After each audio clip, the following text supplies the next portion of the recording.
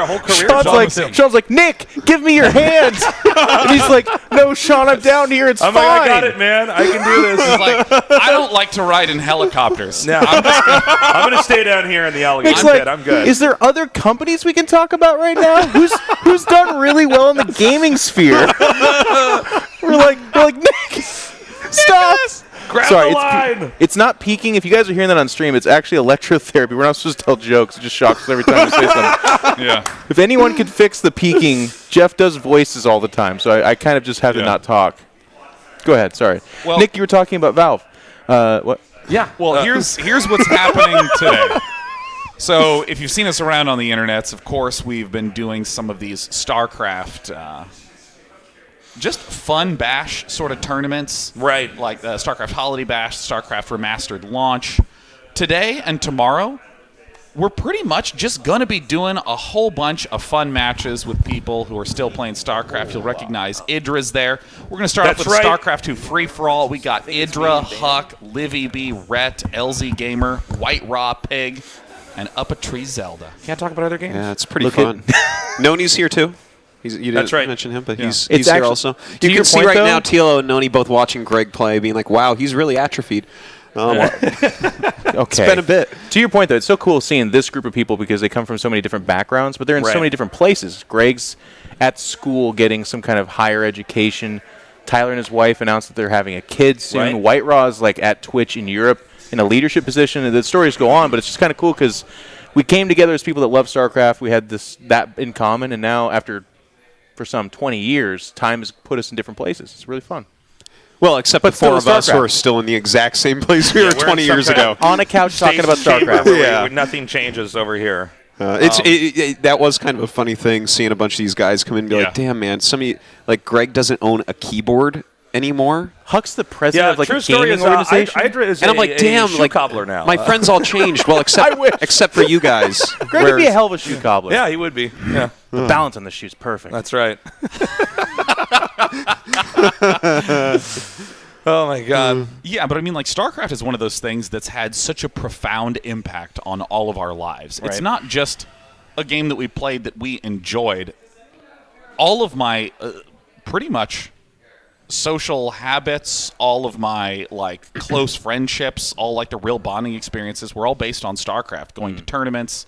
I mean, there's the sort of struggle that you don't experience a lot if you're just going to high school, doing homework, doing the usual thing. But when you're going home and trying to learn and battle, and you're trying really hard, and you're still losing, and you're getting frustrated, and really the only people that understand are your peers who are also trying to do the exact same thing. You know, it's just a kind of bonding and closeness that you just.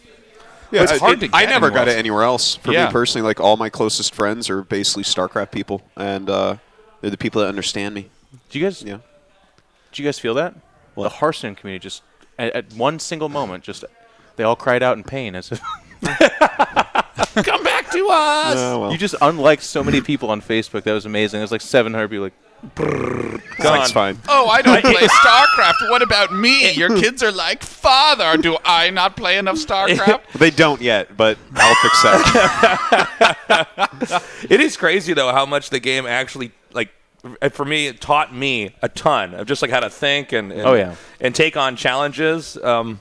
It's incredible. It's one of these games that is honestly like, because there are games that are bad for you out there. There are all sorts of games that don't encourage you to really think or. Well, I mean, I wouldn't say bad, but it's like there's this type of games that are like just indulgent, great fun. Right, you're just having an experience, and it's really nice. But there's that challenge in StarCraft. Well, it gives you a rush like no other game I've ever true. experienced. Yeah. It also can upset you like no other game I've experienced either. I mean, it's interesting how you do develop this like love-hate relationship for the game. It's true. Yeah. No, but you're definitely. I can testify to that. I hate StarCraft. But I think a lot of the critical thinking you have to do in StarCraft really has impacted my life and same. Helped with public speaking. Strangely enough, I mean, I know it puts you in front of cameras, but just the ability to kind of make choices and then to rebound, because I think that's a big part of categorize your thoughts and figure out what is a priority. You know.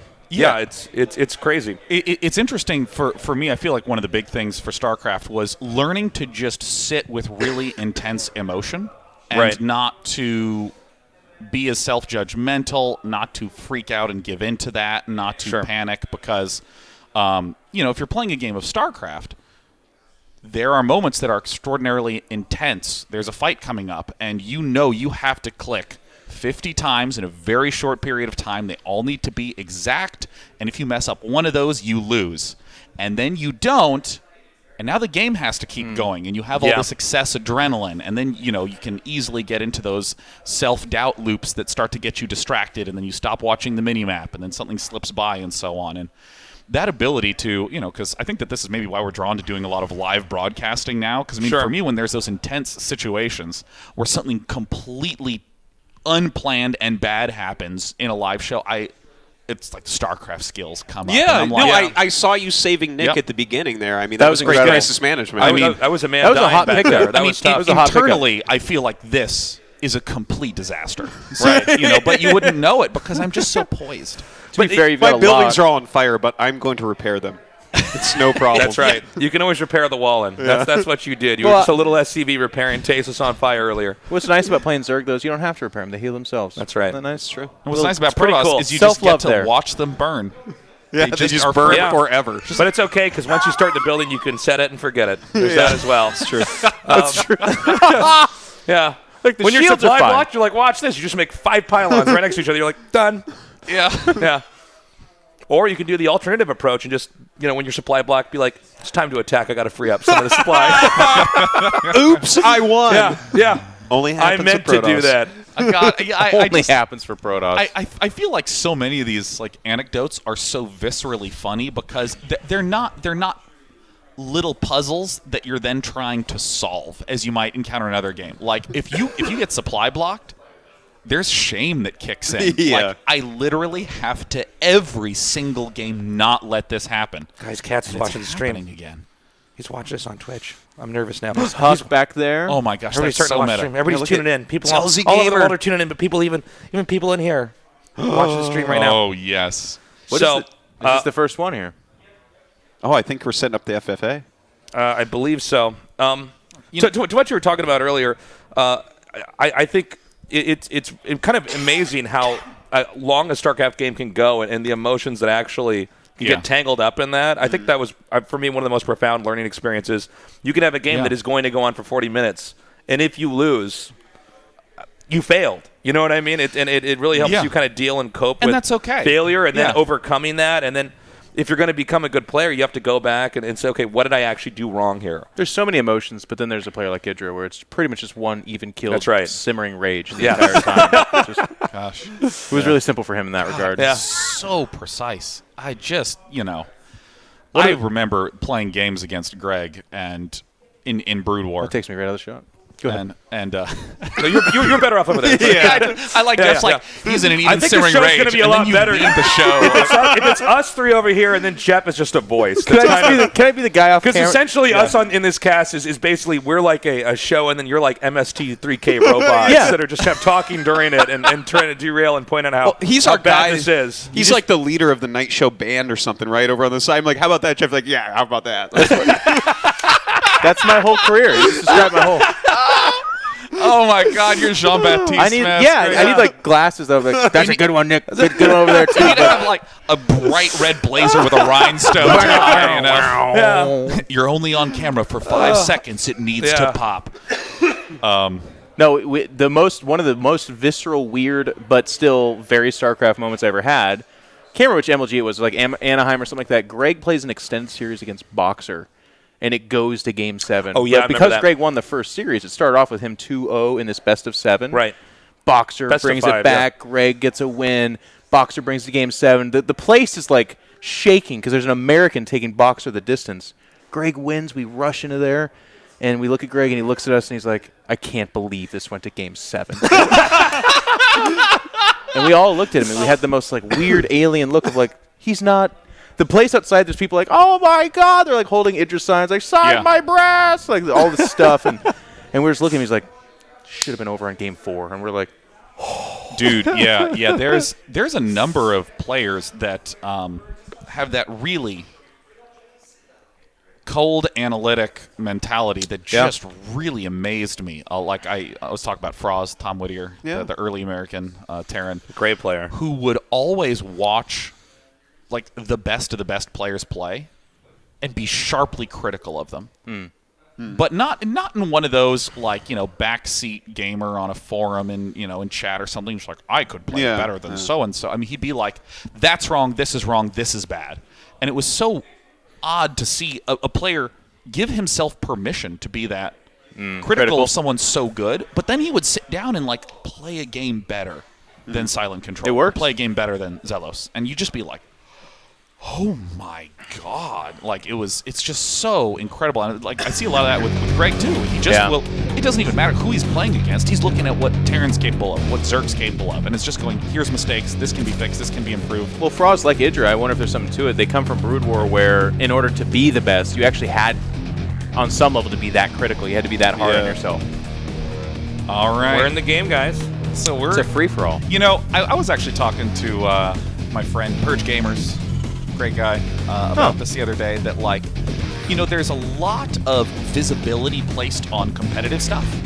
What's your MMR on the ladder? Did you see this guy who won the tournament? You know, oh, did you enter in the tournament? Did you win? What's a good strategy, good build, stuff like this? Yeah.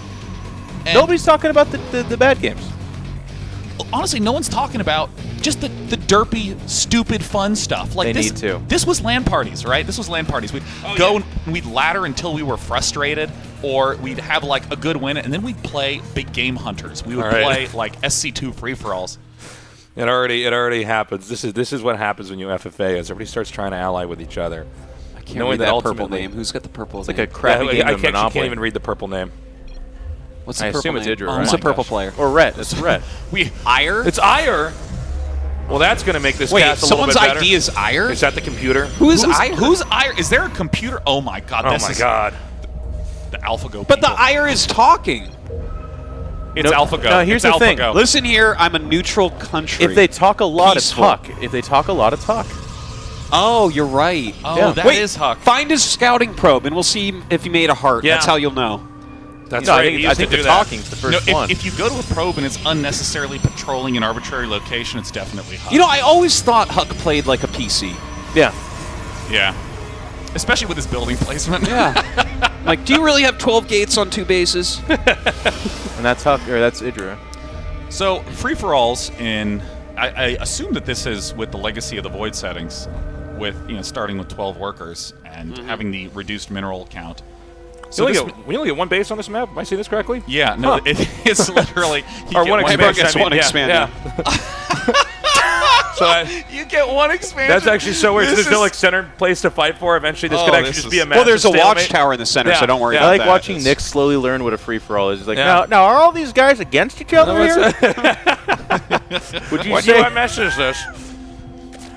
No, that's it's going to be hard to commentate 8 1v1s going on at the same time. Or 1v5s and 1v3s. Okay, so I want to talk about it. Okay, here's free-for-all strategy, okay? You do the greediest thing possible, and if someone attacks you, it was just unfair, right? You got to go crazy greedy. Yeah.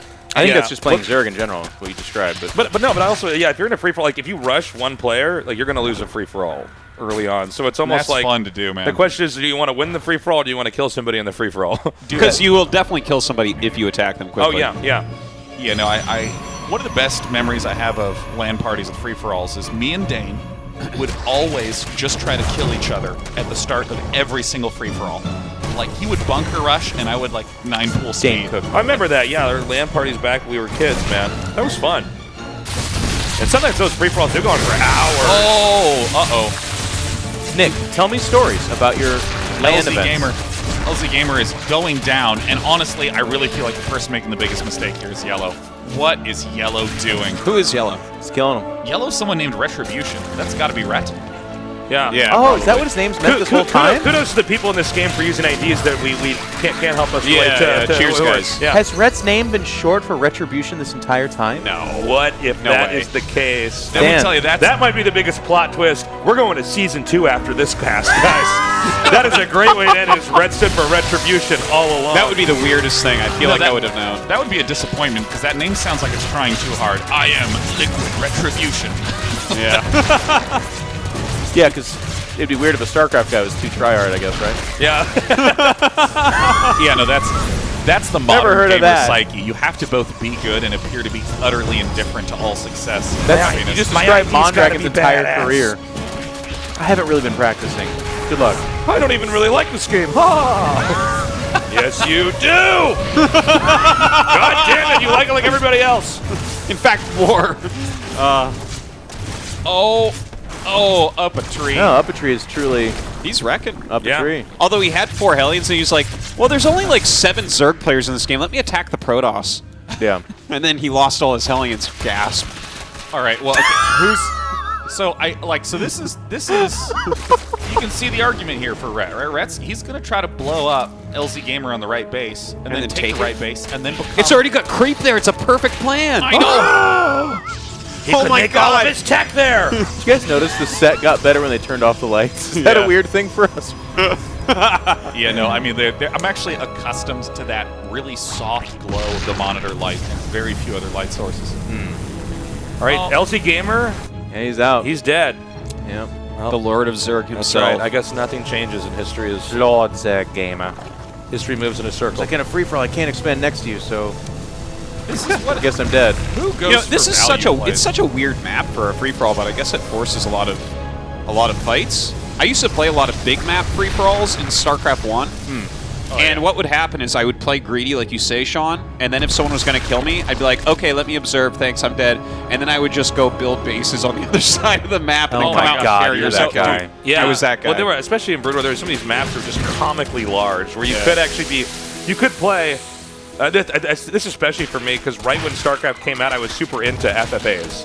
Because it was just sort of like this kind of weird immersive, like you could lose your base, but have like a few things going on the map, and before I truly understood, you probably couldn't come back from that, because you didn't really understand the complexities of the game. But yeah, there were some. What was that? Do you guys remember this map, Polaris Prime? Yeah. It was a fun map to play FFAs on. Yeah, in the Brood War ladder, it was an ELO system, which is basically you can win or lose about 25-ish points a game. Sometimes a little more if you're playing a higher rated player, sometimes less. But if you played in a free-for-all, it would actually still give you points, just like every other match. But you would only lose like 3 points if you lost, and you'd win like 45 points if you won. And so Nick and I would just grind Polaris Prime free-for-alls on the ladder. We were really high-rated ladder players, but then a whole bunch of hackers in Brood War just set their ladder points to 9999. And then it was over. And the most racist name. 20 years from now. The names were either like the most offensive thing they could think of, or advertising the service for the hacking bot. Yeah. Oh, this is so smart by Huck. See, okay, so plays are really different free-for-alls because what you're looking to do in pretty much every 1v1 is trying to overwhelm and get as much resources as possible. So you often wind up with these inefficient armies that can just take bases quickly and overrun. But in a free-for-all, where you're just on limited resources, the efficiency plays, like what Huck's doing, just defensive cannons, shield batteries, and whoa, my God, cats! He must have hit a hatchery over there. Y'all must have forgot about carrots. I think Huck is going to win this game. I know it's pretty early, but like his strategy, just going mass cannons and Tempest, it's like as efficient as you can really get. Yeah, that's so smart. You just cursed him. Does that work in a free-for-all? Oh, that's funny. We'll find out. Yeah, that was one of the weirdest things ever, where Huck... So it was at an MLG, Huck was playing against Idra. Idra was winning, and Huck hallucinated a whole bunch of Void Rays. Idra saw it and just GG'd out. And then MLG... You said GG'd out. I'm pretty sure he just I think he left. just out. I think you mean he just out. He just out. Sean's like, I don't understand, but you say GG when you leave, and he's like, no, Sean. Well, here was the cruel part. MLG, from what I recall, made them hold the series so DJ Wheat and I could cast the replay. And then they played game 3, which Huck then won. And so in that third game, Huck was like, those were Halluc, Halluc, common abbreviation for hallucination. Yeah. Right. I'm always calling them Hallucs. Yeah. Greg had something disparaging and slightly mean to say. Yeah. It was not very sportsmanlike. That's all I'll say about that one. Yeah. I'm actually so happy we have Idra back, guys. Yeah. He's here. It's so good to see him, man. When the last time I think I saw him was like 5 years ago. It's been a while. Yeah. For sure. Yeah, and I mean, like, I hope he gets a chance to come on camera because, he will. my gosh, this is... Well, listen, what I'm going to do is I'm going to go get a wrestling mask, okay, and a cape, and we can all boo as he walks over here. And he can unveil himself, and then, oh, it's him! Now, in all seriousness, though, Idra is a super nice guy. I was always kind of so nice. amazed that people pleasant. vilified him. Oh, my God, that fungus. Oh, Jesus. oh my God! But they can still move the counterplay. Oh gosh. Yeah. No. I mean, I was always amazed that people vilified him as you? much as they did. Where I was just like, Yeah? yeah, I really was. It's shocking to you, is it? Yeah, it is. Well, I live down the street from him when people were like, "May so be him. I don't know what to do about this." Because it's like always And the Nick's thing like, that happens on the internet. Greg? People are like, guys, I lost a lot of respect after he didn't GG. But like, he was actually like, to be honest, one of the most pleasant people I've met. Yeah. Okay, I I don't don't. agree. This You is know going to be what? a weird moment for Nick. This is a week because I love Greg. Okay, he's my special little guy. Look, Nick, we got But the results on whether or not Greg was BM. He He was really BM. he was Nick, really you are bad not manner. the father. yeah. No. I'll say it's like the DNA tests are in, Yeah. and Nick, we think you're wrong. I don't know. He was just always nice. He to would be pet my pleasant. cats, and we used to hang out and go to. We get noodles We'd and have stuff. sleepovers. We'd eat Cheetos and watch movies and talk about girls. Little did I know at night the things he was saying to young people across the world. Yeah, I mean, like, okay, because his Legacy of the Void is like, there's like no minerals left at these expansions. Yeah, this is what I was talking about earlier. I saw that there's just one natural. There's no like center area. That's a heroic Which fight means right there is the very high chance that everybody mines out, and then this becomes this a is 5-hour game. this is the 20 minutes before the start of the road. Right. Oh my God! I don't know what that is. Are you reference to. referencing the post-apocalyptic movie? Yeah, slash maybe book? the movie's a little dark. I saw it. I had no idea what this reference was. I just kind of go, Yeah, yeah. no, it It's was. like, Sean, that reference that went deep. Yeah, no, that was I saw that and it stuck with me, and it's kind of in my head, and I'm just trying to reference things that are there. And So Nick, Me you to haven't ruin seen, I the guess, day. cannibalism. Oh, really? Yeah. well, look, there's not a lot of research. Let's do something more cheerful. This is the 20 minutes before the anime where there's no resources anymore. Okay, all right. Did we do it? Wow. I'm there with you. God, he is the master of segue. This is I think if I had to be honest, I think Tempest Guy wins. Who's Tempest Guy? Well, by the there's way? two of Purple? them. Sky is Huck. It's Oh, Huck. this is Huck. Okay, I'm Huck calling and it right Tyler. now. Tempest maybe, Guy. maybe White Raw. Oh, No, White He's Raw. killing White Raw right White now. Raw, Yeah. I think, has. I mean, this is the big opportunity White Raw has. White Raw went carrier though, and carriers are real bad against Tempest. But what about this Zerg over here? Who is that? That's Cats. Yeah, I mean, Cat. Oh, Greg yeah, that's Hatch could Hydra. take this as well. Idra. Greg's Oh still my playing. God. He's Okay. going Swarm No, Host oh, Infested. come on. Or, He can't. No, This is that is gonna Redlord connect? Infested. no. Get out of No, there. just dramatic effect. The last second. Oh. That. That Was pro gamer close. timing. Oh, he canceled Is this it. Greg, by the way? That is Greg, yeah. Oh. Meanwhile, Who, by the way, has not been playing, and he's still doing pretty good. Is that Livy B up in the top left? Who's just been I quietly? hope so. this is a lot to remember for Oh, who's is who. Livy- Oh, Livy that's dying. Livy B. Okay, so White Raw is the Oh. red Protoss. Never mind. Okay, wait. Who is White Raw's who's like- Puce? Is this color in the left? Puce is Did you say puce? Yeah. I've never heard that word. Wow. It's Who's puce? It's really more of a taupe to me, but yeah. Yeah, no, I mean this is not the color puce, but I just wanted to say the word. Yeah. a What is the great color word. puce? Is it greenish? Puce is sort of like a bronzy, gross color. It's like the color Oh. of anything that you'd call crusty. I call is it urine. puce. anything you call crusty is Puce. Hey, Yeah. Nick, I know what color your underwear is. Oh my god! Nick's That got toenails. so weird. That got so weird. He likes talking about your underwear. I know he does, man. Oh, Libby B. Let me Oh. It's hard because she went Protoss. She's normally a Zerg player, fantastic Zerg player, but when you pick Did Protoss... she go random or Protoss? No, she went Protoss. Yeah, I think she probably wanted to do the air army play. Common misconception is that you think in free-for-alls in StarCraft 2 you got to go Protoss or Terran. You don't. It's still Zerg. They're still really good. Now, in Brood War, Zerg is the terrible worst in infinite free-for-all. money map. Yeah. Yeah. No, I mean, Yeah. Terrible. that's why they need to make maps like Sparkle. Sparkle. That's right. Sparkle, man. God, I've never seen a more Those poor Zerg Terrans map. against those poor Terrans. That's great. Yeah.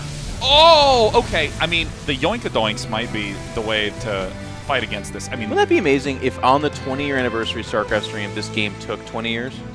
Oh, it could. And we make it them very do well- it. We're like, they're contractually signed and stuff. They have to do that's it. right, yeah. So at the 40-year They've got anniversary, little, we have the GG. Their little ankles are handcuffed to the chair. And Livy B's like, I don't know. I'm from Australia, but the last 20 years I've been playing in San Francisco in this basement. the passports way expired. But it's fine, because if they never leave here, that's not even an issue. That's right. So then, wait, who's actually been killed? LZ Gamer's out. Yeah, he's the only one that He's the actually only one got that's killed, actually I think. gone. And that was right away. By the way, for he for sells an production, if we extractor. can get the screen fixed, we actually can't quite see the left side of the mini map. I think on the.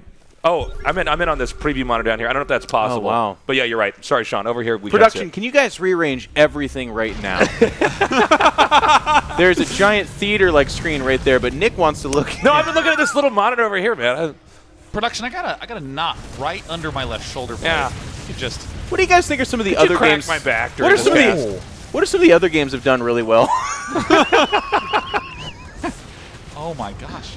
That's going to be my favorite host question I think I've ever heard in my entire life. Still.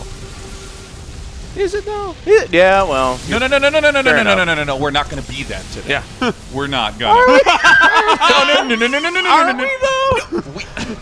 No. My fault. Sean's like, no, seriously. Stop. No, really. Stop. Guys, I don't want to play this game. It hasn't left. I'm going to retire. I'm a farmer now. Are you? You could become like. I think we should start making up what Idra's doing now that he's been retired. He's for some playing time. good. But he's good. But I Oh, mean, you mean in real he's life? He's a shoe cobbler now. I mean, that's something else. Let's get this out of the way. He's No, buff. Yeah, no. He showed up with boulder muscles. Yeah, it He sells. You got pretty swole. Let's by say the this. way. I He like sells this. muscle suits It on. has They would do well. It has a little bit of that reunion feel because it's like I want to see Huck and Idra play, and then let's stand them up next to each other. And, yeah.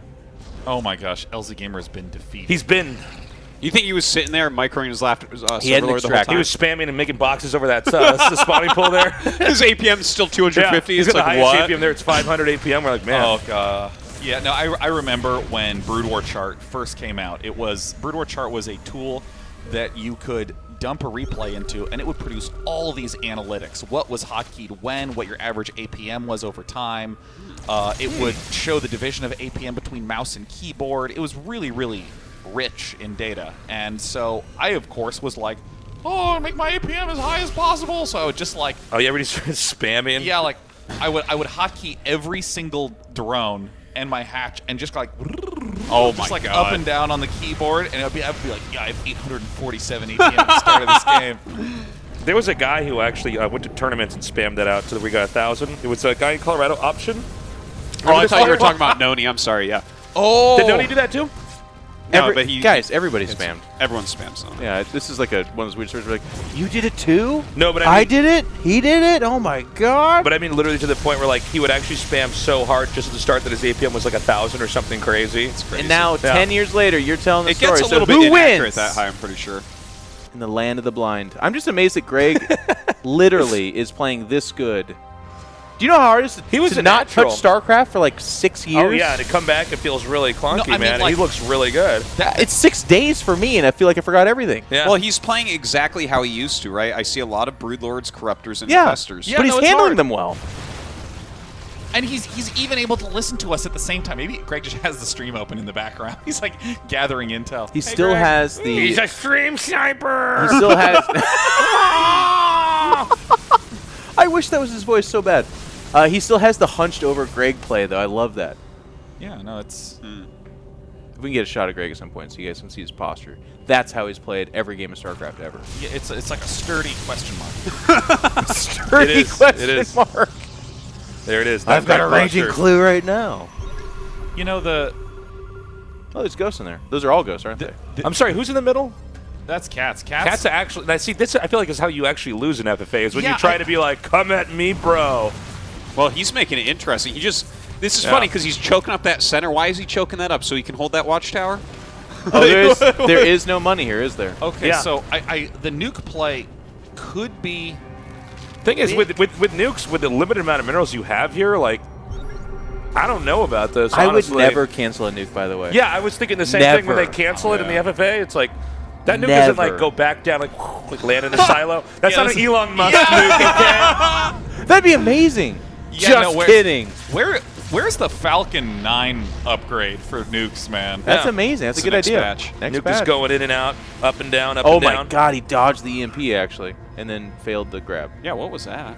Oh, it cloaked. So at this position, I feel like Huck is certainly the cruelest player in the game because Livy B's dead, but he just keeps floating on over there and just clearing stuff out. He's long distance mining for minerals. Yeah. Well, I guess he knows it's probably worth it to just not make a Nexus there because that's extra minerals anyways. Yeah. And it looks like he's got control of that territory. The yoink-a-doinks. It's happening. Wait, so which Protoss player is this? This is Huck. This That's is Huck Iron. up there. That's Huck. That's Ire. Huck versus Cats. Special shout outs to the players that didn't use their normal ideas to make this a little bit tougher for us. Yeah, Yes, that's I- a bit silly. Yeah. Why is Cats in the middle though? Yeah, that's a good question. I think it's because Cats understands that this is a production and this is a celebration. Okay. Yeah, Yeah, actually, okay. no, okay, I totally agree with you, Sean. He's Yeah. making it fun. Like honestly, He's like, I understand this is a show. Huck is playing like He Huck, wants to White win Raw, so Indra. bad right Yeah, now. yeah, they're playing very correctly, but I mean, why? Cats is just such a showman. Yeah, you're right. Yeah. You got it. Yeah, like let's actually take a look in Rhett's base, who's the sort of gold Zerg. He's just doing. What is he Infestor. doing? He's just not doing much. I just think it's so cool that we got so many of these big names here. You think of the history of StarCraft. You got White Raw, Indra, Huck, Up a Tree, Zelda. Oh my God. Well, once upon a time there was a player named Rhett. Oh gosh, this guy has no detection, and then Cats. And the other. Oh my God, Oh, you're this a is monster. straight up WWE. I don't know where tag him in. They're doing the special combo. Oh my god. Up from the floorboards comes the true villain Hydra. From the floor. He's hitting Protosses with a stop sign.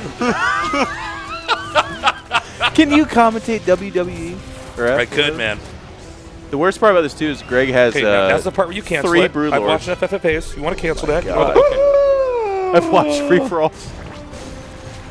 Greg, get. Oh, God! Brad, get back! Whoa! What was that? Did you see that flash up there? Oh What my was God, that? it's- what was Fight Club editing right there. That's the first thing I was that? thought of. That scene's so amazing. Yeah. Shows the dad, the kid, or the mom, or whatever. Oh my God, that's such a good scene. So, sorry, I'm trying. This is actually sort of okay. So where's everybody at? Wait, this is okay. This is Eider down here. He actually has been pushed back so far. I actually think maybe Cats can take this. Now, that's impressive. Well, I mean, it has to go to White Raw because White Raw has 4 bases and everyone else has 2 bases worth of minerals. But he has like no army right now. Yeah, and he has like a 1v1 army. He has like the army that's like really cool and you can like move out and multi-pronged attack and stuff. That's wrong. Oh, we got a GG. That was Ret just died, Retribution, which man. stands for retribution. I can't believe that. That's- It's blowing my mind right now. It took us 20 years, but we figured that out. He's closing in with Dukes. Oh my gosh. All these creep tumors are so dead. All right, well, it looks like Up a Tree watched Dark vs. Mario Game 5 and is like, oh yeah, these units, these... Oh, That's what he's got left of the energy. He's Oh, this is what always happens with ghosts. Blizzard. it's a terrible fight. Ghosts are like the thinnest, tiniest models, and every time I see ghosts in battles, I'm like, there's no way the ghosts are going to win that. And then all the Zerg units die. It's because they have energy. I don't think they should have energy. How long do you think it's taken Greg to get really frustrated with this game? Well, I think we just He's watched kinda- it. well, how long was that fight? 30 seconds? Okay. So Up a Tree Zelda just killed Greg with ghosts. Yeah. Wow. Okay. Yeah, I mean, that's like The real hero that StarCraft needs right here. Yeah. That's right. Yeah. Well, this is what's really, I think, brutal for Up a Tree is that he's against Zergs. Oh! And the Zergs, snipes are going to be really, really strong against Zergs. and then he's going to have only Hydra Ghost. Punch. Oh, that's How many not, are left? well, that's not Greg then. Was that LZ Gamer? Weird.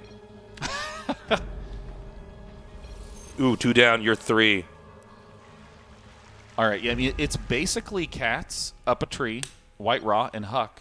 And Huck's building carriers, which I think carriers are a mistake, man, because they're not Tempests. But how many I think Tempests are Tempest would left? be better. There's like, how many Tempests does Huck have left? Oh That's my a good God, base White- right there. That's a good White base Raw. right there. You know Yeah, what? definitely make a Nexus at that. Yeah. The cannons just No, Spend down. 400 and then I don't want no Zerglings stopping mining here, all right? that's Dude, you build 2 assimilators and you long distance mine with your 50 idle workers. First right, we make yeah. expend, and then we defend it. So I don't think that there's any way that Up a Tree can win. I'm sorry. but- Go Well, ahead, he yeah. could if the Pronosses get screwed up, right? Yeah, I mean, basically, he is either hoping that the Protoss somehow die due to Ret, or he's going to be just the enemy of fun. He's just going to go to Zergs, ruin their lives, and say GG and leave. And all the Zergs are going to be like, oh, come on, why did you go only Ghosts? Well, I look at Huck's army, and I'm like, what stops that? It's a pretty crazy army. Problem at this point in time is it seems like there's not a lot to encourage them. Look at those Tempests. They're like having one of those like pre-football. You guys got a big laser? Yeah, I got a big laser. You got a big laser? I sure do got a big laser. Is there a Phoenix in the middle there? I think that that's what they're all looking at, isn't it? It's a Phoenix in the Get middle out of your all of wall. us. I know, it's another. That's Coach Phoenix. Yeah, Coach Phoenix. Coach Phoenix. Give me your wallet. We're going. What is in the middle? It's a Nick's Is Tempest. there nothing there? It's Nick's a vision Tempest. of a mugging is amazing. Yeah, There's a it's Tempest in the middle that they're all clicked on. Oh. They're praying. They're really pretty ships, by the way.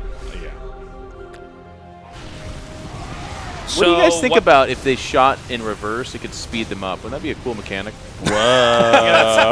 It's like some kind of crazy boost. Like, Yeah. It'd be Yeah, so fun. that's how all RTS units should work. In fact. Yeah. The amount of Marine damage. just turns around, starts shooting Yeah. at stems them backwards. Imagine a tank in siege mode. Oh my god. What? It'd be funny if every time the Oh, it's tank like in siege hopping mode around. it shot itself back. Like Yeah. it's It shot and it would just rotate 90 degrees, and then it would only be able to shoot air units. And then once it shot, it would flip back over Oh, again. he's pulled the boys, guys. Here we go. I've seen this before. All right, coming well, out. Bit by bit prime. You know, anytime I see this, I'm like, well, it looks like Bomber wins this game. They have no healing, though. Yeah, he doesn't have any medevacs. Well, Okay, so White Raw looks like he's probably going to lose his starting location. Yeah, but he's here. got that other base with about 400 minerals on it, so Yeah. he's pretty There's good. that. Oh, it's gone.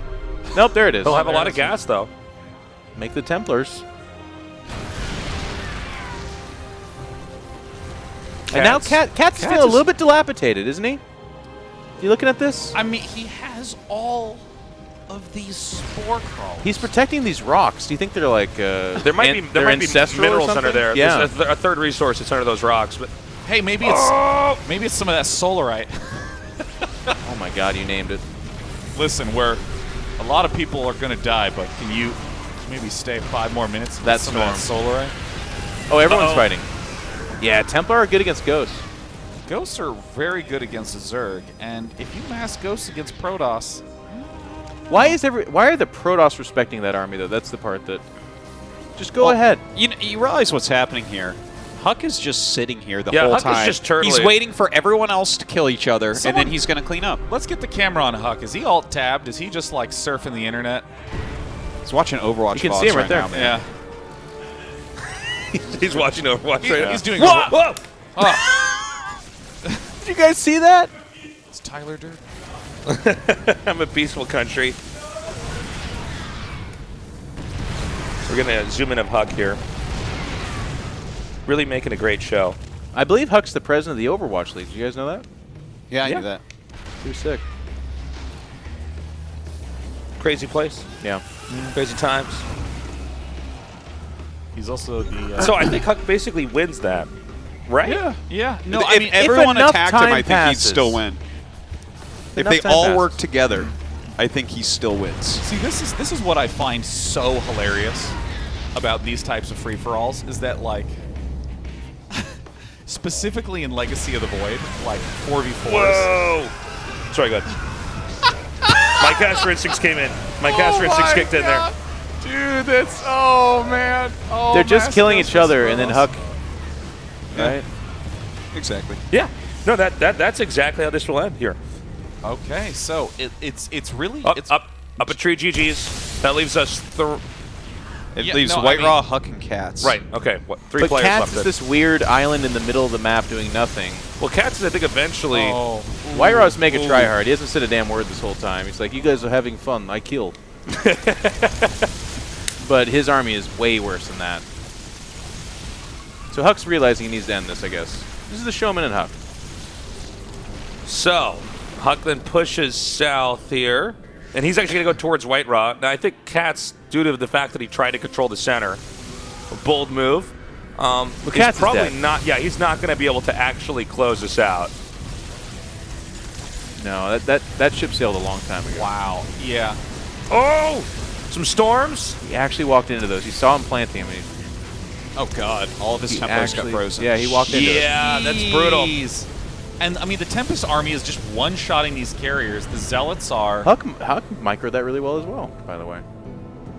all right. Well, he's gonna create anyone his think- self-made Archon Bop. toilet. Huck GG, White Raw taps out. Huck's return. Oh my gosh! And I Huck think, I think wins. Is he going to return to StarCraft now? Yeah, And I win think another so. MLG? Can I get a Reddit pro thread? gaming career? Can I get a Reddit thread? I think Livy B hasn't left the game yet, so it looks like in second Oh, place. that would be tricky. What if he leaves and she technically That's wins? right. Hang in there, Livy B. One time. Make them eliminate you. Wow.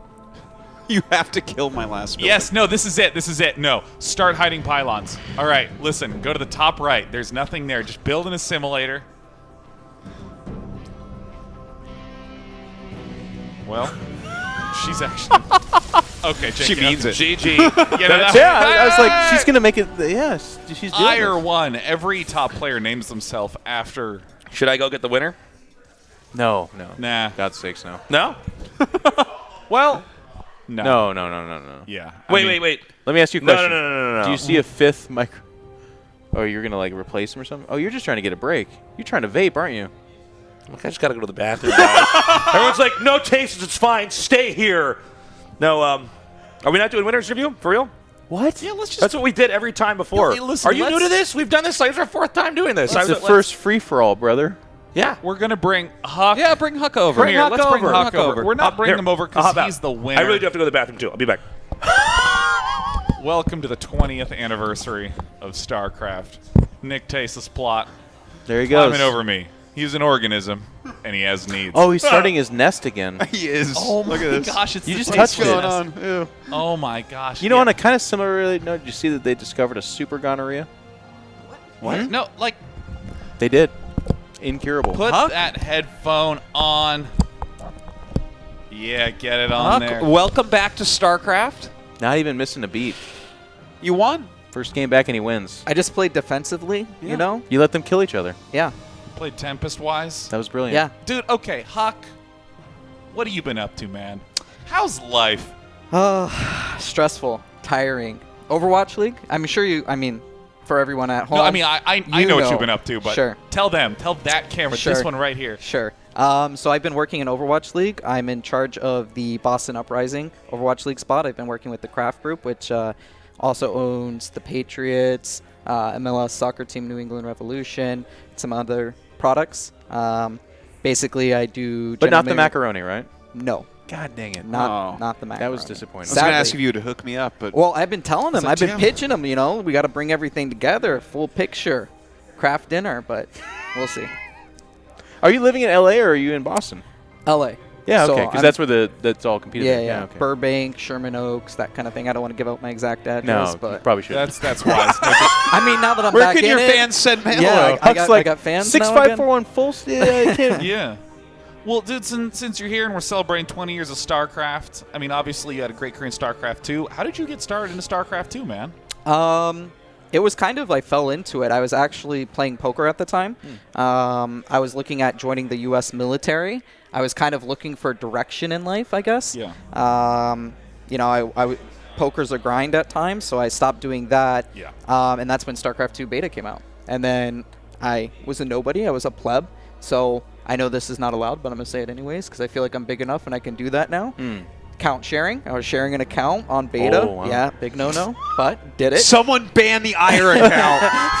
Blizzard, I know you're watching. But yeah, so I would get on every day, bring it up to like whatever the highest rank was then, like diamond or platinum or whatever it was, and then a bunch of noobs would bring it back down to like silver, and then I'd get back, and I was like 4th priority on some beta account, and that was it. And then I just played, got better, started eventually playing against people I recognized like Idra and Didn't it Gamer. boot people? I remember when people did account share.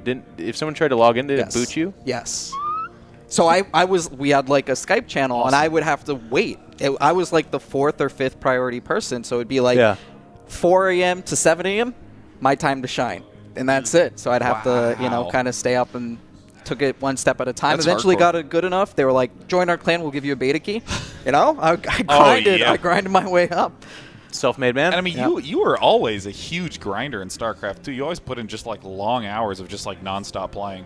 I would say at when my results were good, this was true. Later on, less so. But I still feel like in the grand scheme of things, I was a hard worker. Even I remember the Koreans generally had a lot of respect for you. Thank because you. you were over in Korea a lot longer than other people and actually working hard and playing. So it's You cool. made it to a round of AGSL? Yes. Yeah, this is the series versus MVP. Got crushed. Yes. 3-0. I think it was right after an MLG, so I literally flew in the night before. I'm still going to do the excuses. Losing to MVP I mean, and GSL game 1 and 2 were Yeah. pretty close, though, I remember. I don't know. I don't remember, to be honest. I think I got wiped, but No, you're wrong. okay. I'll take it. I'll take it. Fuck, you won that GSL. You won that Yeah. series. Wow, amazing play. I remember that. I remember that. Yeah. So, it is what it is. So, I mean, I know you have, like, tons of stuff going on with the Overwatch League, but, like, have you been able to keep an eye on StarCraft 2 scene, the Brood War scene? Yeah, for sure. I mean, I still check the Reddit, every day. People don't love me there still. I'm still a controversial figure. I see my name sometimes brought up in some threads, and yeah. I'm watching. It's good branding. I'm watching all of you It's good all branding. the time. No macaroni for you guys. Yeah, but I watch the tournaments. I still try to support people. The foreigners that play in GSL. If I can catch a tournament, while I'm working or whatever, I'll kind of throw it up, keep it on the side, watch it. So I still enjoy watching the game. I kind of miss pro gaming in some ways. Kind of don't. I'm sure we can all relate to the stress that comes with it and the full package. But overall, I'm happy where I am. Well, I want to hear about when you say you missed the pro game, what was things that you loved about being a pro gamer? Competing, I would imagine, right? Competing, the lifestyle. I feel like it's very straightforward. You're basically just playing games, right? You have this one objective is just be good at this game. It's like a pure lifestyle. You don't have to think about too much else, especially when I was a younger pro gamer and you're living in, a Korean team house. You don't have to worry about food, rent, errands, whatever it might be. Didn't have a relationship at that point either, so you're kind of just, one direction. That was nice. It was, fun. But then, you transition and you have a lot of other things to consider and worry about and all that stuff. Get older. Yeah. Cool, man. Awesome.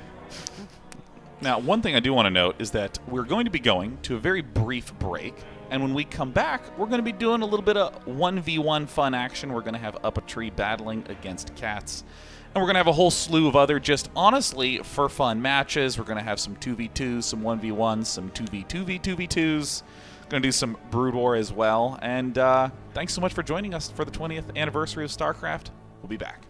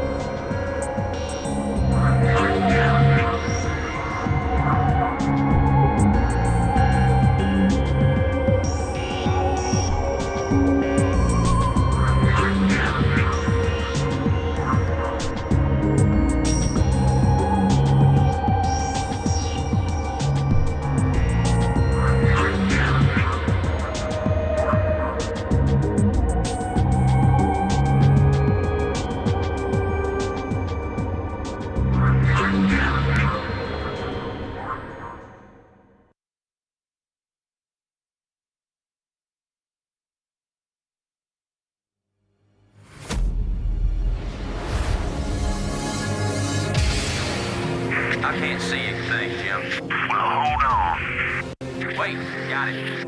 Ah, hell. This thing ain't gonna hold. Shut up.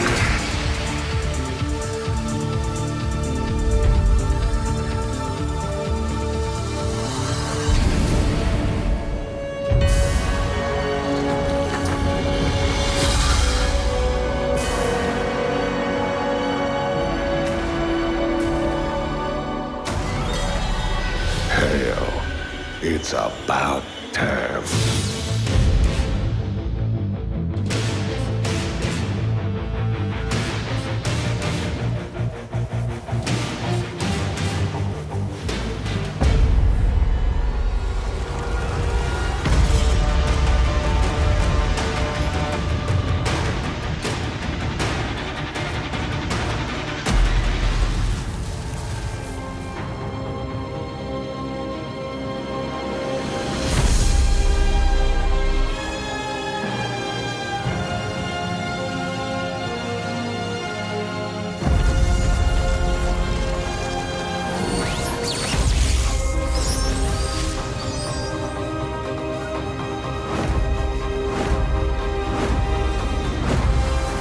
My life for hire.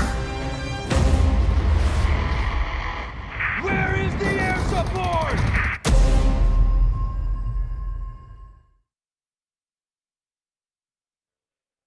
Lovely humans, welcome back to the StarCraft 20th anniversary. I'm Day 9. We got In Control. We got Artosis. And we also have Greg Idra Fields. How's it going, Idra?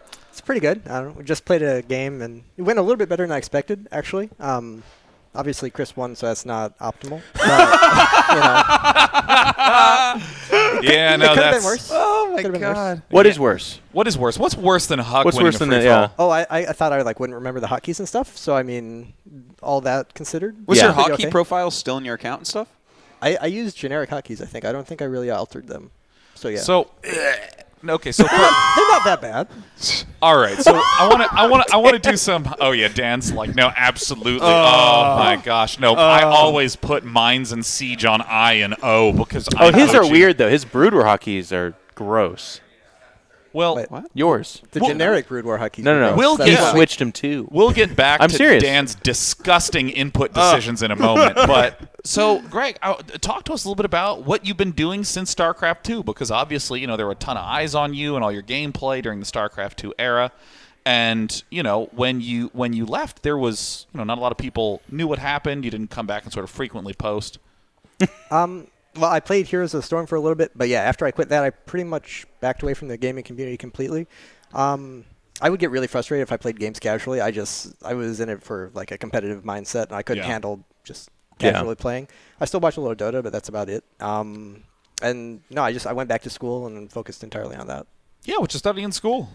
Physics, Oh, What type of physics? condensed matter. Condensed matter? now What's that? yeah, no, I mean like Small people. I think. The specific stuff I look at is kind of like how you describe the way electrons behave in different kind of materials. Basically, it's hard condensed matter. I don't know. There's. I like it hard. Now, is this used in like materials engineering? Oh, yeah, or yeah. like Oh, okay. So it's like a useful type of physics. Yes. Oh, okay. well, We're not high energy. Well, hey now. Yeah, well, I got to be honest. I did a lot of research on the Fibonacci numbers with my math degree, so that's not even useful at parties. It's really bad. That's actually quite awful, but that's fine. I talk a lot on a sofa. I was like Fibonacci numbers. Yeah, yeah, totally. Yes, yes. Me too, Yeah, no, actually. Dan Brown wrote a book about that, didn't he? Yes. Yes. I co-authored with him. And so, I mean, we're going to talk about this game in just a moment, but what was it like getting back to playing a little StarCraft 2 for fun in the free-for-all?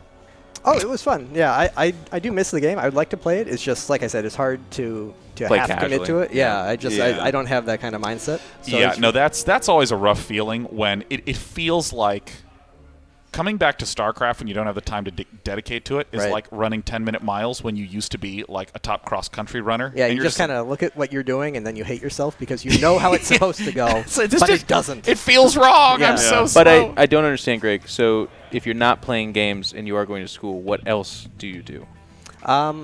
I cook a lot. I read a lot. I go to the gym and do weightlifting to like take out the aggression that was going You're into like a StarCraft 1950s beforehand. housewife, I guess. Pretty much, then. yeah. Yeah, okay.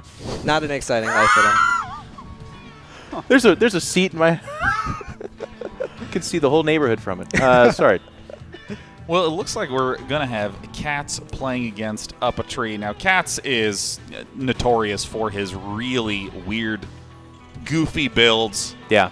Doing always as unorthodox as he can. And it gets weirder if he thinks he's better than you, which I have to imagine he thinks he's better than Up a Tree. So it's about to get real weird.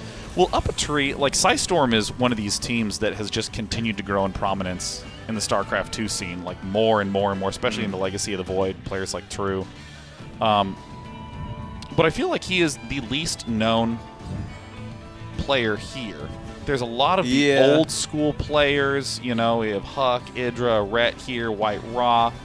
Up a Tree's a real sort of modern streamer, and I have the least knowledge about Up a Tree compared to anyone else here. Yeah, I know that he streams. That's about it.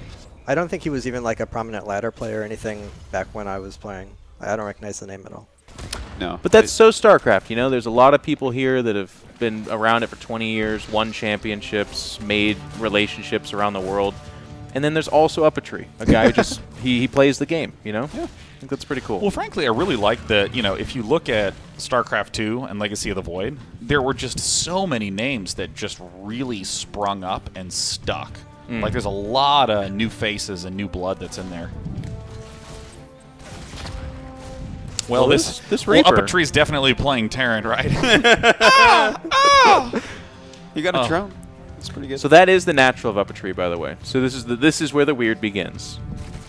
Yeah. Wait, what? Yeah. Yeah. Yeah, no, there was, Oh. because I was looking over at Greg, I was nodding, I was trying to be a good listener, and then it suddenly registered that, that's the natural of Up a Tree. All right, Cats. Yep. Okay. Yeah. Yeah, this is not even an all-in. He's just playing creep tumors.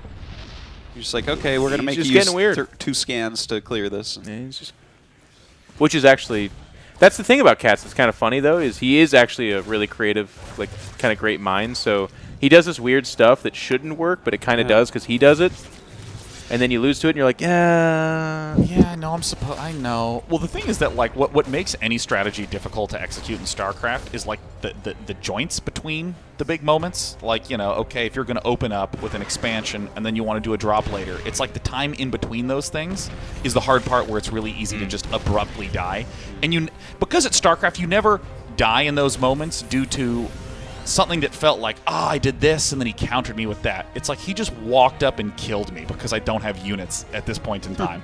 And that's what makes these sort of creative plays that Cats does really tough for other people, because you do it, and you're like, ooh, this was kind of fun. I blocked his choke, and then the Terran just kills you. And you're like, all right, I'll never do that again. Yeah. But Cats just does it so much that it's like he starts to understand where the weak points are and how he needs to accommodate. That's the best part about being a weird player, because you're used to your weirdness, and you throw everyone you're playing off, but you're right in your comfort zone. So Yeah, you're always get to practice your own thing. Yeah. Like, you have played against what they're trying to do 100 times. They've never played against what you're doing. Protoss versus Protoss cannon rushes, I find that to be the most true. Like, every time it's like, when I get cannon rush, it's the 3rd time that month I've faced it, but when they're doing it, it's the 30th time that day. Yeah. It's crazy. Shout out to Printf. And then when you get two cannon rushers playing against each other, it gets really funky because they have their own little tricks. Yeah. And there's not like counters. They both want to dictate the game, and you just get weird shit happening. And the best part is when you like listen to their own commentary of it. They have this deep, rich, elaborate understanding of how to counter a cannon rush with a cannon rush.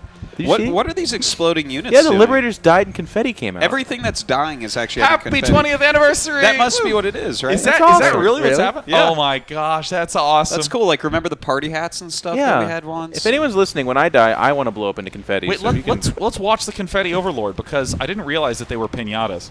Yeah, let's Get ready. Get ready. Happy 20th anniversary! So beautiful. It's so nice. I like it. Was it doing that while we were playing? I don't know. I did not notice that.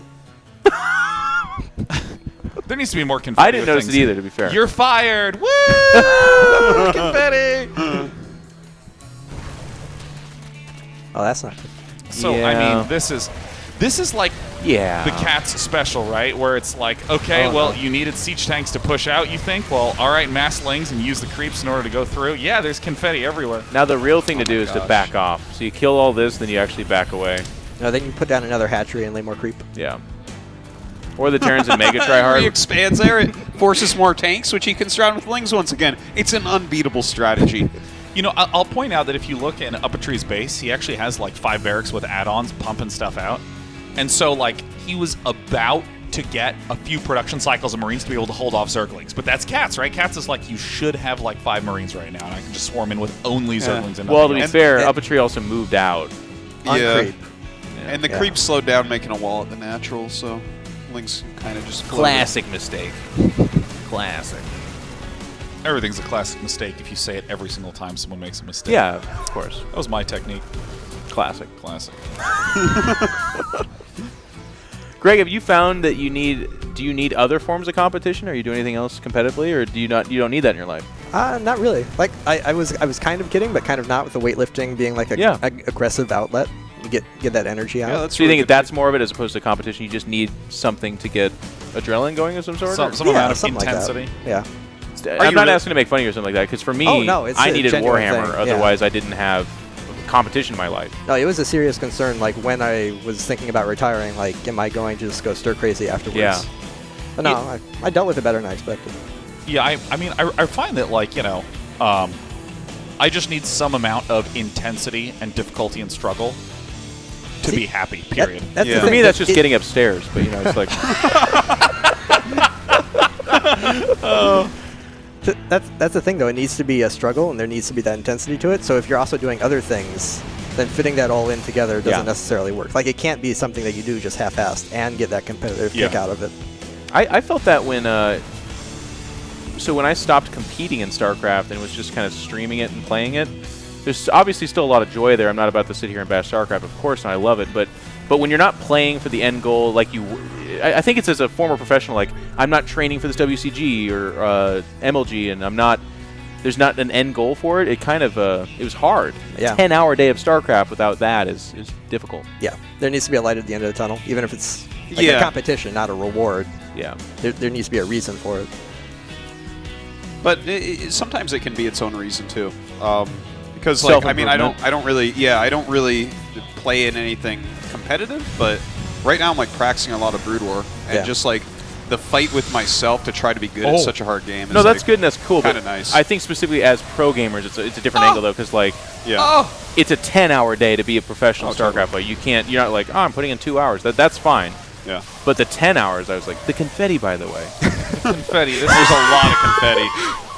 I love it. It does it when the Marines die too. So that's GG. I mean, it's beautiful. A little bit dirty by Cats there. Game 1. Yeah, a little bit. It's going to get more dirty now. He's up 1-0. He sized him, found him wanting. It's going to be like, all right. I can't wait. I remember when Cats would always against Protoss go 4 hatchery before pool. And then here's Lex Luthor, and then by get the way. rushed, and then like lose that and expand like 2 more times, and none of his bases were anywhere close to each other. It was like on Akalon Wastes, and he'd have like all the corners and not his natural and not his third. That was like the proper way to play PvT back in Brood War. Just expand everywhere, and they're going to kill some of them, but then you still end up with 4 bases. Yeah. I play against that like 10 times every day right now. It's really frustrating. Well, you guys ever watch the hit Telemundo program El Smallville? You guys seen that show yet? No, I haven't seen that one. There's the a guy couple that plays words in Lex there Luthor. that were new words, I think. I think this is really, you're a pioneer of words in that last sentence. Like, what, Telemundo?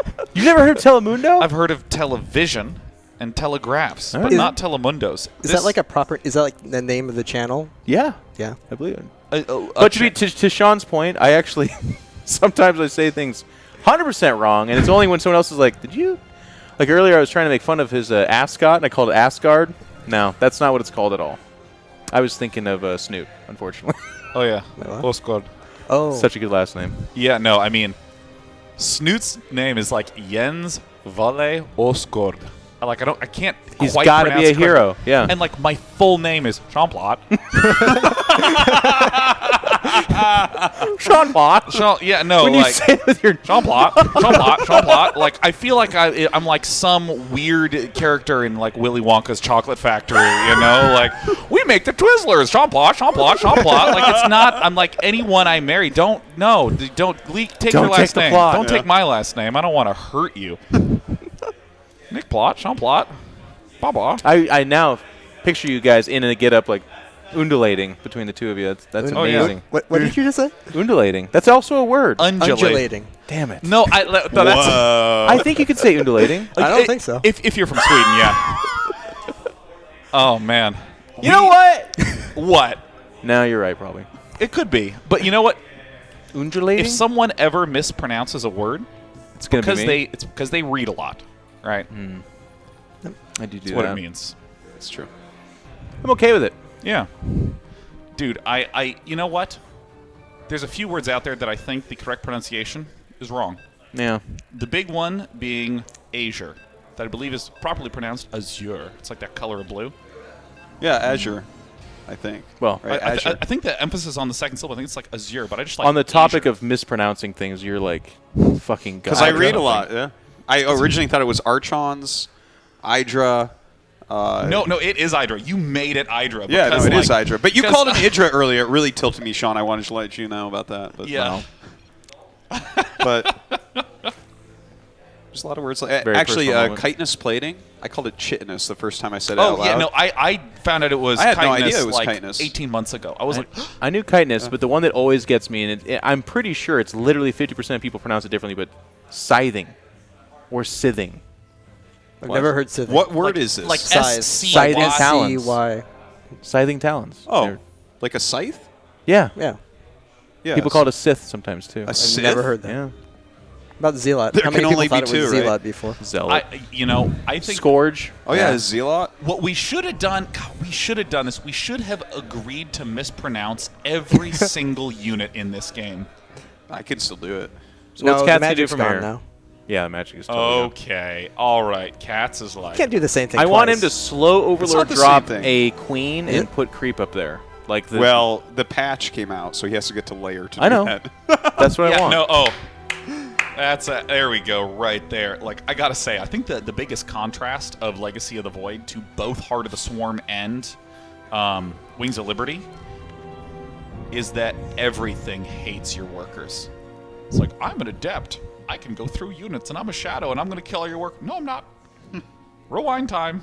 No, I'm gonna stay here. You know, there's that. There's the that Terran air unit that kills them in one shot. Liberators. There's Reapers. There's the Hatch Tech Zergling drops and Baneling drops. Wait, what? Well, they changed that, but Yeah, Yeah, no. they just patched that out. Oh. So yeah, in Legacy, it's that you don't upgrade drops for Overlords. You pick an Overlord and upgrade it to be able to do drops. And you can do that at All you hashtag? need, you just need an you would have loved it, evolution Greg. shooter Actually, a lot of things to you do it. complained about, they did put in Legacy of the Void. You talked about how like Overlords couldn't scout meaningfully. They sped them up. You couldn't harass. They made it so you could drop lings at minute like 2. Does an 8-ling drop actually do anything, though? I Yes. Yeah. Yeah. It won a bunch of tournaments for Zerg players. Okay. Yeah, I actually still. Do you guys remember IEM Pyeongchang when Scarlet did that like the only game she lost, she went for like mass ultra early drops and broke through, killed the third, Yeah. and then lost that game. That was like the most amazing Protoss play. I could not believe Scarlet lost that game. That was the Catalyst game, right? Yeah. Cats transferred like 10 drones across the map at like that 3 was- minutes. Yeah, He has like I 3 miss drones. Oh no. mining. Cats types GG, and we're like, God, he's creative. The fact that he tried it, though. You know, because this is a gold base, this is probably just like unbelievably plus EV. It's just like, Yeah. You know, right now, Up a Tree Zelda has like just sweat on his brow. He cannot be losing to this when he gets all the drones. you know, let's talk about some emotions in StarCraft, okay? When you see this, and the game has not immediately ended with you winning, that's when we were like, what's happening? What's reality right now? How does he have this? Like, because you at this point in time, Zerg's supposed to have a natural expansion up, generally going for a 3rd base. And so now you perceive Zerg as having all of those and the gold base. Well, I think he makes like 2 tanks and wins, I believe. Oh my God, No, he's going to break him before that. He had roaches coming out of the gold base. Oh, yeah, and those Ravagers. Yeah. You underestimate Terran's ability Yeah, you to weren't not around die. for that unit too, huh? No, was that Heart of the Swarm or Legacy? Legacy. Actually, it's kind of hard to remember what was introduced in what thing now. I was still playing when Heart of the Swarm came out. Whenever people but not talk, Legacy. I just get quiet, and I'm like, oh, yeah, totally. Yeah. Yeah, Ravagers are a lot B unit. They can throw up the explosions from above. Deals Cats damage is to such a everything. showman, though. This has been such a sick game, to be honest. Well, the tank is almost out, and I mean, he can just move the tank around. I don't The lack think of he Overlord should. here was a mistake.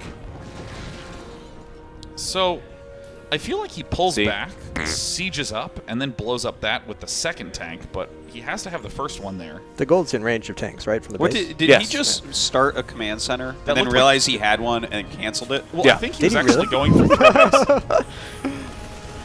You've seen this on the GSL. It's a legit strat. The bunker. Oh gosh, that is so annoying.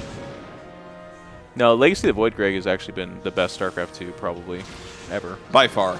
It's actually, it's so much faster now and like lots of attacks. The games are quick and Do you remember interesting. commentating when we started with so few workers? It would take like the first 4 or 5 minutes of every game. Are you kidding me? This I guy really like that still change. do his Brood War still. Yeah. Start with 4 workers. Brood War, I feel like ramps up faster than StarCraft 2 did, though, as well. It doesn't. And there let was- me just say it does not in control. Okay, let me explain he's something. been casting on island maps lately. Okay. It doesn't, but Dan's games have like this rhythm that is so fun to watch. He starts off happy and cheerful. Minute about 7, he still believes. Minute 14, still believes. Minute 21, starts to get the idea that something's wrong. There's some fuckery out there. He's like, I've only seen 3 bases. This can't be right. It's about minute 28 that the rage starts to settle in Dan, where he's like, oh, I've lost. And then he has to explain it to his stream, and it's the best rhythm I've ever seen I don't in leave my the life. game though at that minute. when No, I you don't. lost. You wait. I stay until I have nothing. You're I'm actually- like a vulture. You've evolved to the weird heart of a lion guy who like stays there for so long. Yeah, I can't Yeah, help no, this myself. games of StarCraft. There's games of StarCraft where you're like, I've lost. I'm gonna keep playing because there's a 1% chance I'll win. Yeah. But I'm certain that this is not in my favor. And then you know what happens? You just slowly get more hope until you lose. It's Yeah. like French cinema. Or you hallucinate a bunch of void rays and then. That's a good way to win too. That was amazing. Never to be repeated, Greg, by the way. Yeah. Yeah, that has never happened again. Can you imagine? There's a lot of things that you did that have never happened. I haven't seen anyone cancel their first command center and lose a tournament because of it. I haven't seen. It wasn't his first. It was like the center of the map. That was like his 4th or 5th. No. I'm talking about the one against Noni and TSL. Oh, yeah. Yeah. Let's not talk about that. And done. Okay, Moving on, yeah. we're all set here. You got it. Oh, they just can't barely shoot up there. Quite bile that farthest away one. Time to send all the drones back. To the other gold base. Hey, do you used to work at a gold base? Yeah, I worked up at North Gold Base. Now moved down to the southern branch. The southern branch. It's pretty much the same. It's I work down instead of up, but Hell, there's more of them here. I mean, that definitely ended up positive. He hasn't even gotten his Oh, no, natural no. yet, right? Oh, yeah. In my day when we hatched out the larva, we had to go around the hatcheries to start mining. But down here at the southern gold base, man, Yeah, these drones, they have it so easy. Right to the mineral patch. Cats. See that? Oh. Cats is like the annoyer. Yeah. That's all he is. He is like Blue in Magic the Gathering right now. He is just like, and then I'm gonna burrow my roach under your expansion. Yeah. Oh. Played by Mickey Mouse, apparently. Yeah. Oh. I can't believe we're playing Tiddlywinks. Oh. That's a word too. Tiddly? Tiddlywinks. It's a type of sign. I don't think so. Tiddlywinks? Like Cancer, Capricorn, and Tiddlywinks? Nice. You know it's going to be a good day when Big Poppy Nick slams down a box of Kleenex. Yep. For you have no context, Nick has a slight cold, and so he just got a box of Kleenex. And slammed it down. And we are hype!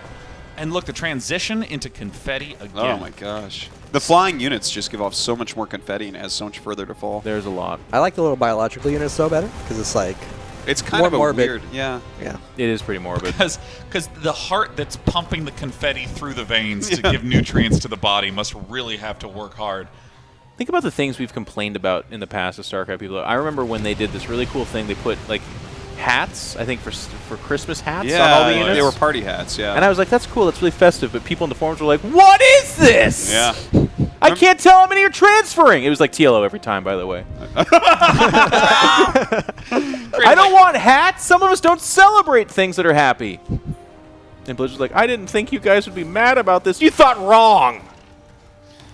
That is true. There are a bunch of grumpy people. You know, I really hope that these drones slip right past and get back to that northern gold base. Get back to the northern gold base. You're right. God. I mean, this is a lot of Mutalisks, and Swarm Hosts are up. I think Swarm Hosts? Does he have? I didn't see I it. think he means roaches. I didn't see any of those either. I can't. There's two. I can't quite see from the. I thought those were Swarm Hosts. Guys, what about the north base? Are there any other? Is he bases retaking can the north gold? Shamtu, what about the south base? What about the south base? Any Swarm I feel like Kalaris is look casting how this close. right now. Oh. Oh, And that's my with the gosh. transfuse. Yeah. It's really weird having the HP bars be like the color of the Yeah. player. I don't know why it's like that now.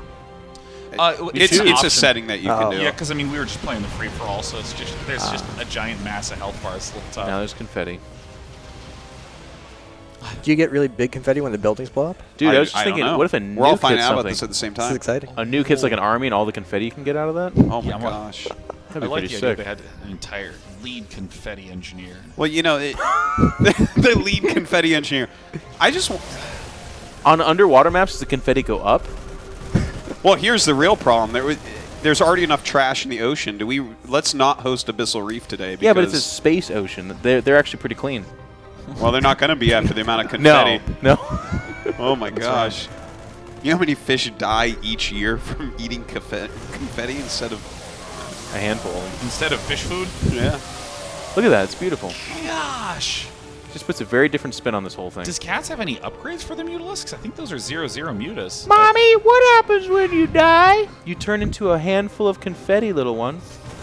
Oh my god. For the entertainment of everyone in the world. That's right, and your father and I consume it, and then we poop out confetti poop. It's really beautiful. What? What? That's not weird. Don't look at me like that. It's fine. That's not weird. He's just trying to make a biologically accurate joke.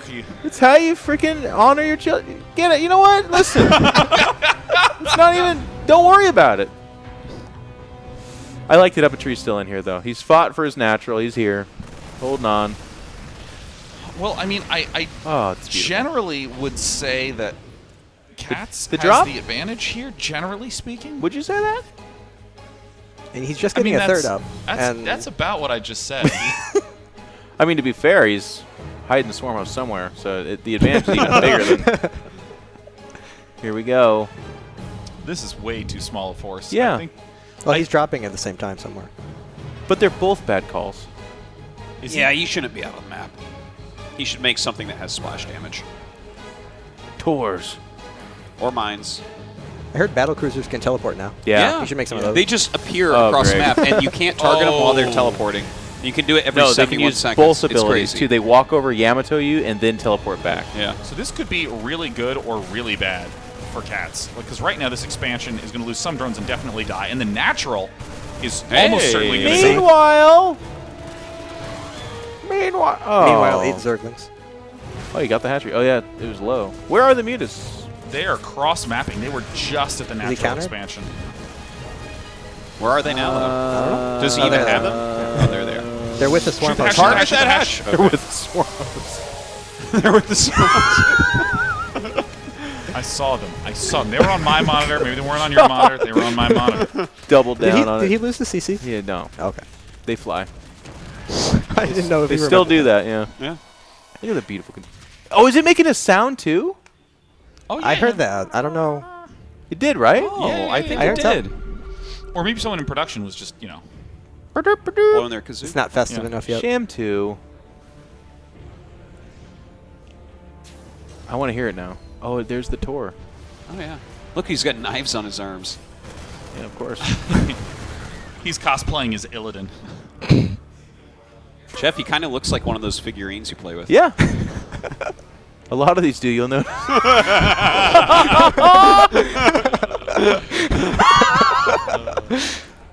You're so clever, Dan. So, I mean, like, Cats clearly has an advantage, but... I mean, is he even mining right now? I don't know. Yeah, but he has the advantage in terms of, like, mutalisks, but... Yeah, but if you get 2 Thors out and just walk across the map. Yeah, He's mining. He's got 2 expansions. They're rebuilding, right? Oh, yeah, but not yet. Well... Well, at least you can tell how many mutas die. That one's not. That one's not. Yeah, this is one of those, like... just 2 or 3 good Thor shots, and then up a tree immediately went. Nothing. But he can never leave, right? He all ins, but yeah. You should have waited for another Thor. Oh, there's a Marine there, though. Look at him running. Look at him running him down. Wow. You get back here, you mutilus! It's a lot of confetti. Oh, he just did the side. I feel like you kill that, then you go home, though. You're like, okay, this is done. Nah, it's Cats. Wow, he's going to get the gonna orbital. base race. Wow. And then he's going to now spread go on home. out. He's going to be able to You kill know this. what? Oh, even look at with this mutas. spread, though. This pre-spread. Oh, gosh, there's no more energy on the Marines. They're going to pop so fast. So right now it's, what is that, 53 army supply to 68 army supply? No, 55 to 114? Oh, the army supply, not the just full Oh. supply. It was 53 to 70. so But if he could just micro this just right. Oh, no. I want the medevac to pop so we can make confetti. Do it. You gotta listen for the sound. Oh, God. And the dream's over. Oh, Wait, God. the Thor can still do it. Oh, Yeah, never. well, not so much. Wait, the explosions aren't proportional. The Thor was the same size as the Marines. I don't That's like disappointing. it. That's just poor design. Every living being has the same amount of confetti inside them. Look at him What pick about this the up. big ass machine around him? The same. You guys don't get to see the up a tree camera, but it's pretty beautiful. He did the side death like a minute ago. There Yeah, we he go. looks sad. There's the GG. Oh, I my always gosh. overanalyze, but when a guy's like microing 2 Marines and gets like 150 supply, I'm like, all right, what are you waiting for? and they're like, oh, and then it comes over and she's like, Right. gone. I'll hop up for Cats. No, you know what? You stay. I'll do it. It's fine. All right, Dan's gone. Dan's gone. Jeff's staying. We're going to get a chance to talk to Cats for a little bit. Then we're going to actually have a best of 3 coming up, which is going to be, excuse me, a best of 3, a 2v2 best of 3 between Idra and Huck versus Cats and LZ Gamer. Walk right in front of the camera. Come on Get in, Cats. Sit right there, Cats. Sit down, young man. And you have a headset in front of you. We're going to have you put this on, and then we have to ask, Cats, you monster, talk to me about taking the enemy's bases. Oh man, I love taking the enemy's bases. It's just kind of my thing. That's all you do on your stream, That's man. all I ever do, man. He's been doing that for years. I remember you doing that while I was playing, like all the Yeah. time. It's Yep. really good. Like I couldn't do it against Zerg. I would Yeah. have loved to take Yeah. your base. What level is up a tree? Grandmaster. I Is think. On Oh. an A, I think. Yeah. Okay. So, I mean, Cats, You got him. for any who don't know who you are, dude, introduce yourself to our lovely viewers. My name is Paulo Vizcarra. That's how I say it, too. Yeah, exactly that. my name's Jean Jean Plot. Plot. Yeah. I'm Cats. I, play StarCraft for something like, I don't know, 15 years, 18 years. I actually don't know that much about your Brood War days. Oh. Go ahead. My Brood War days, I played mostly 2 versus 2. I was pretty decent at 2 versus 2. I was never good at 1 versus 1. Good enough that I once beat Tasteless, and I'm kind of prefacing that good. That good, but no, like we might just have a grudge match in the making, so kind of prefacing that, I guess. Wow, so your Brood War days culminated in you having your arch nemesis formed, Nick Tasteless Plot. Yeah. And then what happened with StarCraft 2? I mean, you are constantly streaming. Yeah. You've like not missed a day in many days. I've missed a few days, but for the most part, yeah, I've been around for a while. When StarCraft 2 came out, me and my 2 versus 2 partner from StarCraft 1, Druby, we decided to make a team route. And wow, I did not know he was your we were partner. We were actually pretty good at 2v2. Yeah. Yeah. What is Druby up to? Do you know? He's somewhere in Canada doing Canadian things. As they are. As they would. You make it sound like he's lost on a hike or something. We understand he was last seen somewhere in Canada. That's pretty much all I know. That sounds about right. And so now, you're just continuing to play and stream and make content. And how's Root Gaming going? Doing great. I mean, yeah, it's still the same old team. You know, friends, just hanging out and playing games and trying to kick ass. And now we hire some Koreans so that they do our dirty work. They mark the big fat W's in the tournaments. Yeah. So, dude, what's been like your favorite memory of StarCraft in the last 15 years when you've been playing? Oh, man, I would say just all the events, just hanging out with you guys, everyone in the scene. I would actually say my, I don't know if I would call it a rivalry, but this grudge match that we might have tomorrow with Tasteless, that's actually been... In Brood War or StarCraft 2? In Brood War, I nice. think. Yeah. You play Zerg in Brood War, right? Yep. Yeah? Okay. Oh. Nick told me, and that's really, I was like, you going to play? Because it's kind of hard to go from caster to player, by the way, because people are like, let's see how actually good you are. But Nick's like, yeah, I'll play. It's awesome. Yeah, well, I'm really curious because Nick's hand was broken for a year, and you think that's when I beat him?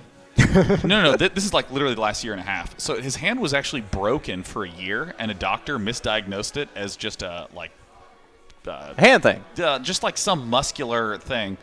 And so Nick was just going around with a fractured bone in his hand, and then like he went to another doctor, and the doctor's like, "Yeah, your hand's broken." That's why he was in the cast. Your other doctor sucks. yeah, and so he has not been able to play basically any real-time game for like a year and a half. So I can't wait for this grudge match. This is going to be great. That's how we celebrate StarCraft. I like it. And I understand Greg might have to end up playing Huck at some point as well. Ooh. I don't know about that. I haven't heard about it. Yeah. Well, you're playing with Huck. In fact, we're going to get set up for the next match. Surprise, surprise. It's going to be Huck and Idra versus Cats and LZ Gamer. We're going to be having that right after this quick break, so stay tuned. We're going to keep goofing around and having a blast all day and hope you'll join us for it. Cheers.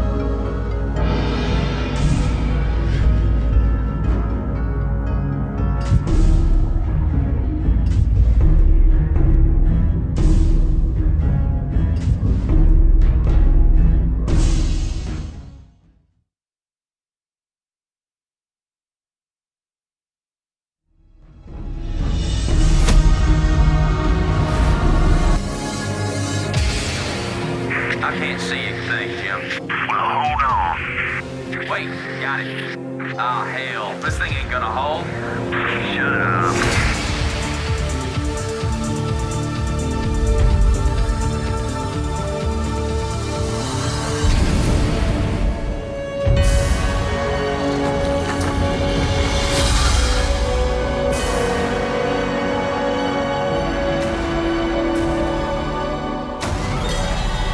Hail. It's about time.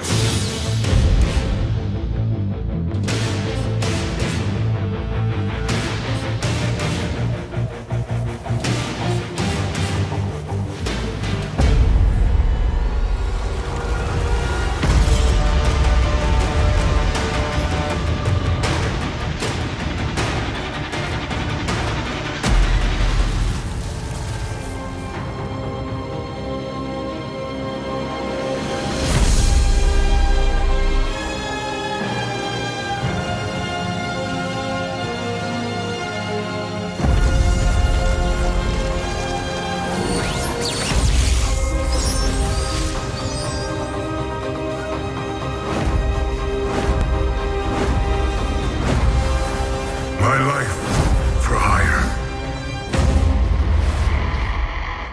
Where is the air support?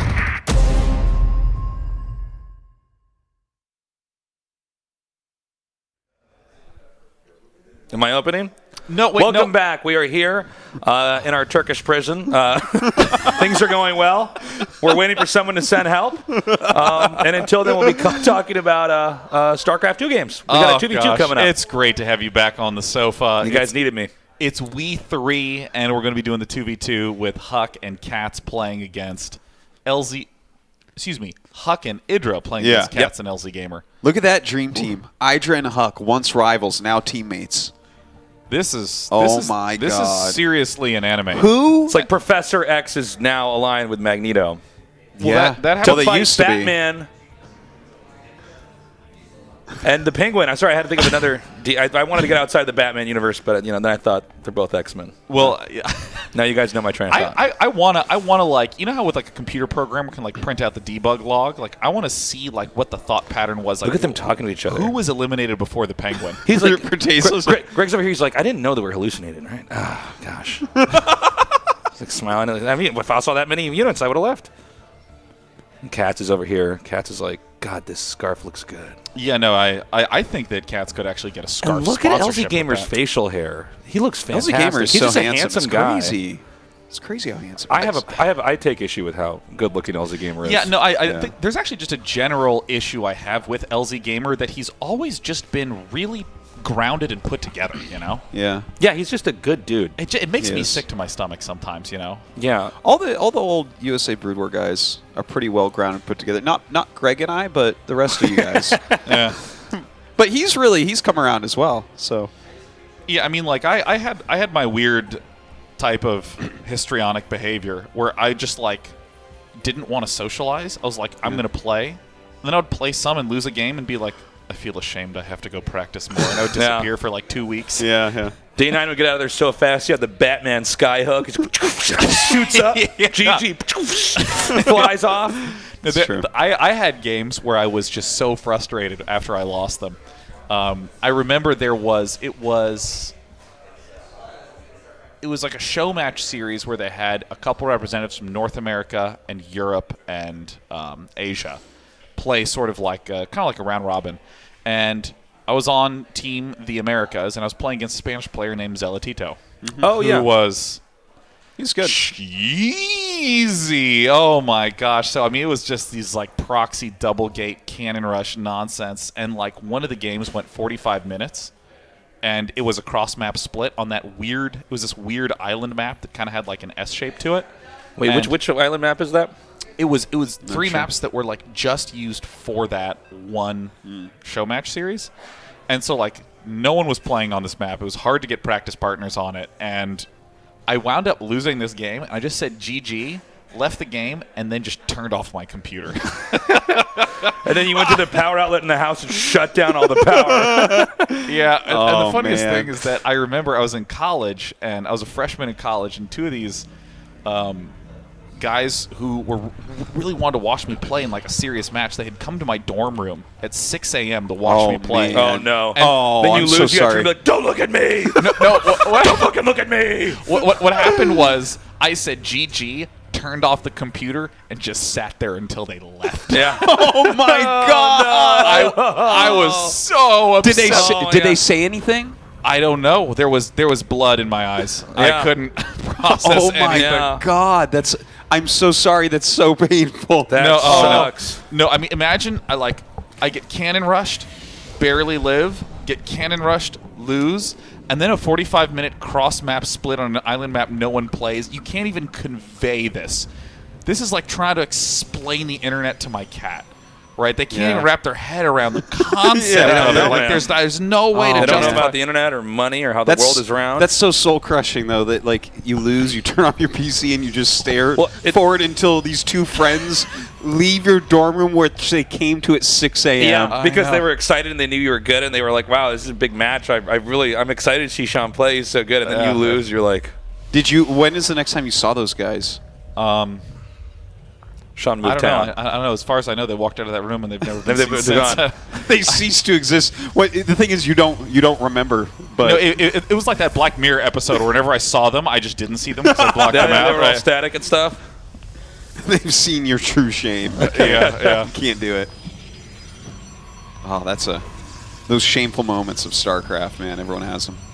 Oh yeah. I lost a game when I was in my dorm room in college, and no one was in the room, so it was really frustrating. The guy was a huge jerk to me in the game, right? You know when you're like trying really hard and someone's talking trash, and I took a plastic cup because I didn't want to break anything, but I saw this plastic cup and I'm like, I want to throw. So I threw the plastic cup, and it goes boom and bounces off the wall, and then I suddenly realized I am not alone in my room, and my roommate was sleeping in the bunk bed, and he wakes up, whoa, and I'm like, oh my god, I am such a child. Yeah. Yeah. Oh.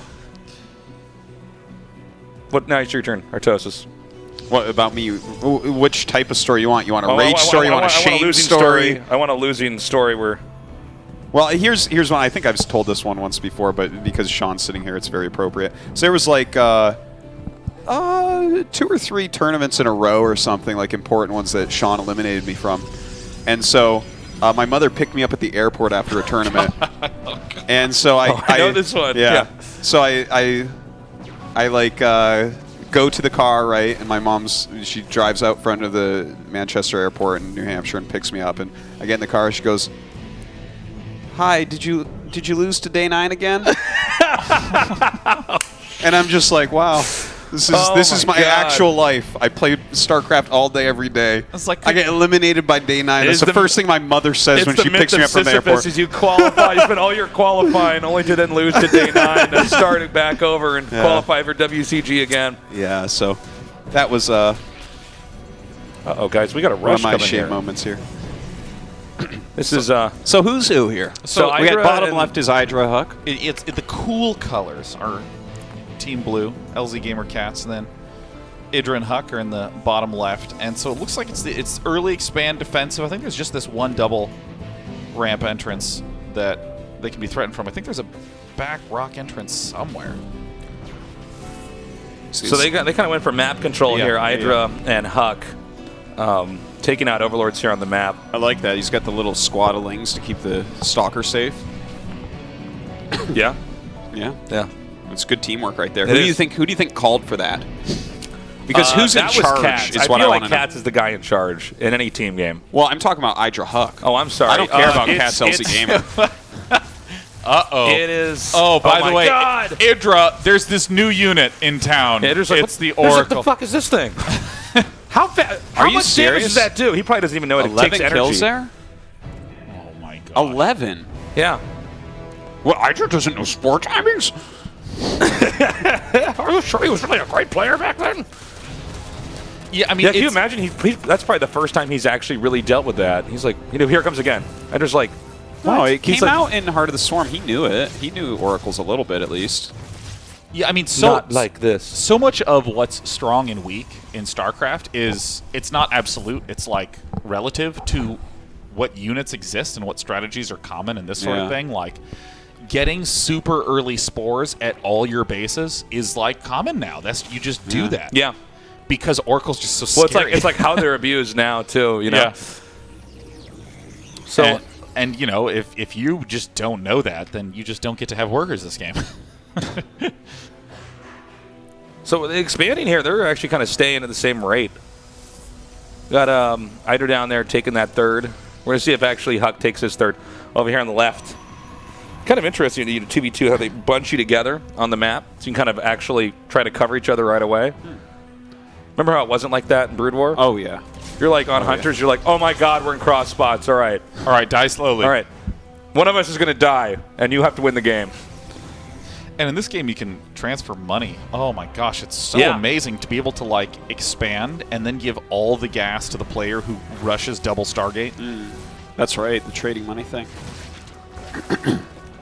So we've had a lot of Oracle kills here, guys. It's interesting watching Idra play a team game here. He was never, well, back in the media days, we'd have. Well, what would happen is we would have a clan war, right?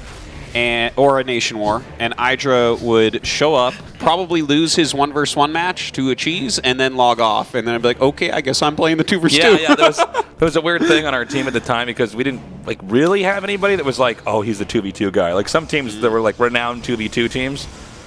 Idra played some 2v2s, didn't he? Occasionally. But it was just like two 1v1 players, like with their own opinions on how the game was going to go, and then. Yeah. Then we would lose the 2v2. I feel like we lost a lot more 2v2s than we won. Oh, for sure that, yeah. So, I mean, honestly, Katz is doing such a strong job just punishing Idra that LZ Gamer his supply is way higher than everyone else's in the game. Yeah, LZ Gamer's gotten huge. Is it possible to put the Katz LZ Gamer cam on the screen? Katz LZ Gamer can? Because I'm very interested in their sound going on here. Look at that. Oh, that yeah. Can we go zoom in on that headset? He's got his headset on one side, and then LZ Gamer is not even using sound. So I think in the future, right? If we got camera guys, if we get zoom in on that, I want to imagine in the future because we never know how people are going to dress. Maybe down the road, everybody wears headsets like that. And they're not even plugged in. It's like kind of like a hat, or like the flat rim baseball cap, but it's like on the side. Yeah. No, I totally see what you're talking about. Yeah. You know, where like maybe the jeans are a little uneven. Yeah, exactly. Like that. No, you just and the other earphone doesn't even work because so many people wear it that way. Yeah. You just got to cut costs, right, to meet demand. Exactly. Yeah. Yeah. Nick, do you remember when you linked me to Katz's stream because he had a webcam on his head? Okay, wait, I gotta explain this. So, obviously, everybody that's watching this on Twitch knows, but there's always like different ways you could set up different cameras, right? And so some people they'll have the cam on their face, or I love like in Control Stream he's got a cam on his dog, or you do this as well, Artos. Yeah, I stole that directly from him. But then some people have a second camera set up pointed to their keyboard. So I was watching Katz's stream, and there was a third box. So he had one camera on himself, he had one camera on his hands, a keyboard hand, and then there was a third camera, and I couldn't figure out. I'm like, what? Like it just looked weird. And then I looked at the camera that had it on his face, and I realized there was something on top of his head. He looked like a Teletubby, like right on or like a Lego man. Like there's a little attachment to the bumper or whatever. So he can, if he's a construction worker, you can put that hat on him. And so I realized he had a webcam on the top of his headset, as if you would know where his head was pointing when he was playing the game. Which is actually unnecessary because if you think about it, you actually already have the screen captured. But yeah, so there's kind of this first-person predator view of Katz when he was playing on his stream. It's like I just linked it down. I was laughing so hard. Oh my gosh. Okay, so this is a large army, but this is not exactly like the prime 2v2 army. This is sort of like a lot of power, but splash damage is way higher value with just the number of units that's on the screen. Oh! That's Haluk! It's Haluk! It's Haluk! They Haluk! Haluk! But Idra has not tapped out. Well, I just thought they were going to win when he saw those Void Rays. He didn't realize they were Haluk's. Oh my gosh. Can you dodge Corrosive Vials if you have an ally? I don't think you can. You can't. Oh! Uh-oh, but those are real. Uh-oh. Okay, so it looks like Huck with the counter. Idra's managed to quite high in supply, but I mean, LZ Gamer is the one that's really huge. Cats is the one that's being most effective, though, just with all the harassment. He's just like chewing through bases. Yeah, LZ Gamer has a giant army, actually. Where is it? He's got the blue units. Oh, yeah, like the Hydra Roach. Oh, gosh, this is definitely Huck playing, man. Yeah, look at this. Well, Hydra's kind of limping through this game now. And LZ Gamer, I think the fact that he is so, at this point in time, just huge and has a solid economy backing him. Well, he just lost a ton of drones. He only has 37 drones right now. Yeah. Well, how much tech has Hydra actually lost here? He's lost, it looks like, an expansion. But ooh, confetti. He's lost a bunch of drones. So Hydra tried to, along with Huck, to try to do a big counterattack, but didn't actually manage to get up the ramp. So they're on the run, guys. Uh-oh, how do you dodge across the bars with a teammate? Oh, if you don't, you just chunk it. you just eat it straight there. And I think Idra's just given up on retreating. He's just... Yeah. And it looks like Huck, I think, disagreed and is like, no, I'm out of here. If you want to fight, you fight, but I'm out. I'm done. Yeah. Well, this is bad. I think the counter push can actually win this. Yeah, in the main base, it looks like just these continued counters. Drone count down to 26 for LZ Gamer. It really depends, honestly, I think, on what Huck's repopulated army is. Yeah, a lot of this game seems to be in Huck's hand. Granted, Cats is still a big player in this. Right now. So we have the push coming out here.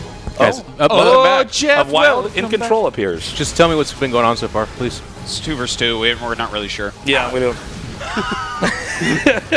Thanks. That's the honest response. We're trying to figure out who wins this.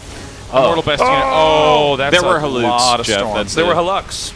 Now, is it Haluk or Haluk, you think? I keep laughing every time a stasis trap goes off because I know Idra does not know that ability exists. Yeah. So does this damage me? Huh. Oh, this is so annoying. I think that, again, LZ Gamer and Cats are just going to annoy Idra and Huck to death. Right now, the combined supply of Huck Idra is in the lead, though. Look at that beautiful picture of... They don't see this, but the angle of that Huck Idra picture with the light coming down. Oh, it's gorgeous. That's beautiful. Oh, it is. Yeah, maybe we should throw that on camera. You can get that. It's actually kind of like telenovela. Yeah. Like Telemundo. By the way, there's that word again. It's that word that just comes out. It's real! I think... Are we able to get Huck and Hydra on camera? Can we do that production? You know, this is... Can we, though? Yeah, there it is. That. By the way, I've been watching Hydra's face because we kind of can see a bunch of the cameras here, guys, that you can't see. Yeah, because we're the people on TV. Yeah. And every time he loses a big army, he gets this... You can see us, but we can't see you. Yeah. He gets this big grin on his face, like this kind of the angry Hydra smile, you know what I mean? I wonder if we can get him angry at this event. Oh, no, he seems pretty calm. Yeah, no, I know what you mean by the angry smile, which is like, ha ha ha. Why does that happen? Yeah. Who designed this game? David! So, Hydra's now on the rundown here. He doesn't have minerals that is natural. I can't quite see. The screen's kind of small. Just say it boldly, and we'll see. We'll figure it out later. Yeah, here we go. Okay, so he does not really have that many more minerals. So Hydra has actually got a bit of a problem here. LZ Gamer's actually expanding at the top. I think there might be some action up there at the top as well. God, I'm good. All right, so the Zealots are taking out these Hydras. Nick actually is blindfolded right now. This is unbelievable. Yeah, it's crazy. I cast only with the game sounds. I feel like is there aggression at the top left-hand side? Nailed it. I could cast this game in Braille, guys. It's crazy. You cast it in Braille. Yeah. Figure that out. I'm trying to figure this out right now. So the game is... Yeah. We have a special Braille screen. The game is in Braille form? I got a special Braille screen. I'm just moving my hand over the Braille mini-map. Actually, that would be pretty easy to do now that I think about it. Yeah, it's just basically... All you said is I can read Braille. You mean like you feel the Zealots moving around and stuff? Yeah. But you would sound very mystical, be like, I don't feel a Terran army anymore. Yeah. It appears to have died. I sensed a third base scream out in pain. They've been confettied. A dozen drones gone. This smells of the work of an oracle. Well, this has actually been a pretty good match, Has to be honest. Been? Yeah. Yeah. Oh, Jeff. That's where that what comes I love from. Is that That's where that comes my from. My favorite part of this whole couch dynamic is that Nick actually like accepts what you say as if you're a human that's trying to add the conversation. Basically, when you cast with Jeff, he acts like you are actually like Jeff, basically like you're casting the game, you're kind of doing your thing, and Jeff is like caster caltrops that are being thrown out constantly that you're like kind of stepping on and moving past. That's such a good word. For me, everything Jeff says is white noise. It's just like whatever he says, I don't take it seriously. He could be like, Dan, listen, no, this is... Your house is on fire. You need to go. I'm like, and I'd be like, anyway, so Sean, what did you think about this build? Yeah, if you have to. If you could climb inside Dan's head, what you'd hear is... Here. You'd be like, It's like when my cat's meowing at me when I'm playing StarCraft. I'm like kind of talking back to Meow, meow, meow. Yeah, you're doing a good job of being a cat, aren't you? Daddy's busy. Daddy's busy. You're doing a good job of being a meow, cat. meow, meow. I understand. Ooh, here comes the storms. The angles, these fights. Nowhere to move. Oh, no. Shocking defeat. Oh my god. Electrifying. Look at this fight that they're taking though. It's like so much confetti. it is a dark alleyway. I've never seen anything that tight on any map. Okay, hang on. Well, so many jokes to be made. Yeah, I mean, it's like, it's hard to even see how, like, that's actually like a ridge, a low ground to high ground. Like, it's a very small... Oh, that's what that is, Yeah, because he blanked up there. Dude, this fight. He blunked. We're like, no one's retreating in this game. Okay, now he's finally moving back. I will fight for these trenches. Dude. I've never seen so many gold bases, by the way. This is, they removed them from all the 1v1 maps and put them on all the multiplayer maps. I just figured it out. Yeah, there's actually a quota of gold maps that must be in the collective map pool. So they're just moving them from map to map. I want to see an only gold-based map. Yeah. We need gold-based mineral patches, or gas passage, too. I think they call it Metalopolis if you're a Terran Well, player. you know what? Maybe... God. It's a good joke, though. It's just dated. It's like a 5-year-old joke. Yeah. Well, this is the 20-year anniversary, so... Yeah. Fair enough. Throwback memes, guys. Remember back when StarCraft was only 15? Yeah, Metalopolis. Yeah. It was so immature. Of all those guys StarCraft over there, couldn't though, even drive a Huck car. remains the biggest. What do you mean? Like in supply? Supply, yeah. Okay. What'd you think I meant? I don't know. Like, now he coaches an Overwatch team or whatever, so... Yeah, you got weird there, Dan. Try to remain on the game. He's the...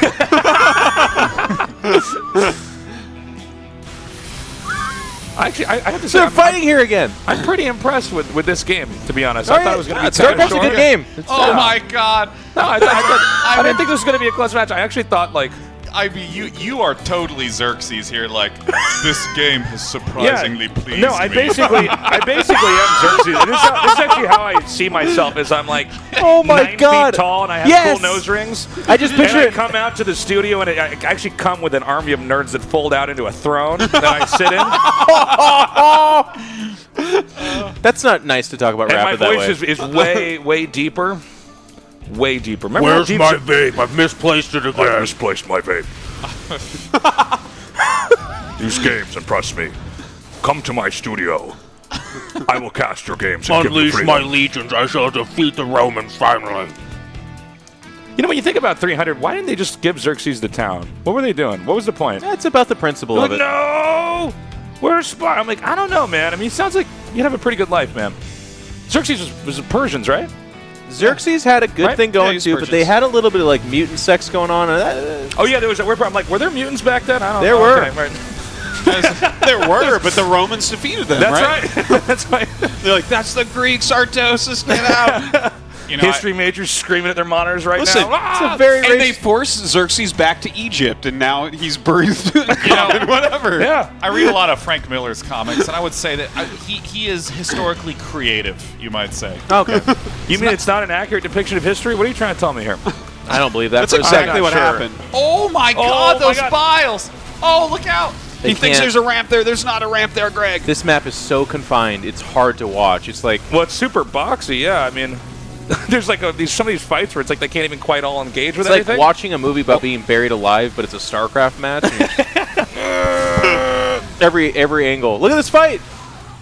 He's like, I'll retreat to this 2x2 inch square box over here. The confetti's awesome. Though. It remains really cool. What a back and forth match, yeah, man. So wait, who's actually? This game is Who's actually pleasing winning? me. This game pleases me. Prepare to battle. Huck is maxed, so I would say they're winning. Well, Idra doesn't have any real mining base. He's just down to 2. I mean, Huck has 1, 2, 3, 4, 5, 6 bases. Sometimes in team games, though, you can do a lot, even if you have just a small amount of units. They share money there, remember that? Yeah, true. So Huck, But only if they choose to.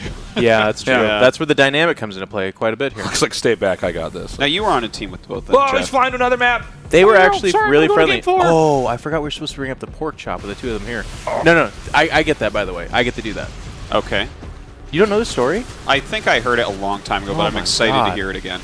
The whole chat's got to be blowing up right now. You never heard this either? No. I have no idea what I'm you're going to talking unveil amazing for you guys. Okay, I'm ready. Bryce. So sick. But After Huck and Idra win, they need to both come to the couch, and I will ask them If about the LZ pork Gamer chop. and Cats wins, are we still going to take Hydra and Huck over here? That's right. Yeah, it's the best of 3. It's fine. LZ Gamer's just so sad. He's like, what did I do? Guys, can I do anything, please? Like, I even lost first in the FFA. This sucks. There was a that's it. firefight. GG. Oh, my So sick. God. Is this a was best of 3? Yeah. Is it, though? It says right there, bud. Well, no, that's the next match. No, it just says best of 3. That's all I was saying. Really? Does it say? Look at him smiling. Is this over, or is we this... were enemies? No, it's but best of 3. It's best of 3. Yeah. Okay. Look at Greg. Greg is so ripped, man. I know. It looks like someone took a bicycle pump and filled him up with air. I know, his hair grew back, his muscles grew, all since he quit StarCraft. This is a great advertisement for the 20th anniversary. Remember Hydra? Yeah, he quit. Look how he looks now. Isn't that so sick? They're like, Cats, you still play StarCraft? He's like, yeah, I'm bald. If you quit StarCraft, you can get super cut. It's like Saitama. I'm not saying that name correctly, right? One Punch Man? How do you say his name? Oh, Saitama. Oh. I was watching it last night. That's I think. No, I hope. you're probably saying it correctly. It's just the thing when a white guy overly, very correctly says a name like that. Like, oh, Saitama. I was like, what's Sean?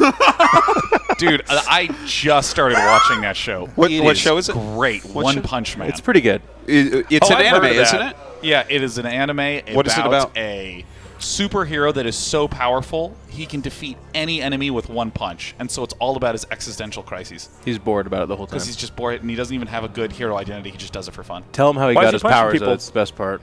I'm not going to do it because you have to. I watch love that episode. That's my favorite That episode. is the funniest thing. How did you go?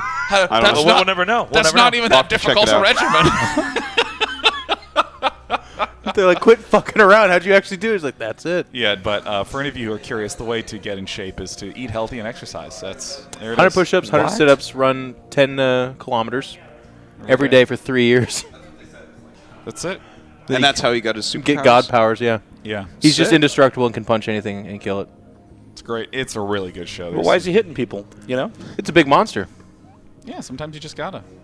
Maybe violence isn't the way. Okay. I do need to hard segue out of this because I don't know where this is going, but Please I do do. want to come back to the game. And, most of the time, 2v2s end so fast. Yeah, because usually it's rush-based. Yeah, I mean, it's almost like the volatility gets ramped up because, if you lose a handful of drones, okay, maybe you're behind by, 80% of an army compared to your enemy, but, if it's a 2v2, you just have way more units, way faster, and can exploit it by, double expanding. Do you think right now, that guy that streams StarCraft 2 vs 2 all the time, like ProTech or whatever? Yeah. You think right now he's losing his mind? Figuratively pulling out his hair and saying, they are so bad at 2 vs 2, they don't know what they're doing. Yeah. For sure. Yeah, From what I understand about him as a streamer, that's a good bet. But he's really mad right now. Yeah, well, I mean, ProTech is... If you watch his stream, there's things, especially in... I used to watch quite a bit of his stream in Wings of Liberty, Heart of the Swarm. And it's just weird things, like staying one hatch's Zerg for a long time is very common. Because there's just not a lot of opportunities to follow up and get a safe expansion. So you have these weird things where you rush and then immediately build spore crawlers and spine crawlers defensively. That's weird. And then go to layer on one hatch and just build roaches with speed. And that's unbelievably powerful in a lot of situations. It's kind of interesting. We never really had very many pro 2 vs 2 matches in StarCraft 2, so I think a lot of people don't know what they look like very much. We kind of missed the mark on that one. 2v2 was always just sort of there in StarCraft 1, and I think people were so focused on the 1v1 aspect when it came out that it's not as celebrated as it should be. Okay. It's, yeah, I'm trying to remember. Did double Zerg this time, by the way.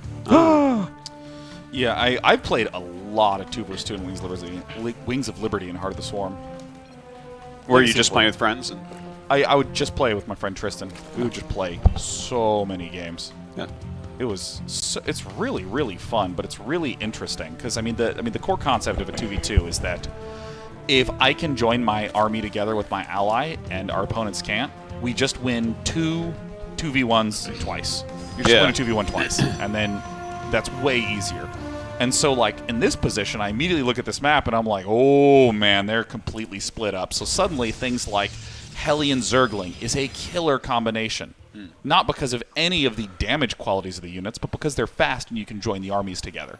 And so this is why you wind up with, like, one-hatch Zergs a lot, because you're up against a double army. So you have to play defensive, like, hyper-defensively, because you just can't, do a queen in a sunken defense. You're going to be overrun by Lings and Hellions. This is kind of making me want to play a little bit of 2 vs. 2.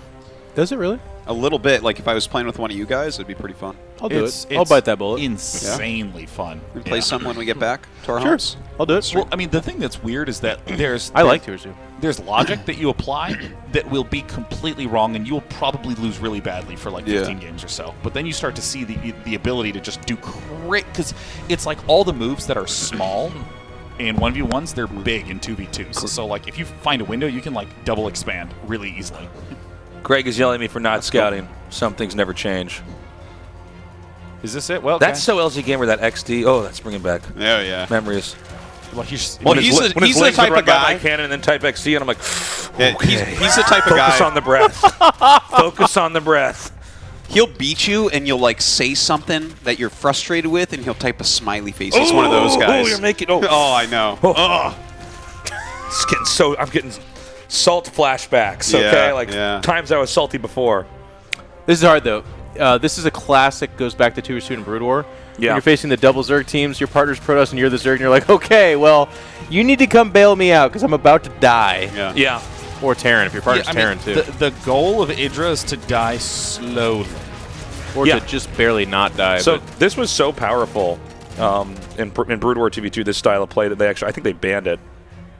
Yeah? In Brood War 2v2, it was later. ZZ was banned. ZZ was banned after a while. Well, they actually said you cannot pick the same race.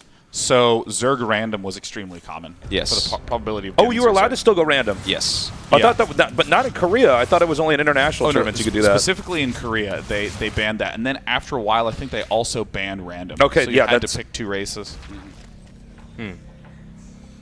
Because again, Zerg just has the fastest units in the early game. So what if you both pick Terran and went for ghosts?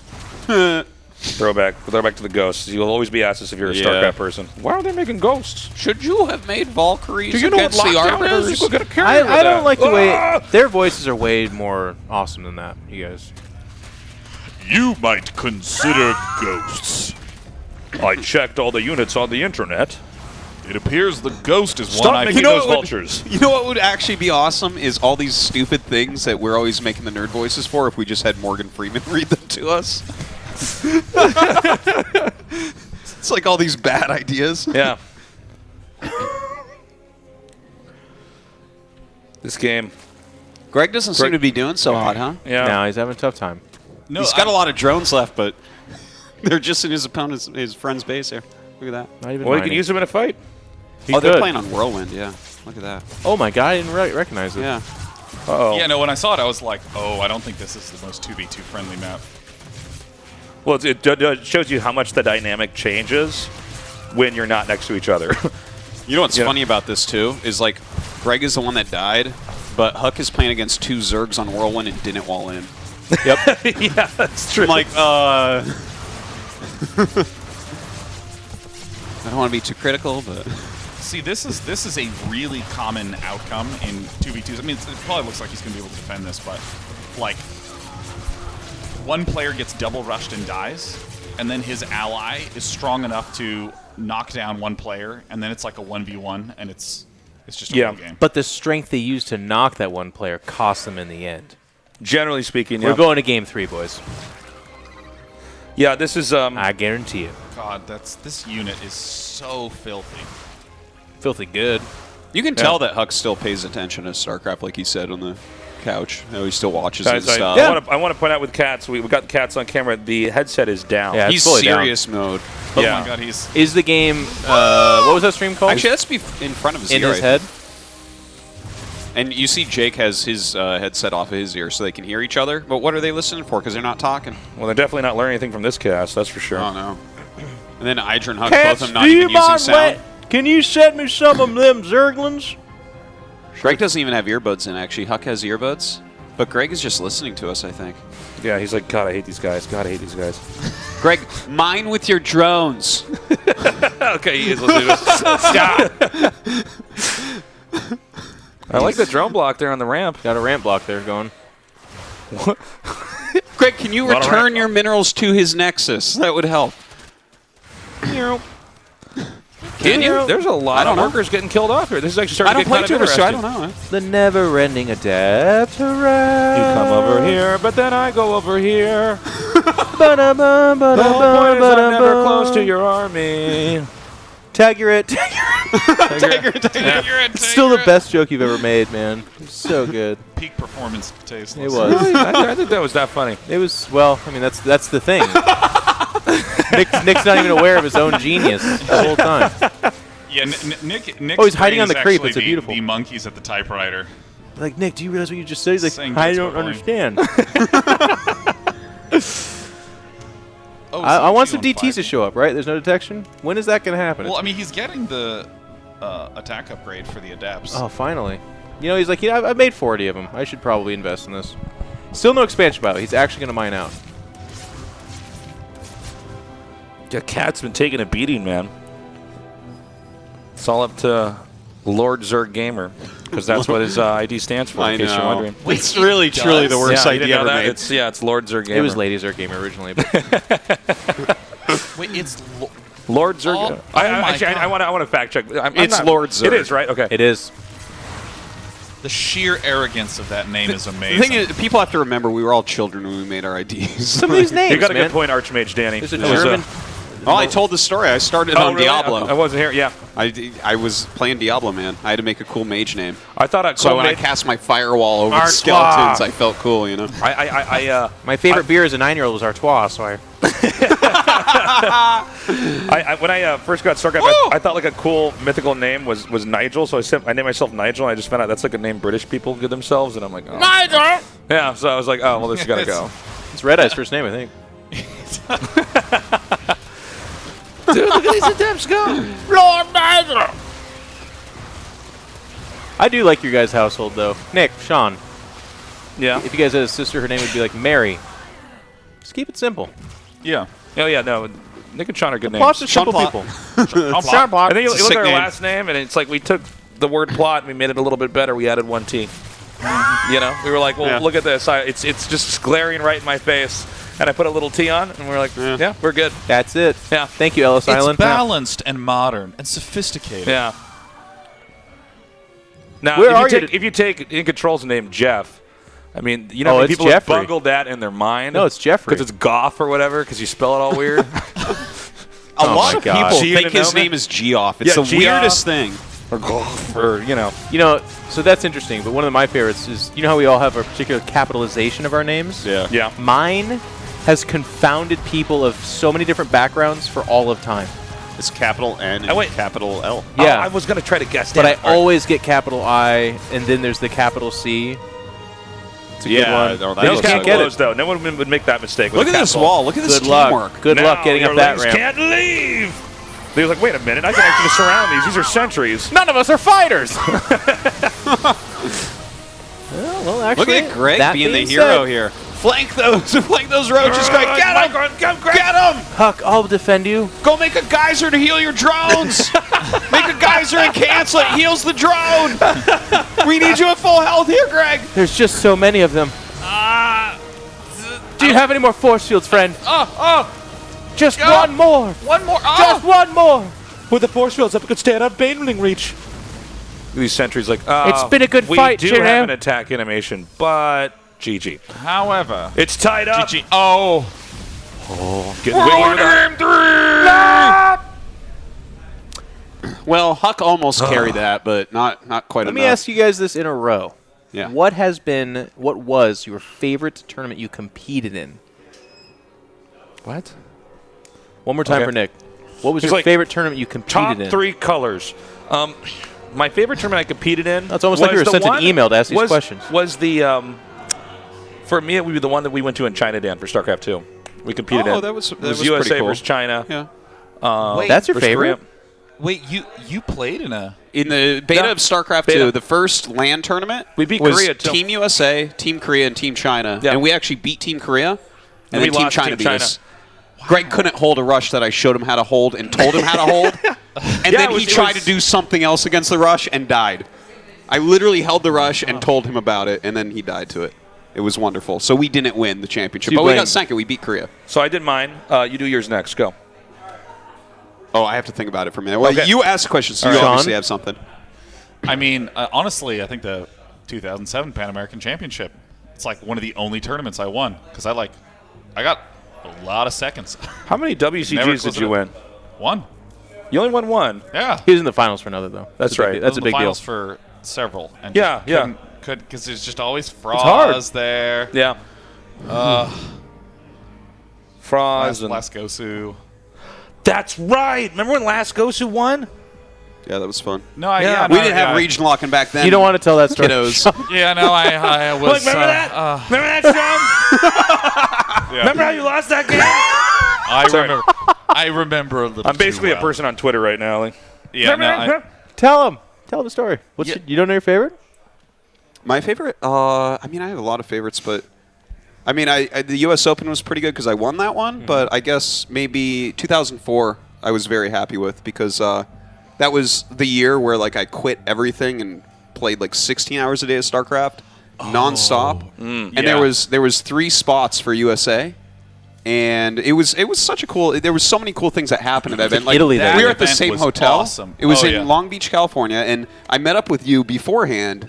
I think it was me, you, and Wisdom sitting around talking or something. RS Wisdom.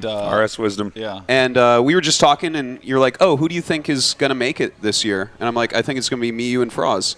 And then the 3 of us made it to the top 3 there. And I remember that was never mind. That's my favorite tournament by far because I played that epic series against Froz in the winners semifinals. It's weird because every prediction you made after that, the people lost. Well, so that tournament, right? I had, for me, the reason why that tournament is really special is because I really put everything I had as a human into that. My only goal was get top 3. Just qualify for the World Championships. I wanted this so badly, and I practiced so hard. And I was hold on. Yeah. Sorry. So he's almost at the climax. So, anyways, I played. I was against Fight is Blind, and he was killing me. He was really good that year. Fight is Blind. He was super underrated and very strong. And I was gonna lose game 1. And I knew if I lost game 1, I was done because it was on Martian Cross, so I should be able to win that TVZ.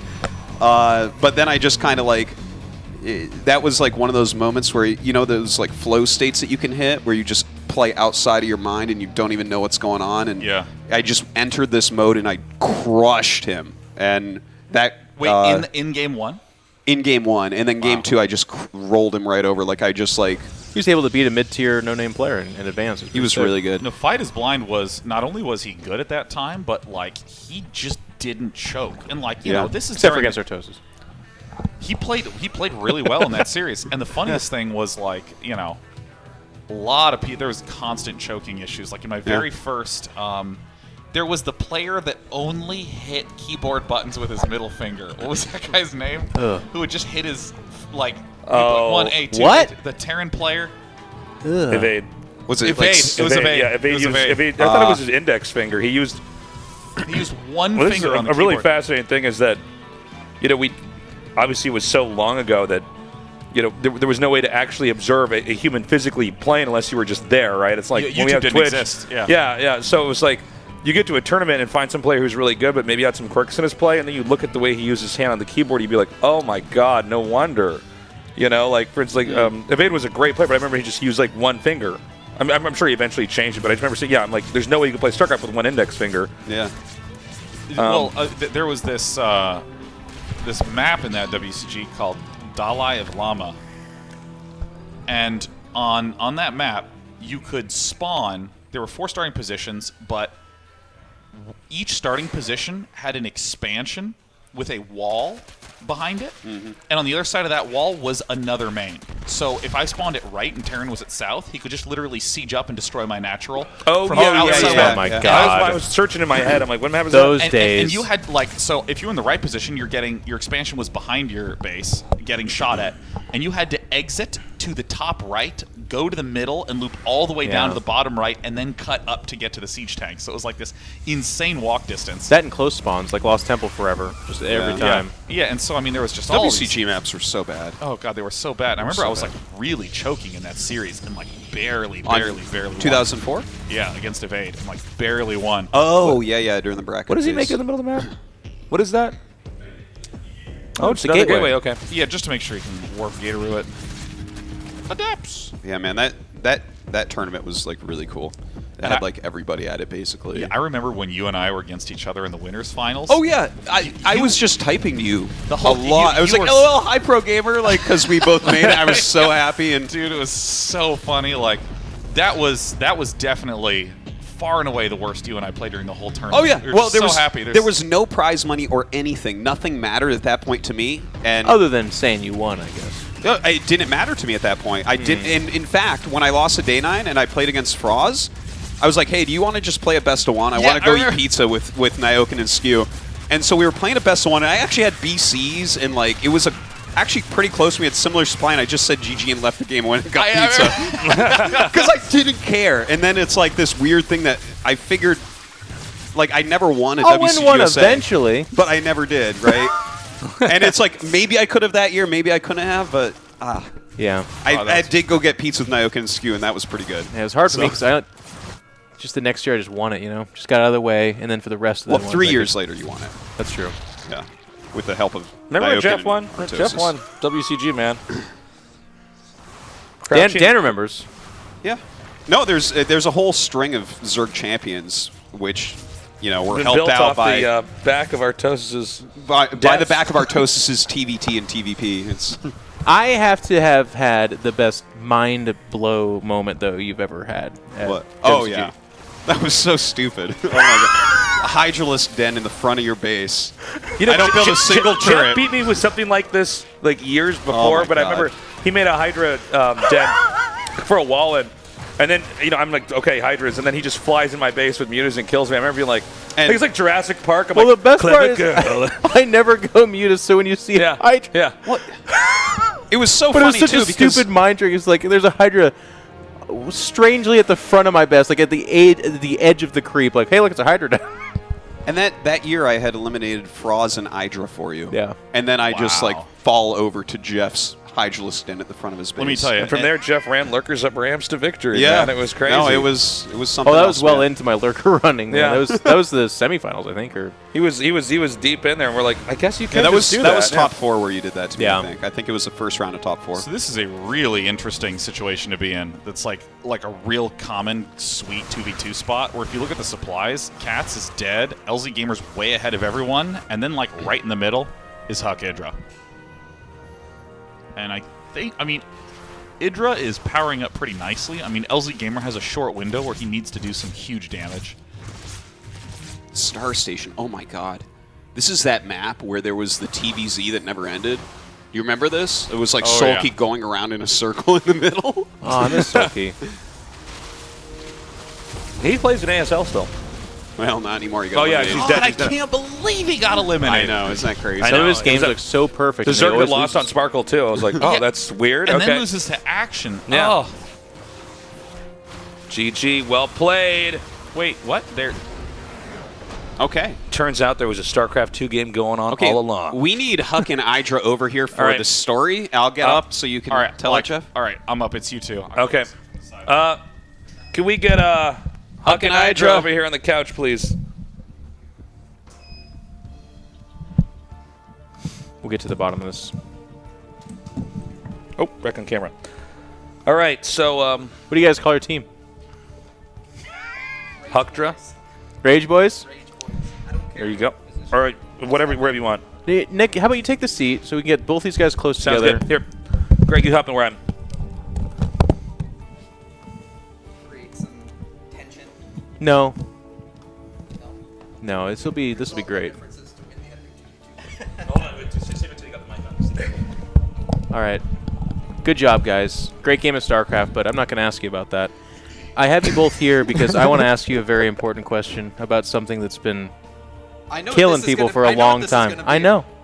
And it wasn't me. Tell me what happened with the pork chop. Yeah, so I cooked a bunch He's of like, yeah, It wasn't me. I cooked a bunch of delicious pork chops. On a plate. And then I ate a bunch of delicious pork chops, but there were some leftovers. So I put it in our refrigerator. And then when I went back to eat the rest of my delicious pork chops the next day, One were was gone. missing. They were all gone. And coincidentally, Huck, I feel like this is a healing while Chris moment. was in the It's house. a safe place here. Yes. It was not me. I will.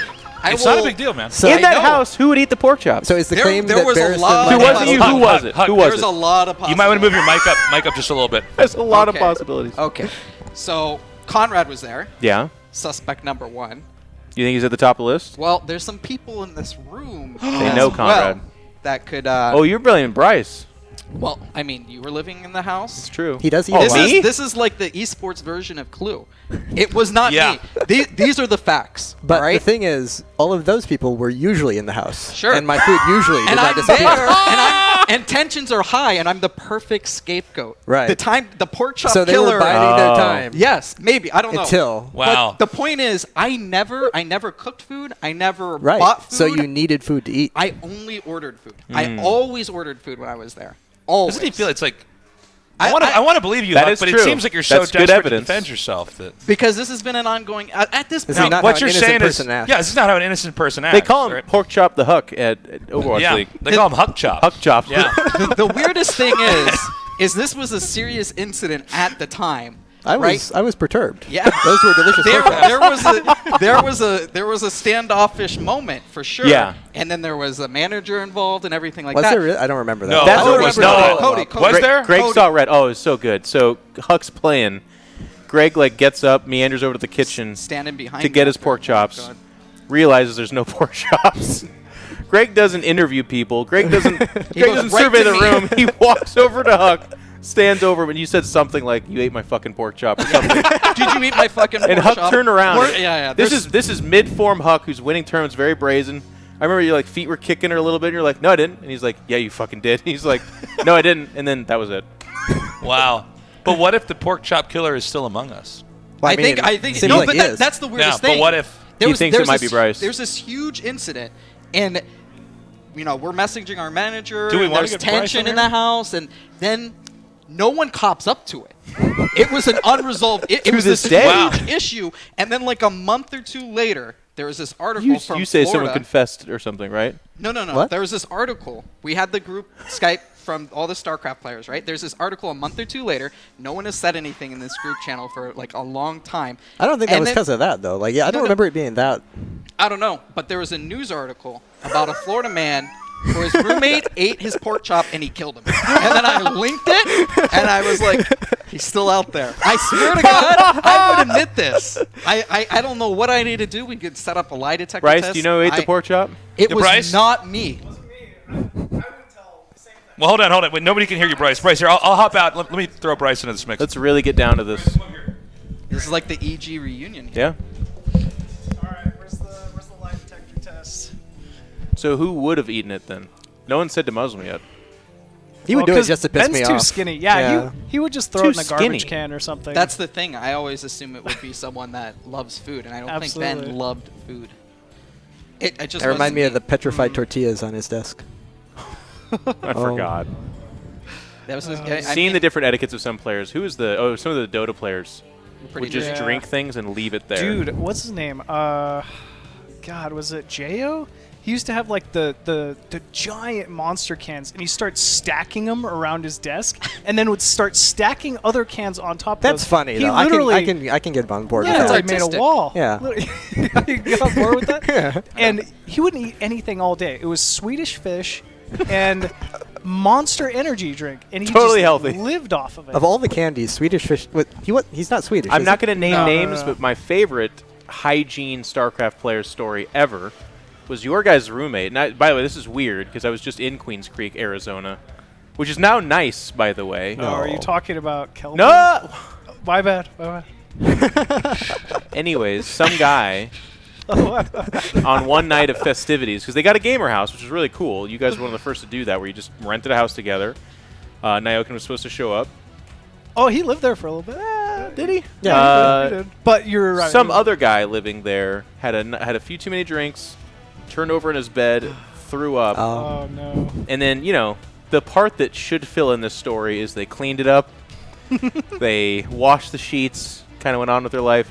This guy didn't. This guy was like, you know what? It's me against the elements. I'm good. It just kind of...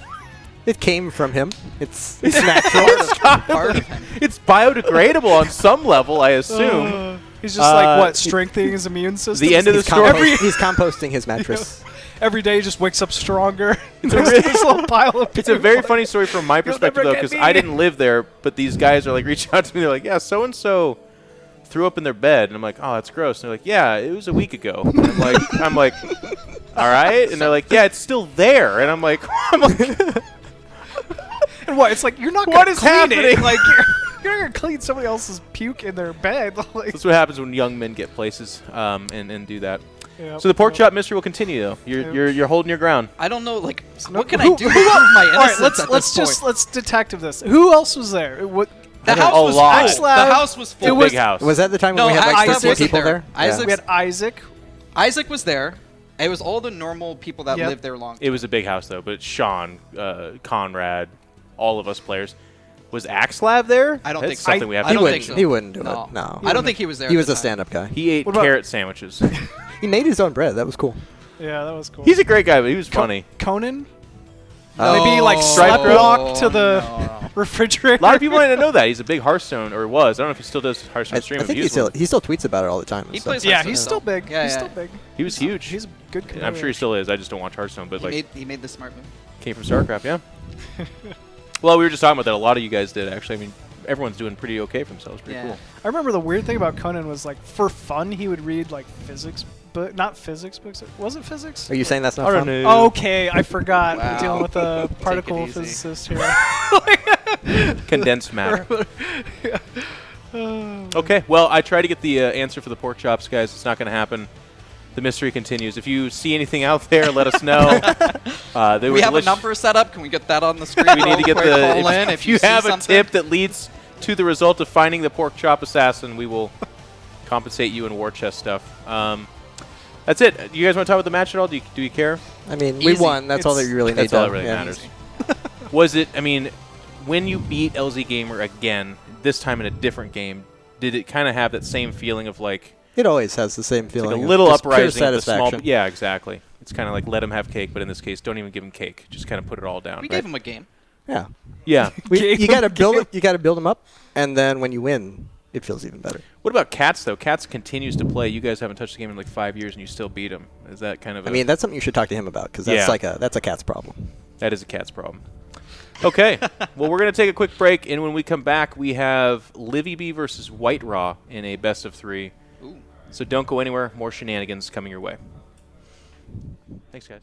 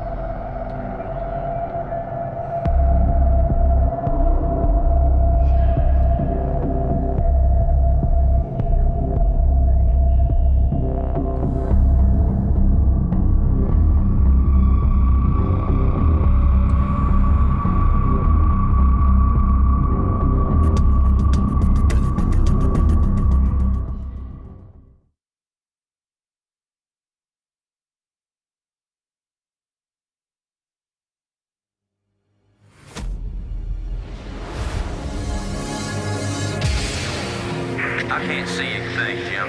Well, hold on. Wait, got it. Ah, hell. This thing ain't gonna hold. Shut up.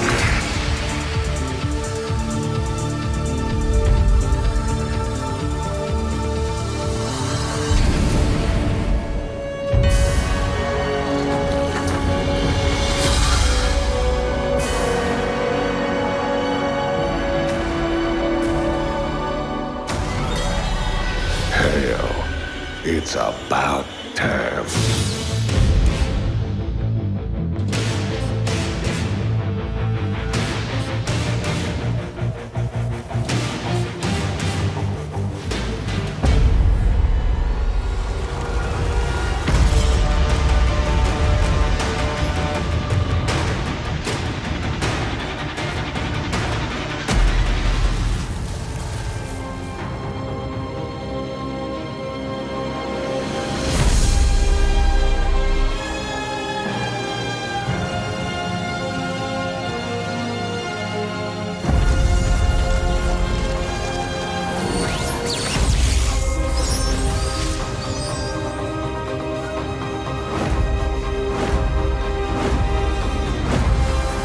My life for hire.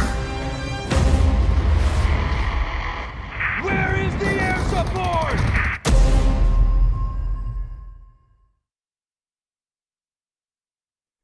Welcome back to the StarCraft 20th anniversary, where right now, me, Artosis, and Jeff are still here because Nick lost his passion 45 seconds before we came back live. He's also eating lunch.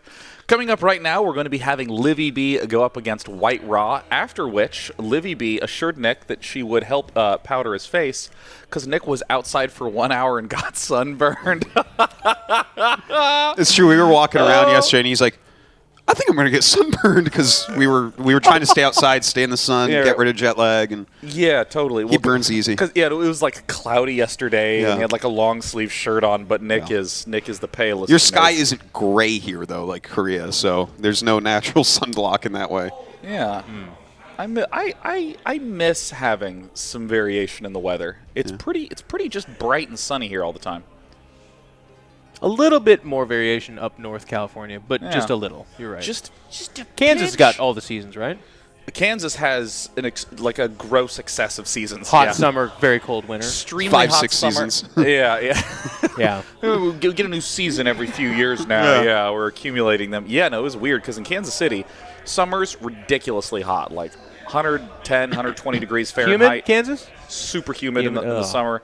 No, and then the falls are beautiful because the leaves change colors and you actually feel like something's happening. Here you're just like, Merry Christmas. It's bright. Let's go to the beach, right? It's odd. Everyone loves where they're from. I love Seattle. It's just like a hot summer is 85, a cold winter is 40. And it's everything in between. That's it. A lot of rain. People hate the rain. Yeah. But, it's weird how little lightning and thunder there is out here. Yeah. Like, it's still really weird. Because, you'd be woken up all the time. I mean, Kansas is like the center of Tornado Alley, so you get all that real harsh weather there. Here's just gunshots and trains, usually. That's wake it. me up. Sometimes at the same time. Yeah. Can't tell which one it is. Get back, you train! I'm like, sometimes it's guns on the railroad track. Or people shooting trains at each other. Dude. It's Catalyst. That's a great idea. Man, this has been a fun trip down memory lane with the old maps. Oh, there it is. Livy B and the special tactics. I would like to quickly tell people what special tactics is, because it was originally a specific build, and now it's just kind of a meme. And it was originally like a PvT build where he would make something like 6-gate charge lot after his expand and just crush a Terran that is like, why the hell do you have that many charge lots right now? Yeah. And that was original, and it might have even been against Greg, and he was like, No. Who was it against? Skew. It was against Skew. I was at ground zero for this moment in time. Yeah, I was there as well. But he went he expanded, didn't get geysers at a geyser at his expansion. Yeah. And then just cut probes and went like 7 or 8 gateways abruptly. Yeah. I didn't even think he got an observatory. I actually hit that sometimes nowadays. He was before his time with this build. Well, it lives on forever, but it's the setup for that game that was so amazing. He was playing a best of 3 against Skew. Skew beats him the first game, just a normal like Bulldog something, Dragoon, Observer, whatever. And then White Raw, who is the nicest guy on planet Earth to this day, at that moment in time, was quite flustered to lose to this random North American Terran named Skew. So he was like, get to the next game, please. Next game, now. And we're like, all right, why we're hosting? He's like, no, do it now. It's fine. I win. I used my special tactics. And we're like, you're what? He goes, it's special tactics. Start game. And we're expecting something really elaborate and amazing and awesome. He just cuts resources, goes pure zealots, and runs them over. And we're like, all right, today, yeah, okay, special tactics. You did it. It's so funny because, like, if you can see that that's coming, I mean, you can hold super it off. easy to hold. Yeah. But you have to do stuff that's kind of weird, and I think that's one of the hardest things for to be able to identify is that sometimes you steer your build, but rarely do you abandon your build and change it up. Yeah. Mid-pace, you know, like if you're going for a fast third, you might take a little slower or a little quicker. But like against that, you're just like, okay, this command center's not floating over there. Oh, I'm just going to wall off. You keep in your main base. Yeah. You build all your buildings in front. If you were getting upgrades, you don't make your starport. Like you're like, no. The only thing I need to do right now is not lose the game, and then I win the game. I just love, this is on topic but a bit broad, I just love the strategic depth of StarCraft over the ages. Like there has been general like meta, this is kind of what you do. Yeah. But it doesn't dictate the only way to win and never has. There's always been people who are like, oh, I'm thinking of Satanic from Greece way back in Brood War. He played so weird. Especially Brood War became much more regimented in like this is actually the path to victory. But there's always these players who are like, no, I attack at times you didn't expect, and that's how I actually win. Or I'm doing the counter meta thing. That's always been a thing in StarCraft where everyone's doing this general concept. I'm going to go completely against the grain, but because I'm the guy doing that, it's pretty successful. It's been fun. Well, this is like the beauty of StarCraft, right? Because it is so scientific. We have all these build orders that are super mapped out, and we have all these very precise things that exist within the game. But at the same time, like everyone expresses themselves with StarCraft. Yeah. Like everyone has their own personality, and you can see it come out so clearly in play. And this is StarCraft 1 and StarCraft 2. Everyone plays completely their own game. Yeah. And in fact, when you start to really get screwed up is when you try to play someone else's game. You shouldn't be learn from other people, but play your style of StarCraft. There isn't actually a right way to play. Yeah, you need to treat them as like bodies of knowledge, not as truth. Yeah. Like, this is the way to play. There's many. There's ways no to play. ultimate truth in this game. Everything can be beaten. Every type of style has its place and has its merits, and I don't know of other games that are really this complex and in depth, and it's crazy. I love it. One of the things that I really like about StarCraft is that there's, you take something like Overwatch. It gives real clarity as to what you're supposed to do. You go to point A. You push the payload. Of course, some people are like, what are those? But like, it dictates what the structure and the story of the game is, which is great. Games like that are amazing, and tons of games like that exist, and that's fantastic. But sort of in contrast in StarCraft, you tell your own story. You get to do whatever structure you want. And I really love just how varied the outcomes can be. I mean, like just in the 2v2 series, we had this like crazy long back and forth with like tons of base trades. Then we just had like Zergling double up, all in, follow up with Adepts. Yeah, and now here we have Alexi going for the DT rush. But DT's off of a non-warp gate. Non-warp gate, yeah. You don't see that often. No.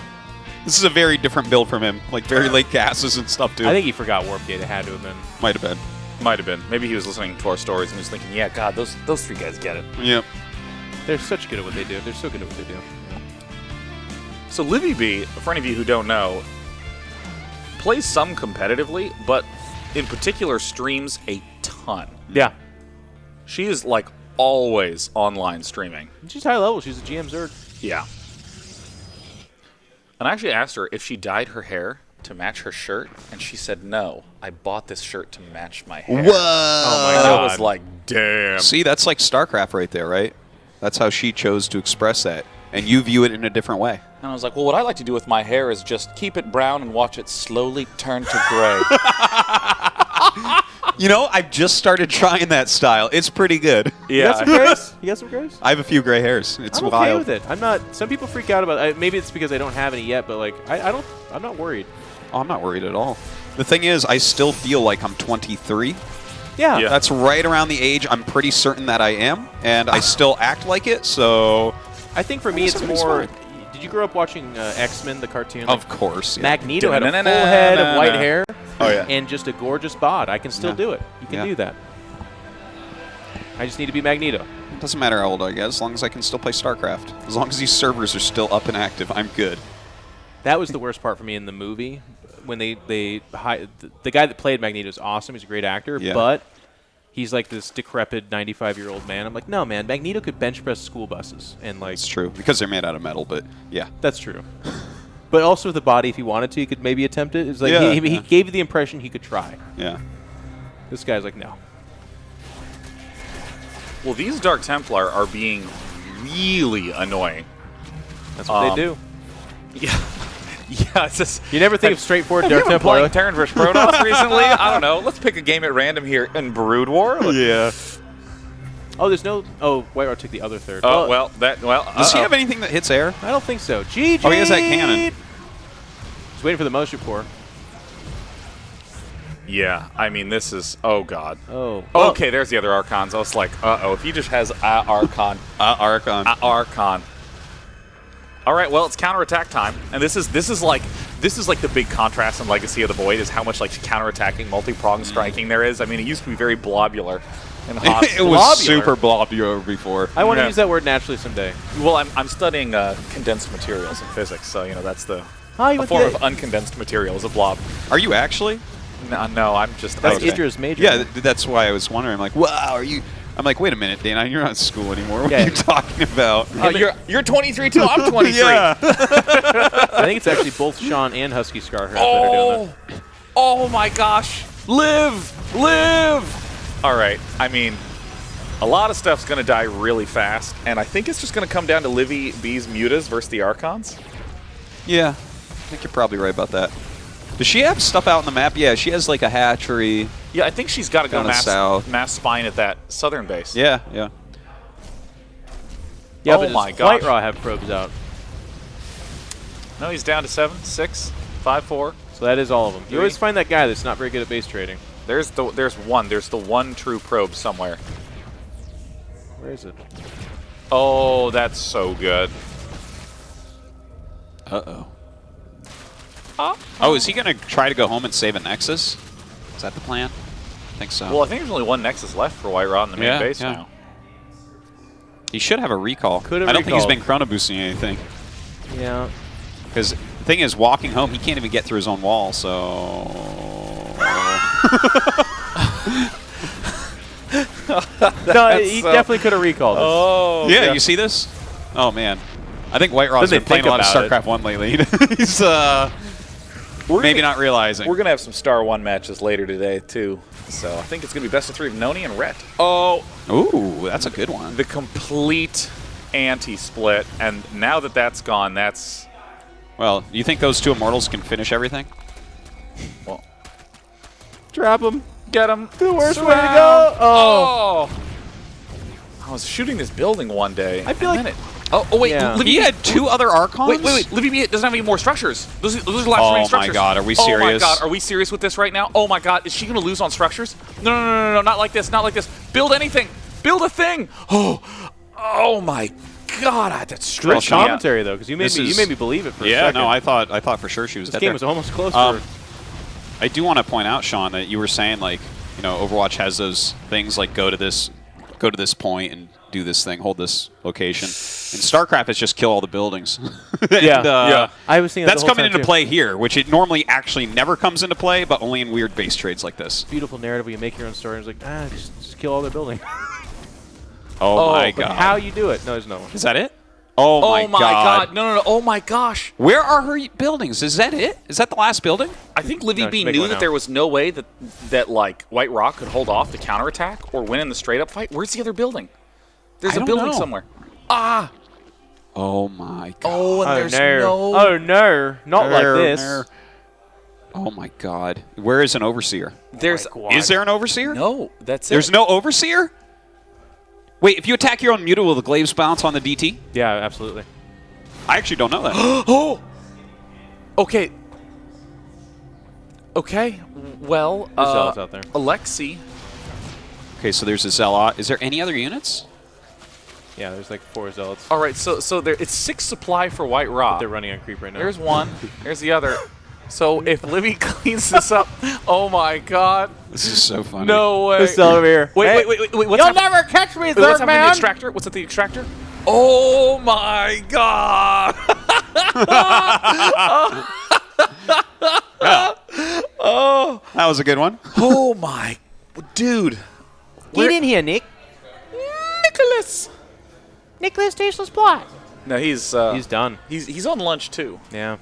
Lunch number 2 for Nick. Here. That was a game. You know, it's kind of funny how I gotta say, Immortals and Archons, I will always underestimate 100% of the times that I see them, because I'm like, well, there's just 4 Archons, it's 3 Immortals, and there's nothing else supporting it. So I mean, like, yeah, he's gonna be fine. The Immortals are like, aha, a building. Whoo, Nick. What a match.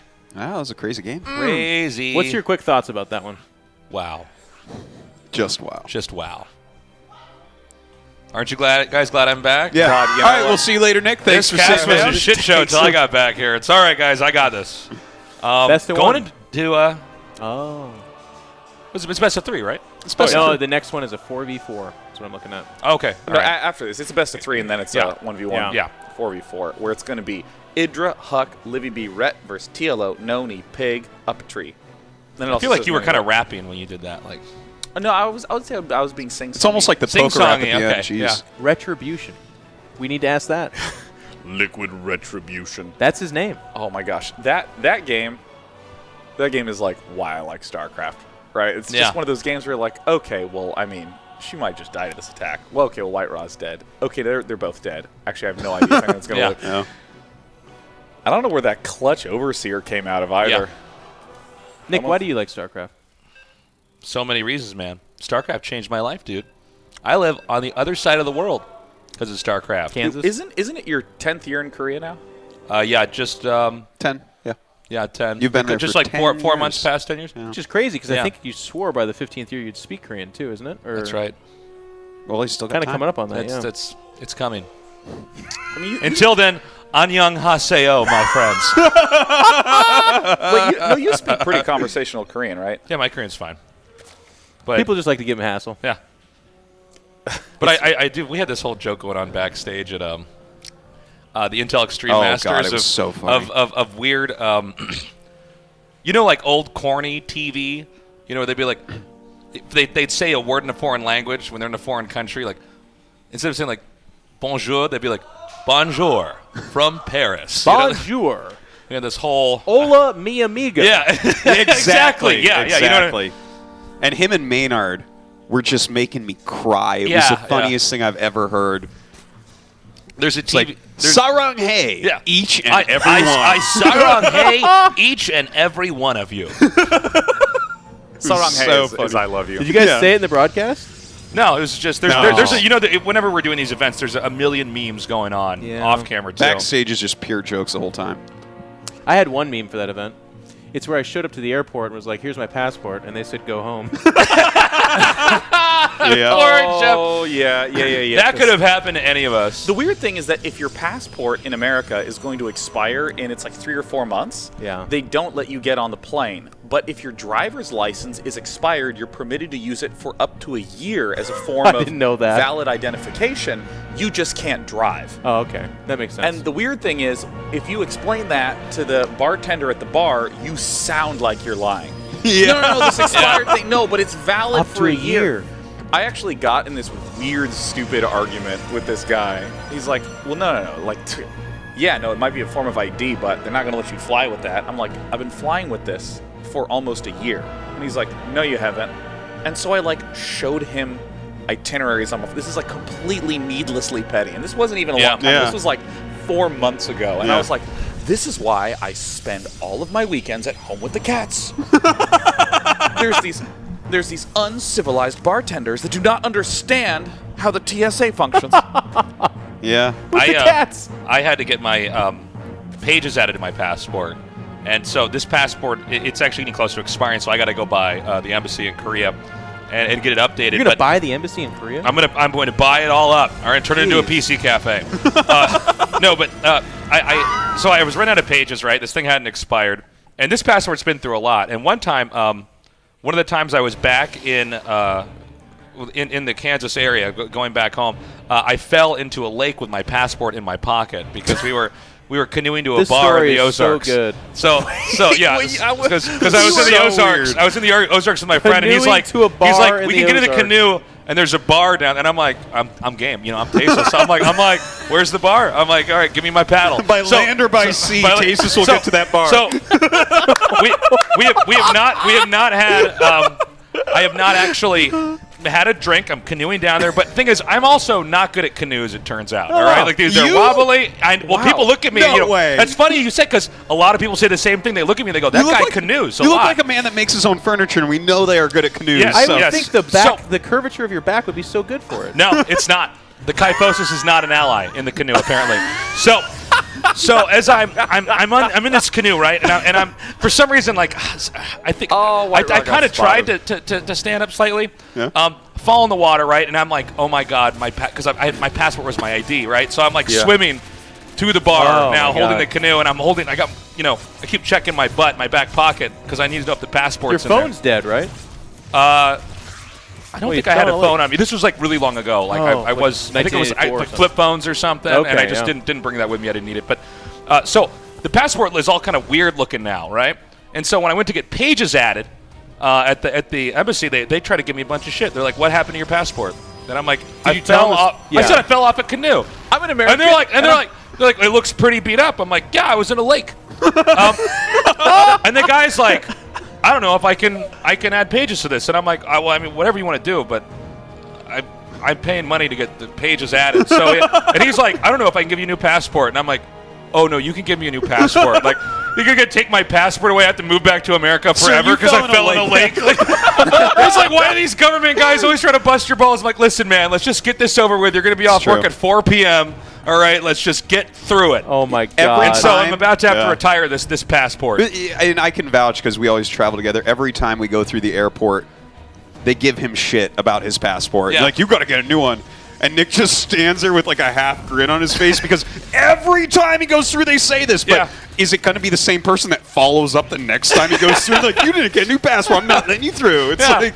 Well, it's also like I only get shit for it when I'm in the States. I'm like, you have to let me back in. What are you gonna exile me to Korea forever? That's not gonna work. Like, hey man, careful what you wish for. That's right, dude. I remember it's so funny because flying to foreign countries is a treat. Coming back to America is so stressful. Oh my god! Like every time I'm in LAX and they're just like, "Where were you? What were you doing? What was your date of birth? What's your mom's date of birth? Yeah. What's her profession?" And I'm like, "Did you make money?" Yeah. It's like, "Who's your favorite Spice Girl?" I'm like, "Gosh." Trying to answer these questions as best I can. Like, who's your? Oh no, I know, and it's really awkward for Danny to come back. So they're like, "What are you doing in Korea?" I'm like, "I do a computer game TV show." And then there's like this moment where we're just staring at each other, you know. And one time he goes, "What show is it?" And I go, "StarCraft show." And he goes, "Protoss, Terran," and I go. After a pause, I go, Zerg. And he stamps the passport and let me in. All right. I'm sorry. I feel like I'm stealing from this game here. I don't want to completely neglect it. The arrogance of man. I think I'm taking away the focus from this game with my excellent lake story. That's right. It is a good story. It is a good story. It actually is an amazing I felt like I had to bring it up then or we wouldn't have that moment. But it looks like Libby B is actually going to deny, or did deny rather, that Nexus down there. Yeah, and she's making Sunkens ahead of time, man. She doesn't want to lose that base trade again. Yeah, I mean, Daybreak was big in Heart of the Swarm, and I'm trying to think about how the sort, because a lot of the expansion shapes are like tuned to when you would be taking them. Like in Heart of the Swarm, it's like these 3 bases, and then it's getting the 4th in the top left or the 4th in the middle. That's like the real struggle. But like here, I feel like Zerg really quickly wants to take 2 more bases. It's like right around the corner. So I mean, these are special tactics by Waitra, but look at this. Libby B might be in some trouble here, guys. When you write your biography, Nick, you know, like sometimes the famous people have like the clever name. Yours has to be something about like my life through bars or like the tale of how I got to bars. Canoe Man. No, see, that's too specific. No, I feel like you've probably fallen in more lakes or tripped over your shoes a few other times. Like, fallen in more lakes? Yeah. There's got to be more to this. Oh my God. I don't know. If we could think of the title, I'm keen. So. I like our tour story, WCS, the disheveled Nick. Who still made it back? Still made it. That's the thing. Still That's made the it magic back. thing. You know, I really think that we should use a little Harry Potter and call it The Boy Who Lived. Yeah. The Boy Who Lived. And then it has a little asterisk below it. Not as long as most people. I'll go with that one. So I mean, White Rod's just doing like this game's pretty crazy, by the way. In all seriousness, Livy B's doing the really annoying Muta-heavy, like super counterattack focused, and I mean White Raw is also trying to be counterattack focused, but I feel like Livy B has to come out on top of this again. Yep.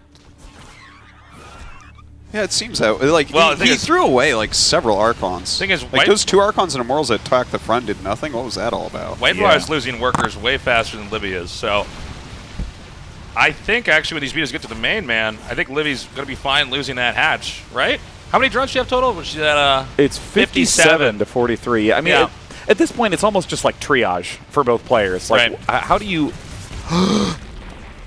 Well, I guess it's gone, but that's not the biggest deal. Yeah. GG. Livy B. The champion. The champion.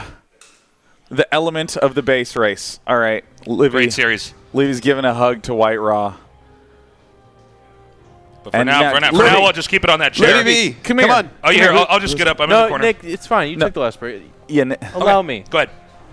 Livy B.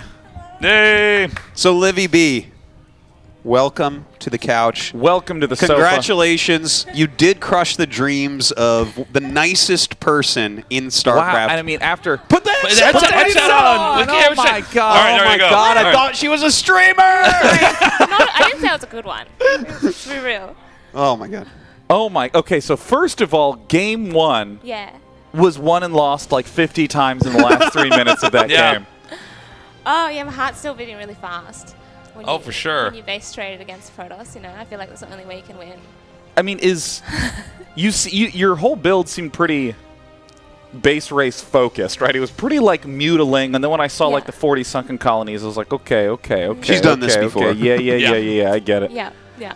Like, walk me through the end of it. Walk me through right the end of game 1. Game 2, not even going to talk about. Okay. It's all about game 1 right now. Game 1, so yeah, I was making the mutas and the Zerglings, and then I focused down his probes, and then I won. I like that summary. No, I realized I had like a lot of resources and not enough gas, so I just accumulated all my drones and I tried to at least slow him down. Yeah. But I didn't realize he had any of the Dark Templars left either, so I was really like counting my lucky stars that I actually had like an Overseer left. Where did that come from? Because I thought you were dead when I saw the last one floating in there. And that was my last extractor too.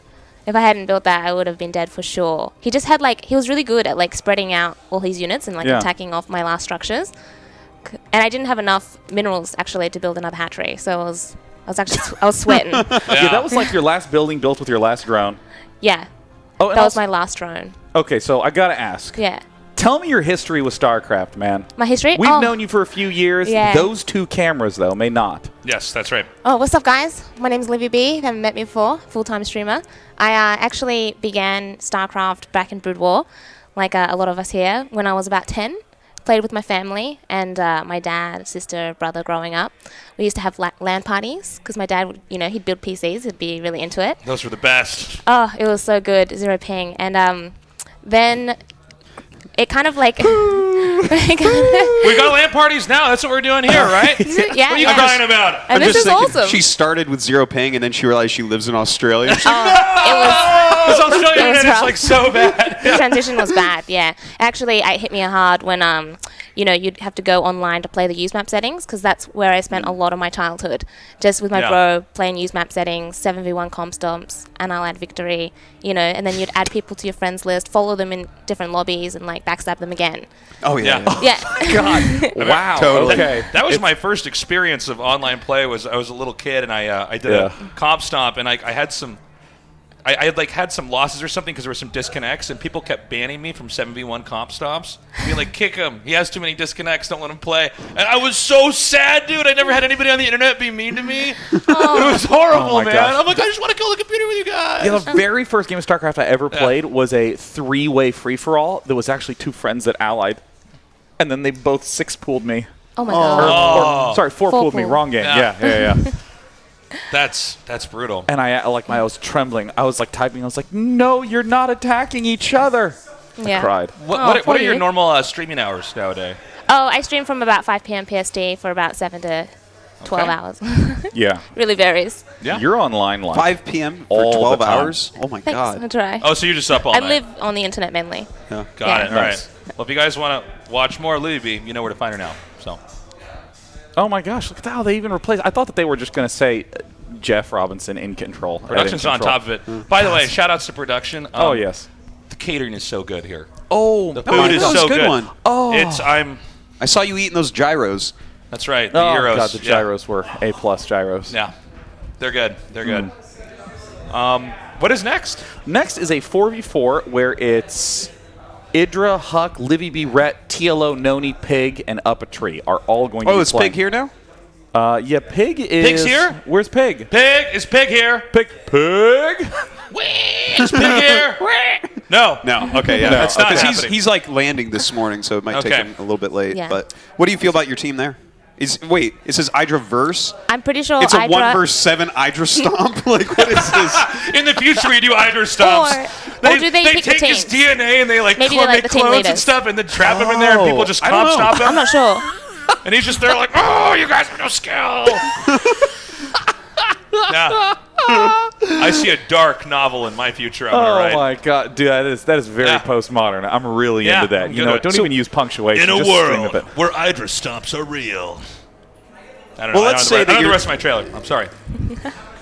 Oh, it is Captain's pick. Okay, Oh. Captain's pick. We've been informed. Idra is a captain and Huck is a captain. Who will be the better captain? Okay, well, here's what's going to happen, right? Yeah, hit me with it.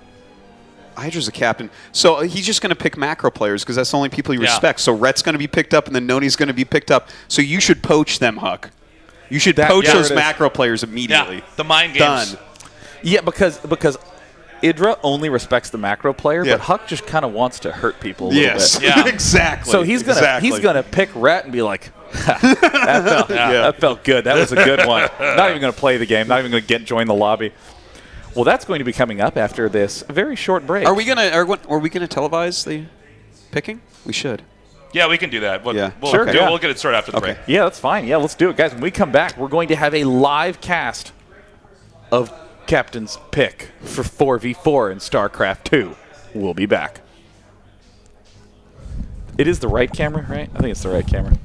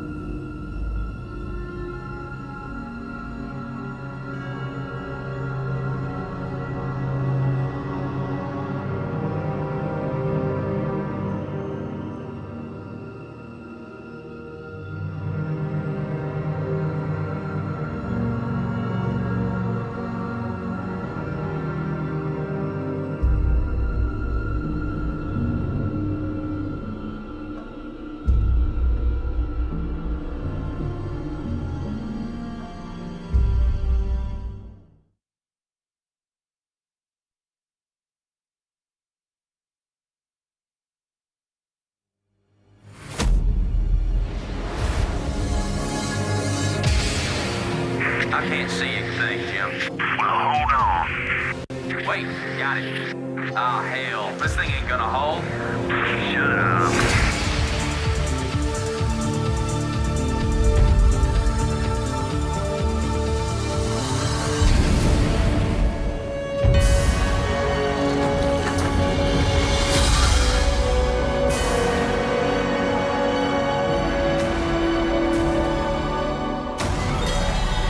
Hell, it's about time.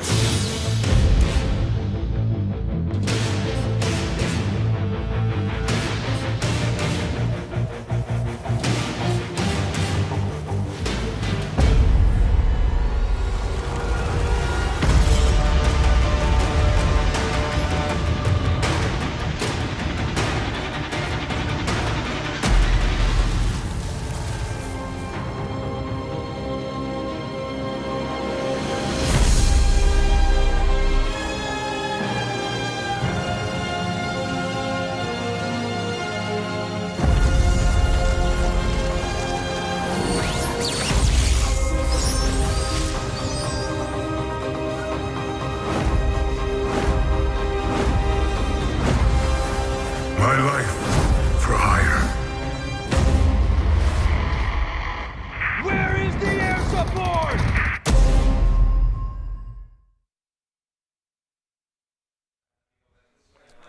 Ladies and gentlemen, it is time for the captain's pick of the century, commentated by the infamous brotherly duo of Day9 and Tasteless. I thought it was Hey, Nick, up top. We're the best. We do high fives. God, we're really and good. And the hugs are free around here, too. That's right.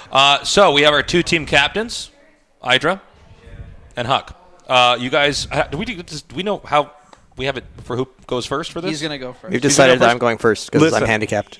There are really not any rules or structures to this. So anyone that you want to pick other than me and Nick.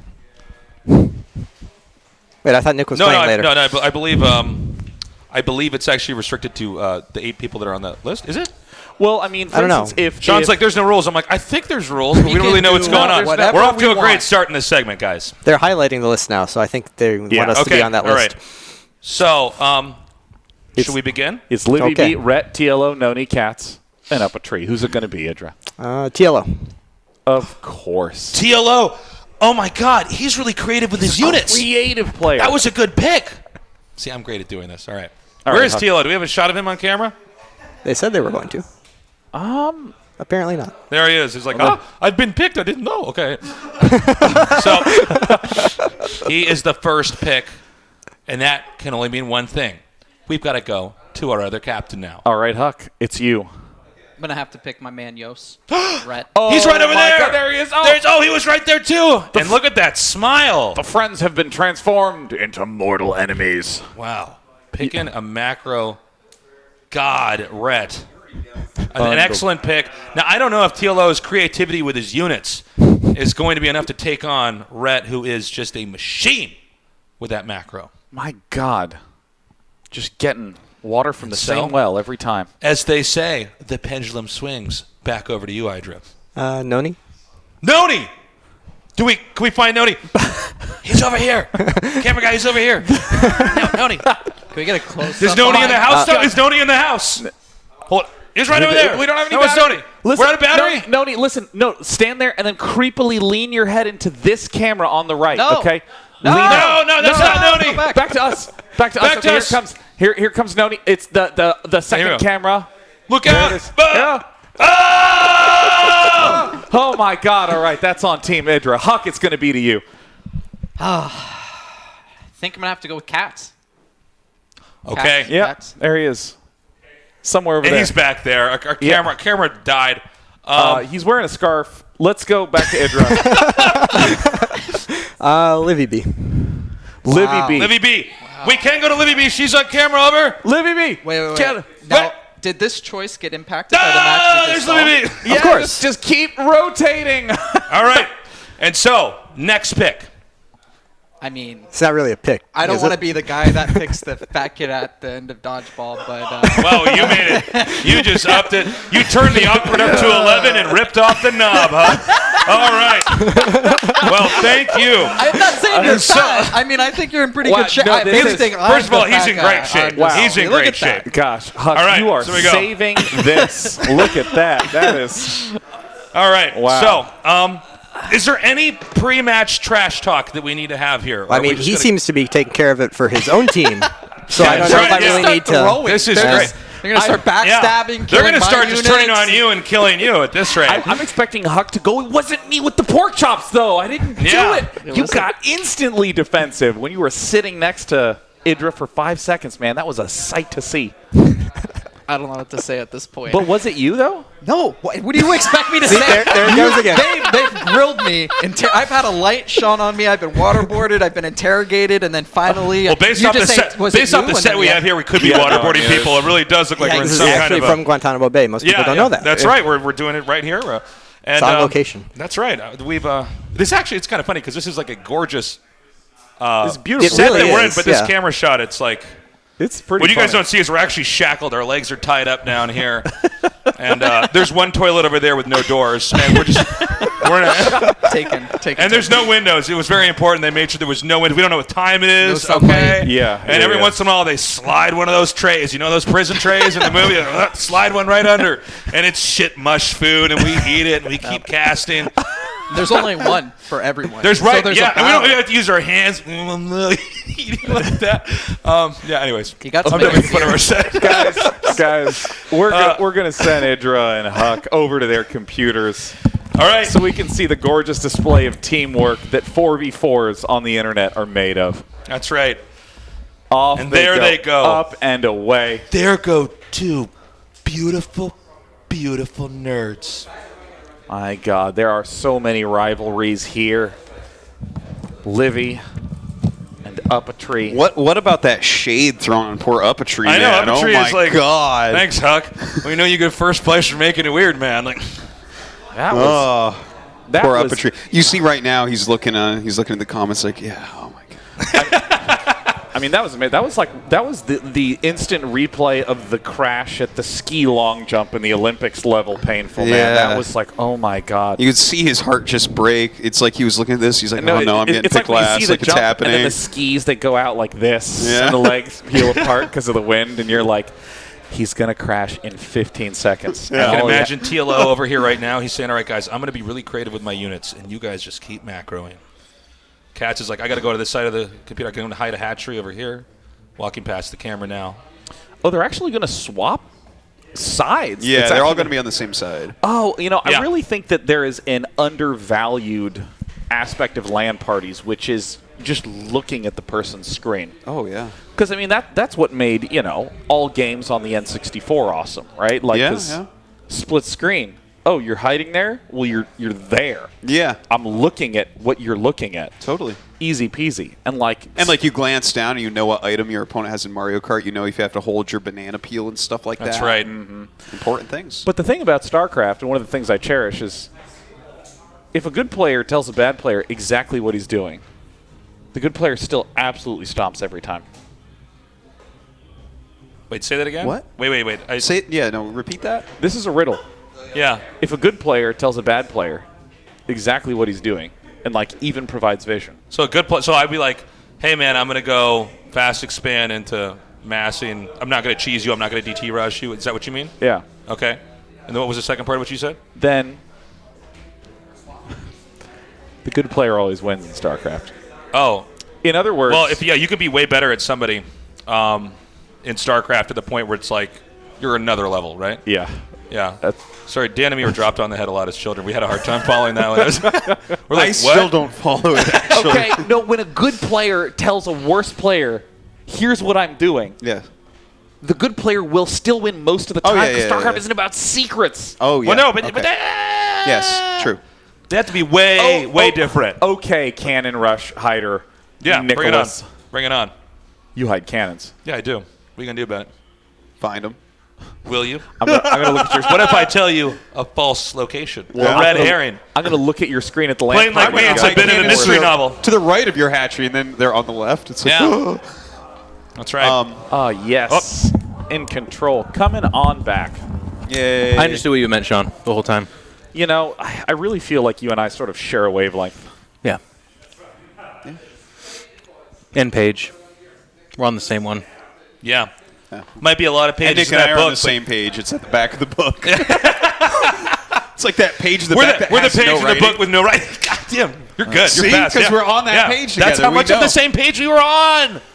It wasn't like we're on the same page, but far away from each other on that page. You know what we It's are? like next to each other. I'm like in vanilla tiny ice font. cream and you're French vanilla ice cream, and no one really knows the What difference. is the difference? What is French vanilla? Why French? What? Vanilla that was born in France. Is that You're it? looking at him right here. Yeah. Were you Maybe, born maybe they French? call it French vanilla because vanilla is so basic that if they throw the word French in there, it might sound like, ooh. French vanilla tastes exotic. better than vanilla, though. Maybe. Interesting. I think French vanilla is like creamier or something. We could kind of make that one of those weird Tyler Durden airplane story conspiracy theories, like, you know, where the air Like mass butter? would come down and, you know, they actually don't give you oxygen. They calm you down because you're going to die because the plane's going to crash. It's like that's what they did with the ice cream. Yeah, It's- maybe it's a psychological technique that's really manipulating us in a time They're of control. crisis. Listen, guys, there are lizard people. Okay, I've been saying this for a long time. Preach it. And There's definitely lizard people. they control the money of the world. So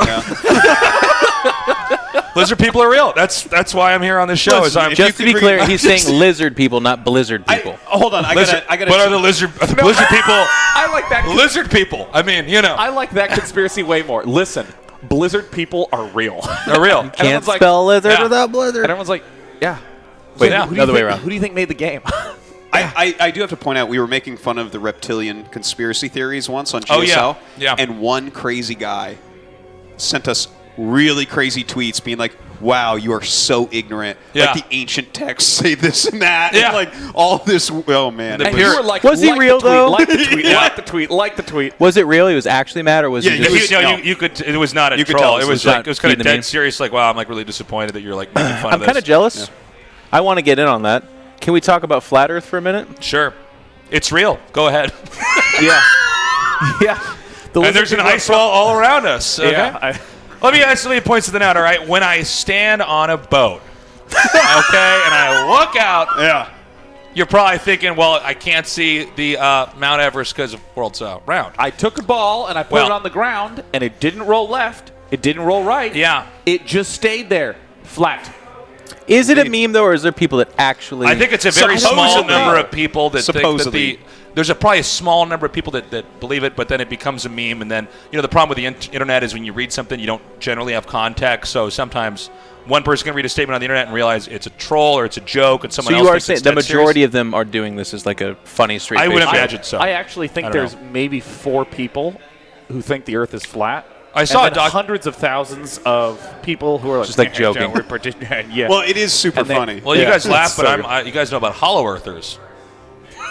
You know about this? Hollow Earthers? I believe that's what it is. Is that's when we're all. How do I explain this? Okay, The Earth so is hollow? instead of it being round, we're on the inside of it, and there's nothing but ground everywhere.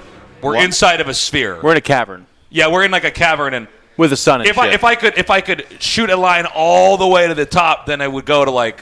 we could shoot. We're in the States on I guess Australia's on the other side of the world. Then we go. That's 100% meme. You know what's weird, though? That is a great conspiracy theory. Scale I mean, and but it's stuff's crazy that crazy. people believe any of that. But yeah, There's a point on the Earth called the Nemo point. Have you ever heard of this? no. Where the closest person to you from that point is in a space station. Oh, that's right. Because like, Oh, that's well, because you think about like west coast of the United States to the east coast of Asia, like that's thousands of miles. But like, space station is like, what, like 12, 13 miles up? It's like just not that many. Just a crazy fact, though. The closest human being to you at the Nemo point is in outer space. We talked once on That's GSL wild. about a place called Don Juan Pond, and it is the saltiest place in the world. And then you have to think when someone's really, really mad, they're really in Don Juan Pond at that point in time. I wanted the payoff to be so much better than that. That wasn't enough? Dude, No, you the know, GSL, we know about this pond. It's the saltiest. It's called the Dude, Don Juan Pond. I once knew this guy who like would always tell these stories that had what seemed like a huge buildup. And then nothing. He'd be like, "Yeah, you know, my sister, she always never really had the best taste in guys." Yeah. And there was this one guy for a long time. She didn't even want to tell the family about him, and we were starting to get suspicious because she was like gone certain nights and was getting dressed up for things. So we clearly knew that something was up. And then one day she's like, "Actually, dating this guy, and he's coming over tonight. And then when he came over, we just ate dinner together, and it was a pretty good night. And there's that moment where I'm like, are you done? Yeah. That's it. Is that it? That's it. Is Yeah. it over? Yeah. It's like you're just thinking out loud. Yeah. It's not. I just call them bad storytellers, but there's a lot of them. There's a lot of them out there for There's sure. a lot of them on this couch. My favorite though is when a person, you can see it in their eyes when they're telling you a story, and the realization comes to them that the end of this story is not story worthy, and they're like, and then we stopped, and you look at me, you're like, Dude, that was a 3-minute journey, man. Okay. I do that a ton where I'm in the middle of talking and I'm just like, I don't even want to talk about this anymore. This is the most boring. There's that I'm boring myself. Yeah. to death. Did you guys see that? It was like an old SNL skit with like Chris Farley where he would try. He was like interviewing actors, but he basically like, so like in your last movie, like that car like flew over that ramp and and it was explosions, and the actor's like, yeah, and he's like, you remember that? Like, and the guy's like, yeah. And he's like, that was awesome. Like, he's not actually like. It's almost like he's just sort of like saying what he saw in the movie to the actor. It's like, oh, I know exactly what you're talking about. It's so good. Yeah. What's going on with this team match? They're swapping sides to make sure that they're not done? All team. Oh, they're not done. There's the last. Could you guys pick, hurry up? Tesis has Uppatry. places to be. Goddamn right, man. Poor Uppatry. I hope he's MVP of this match.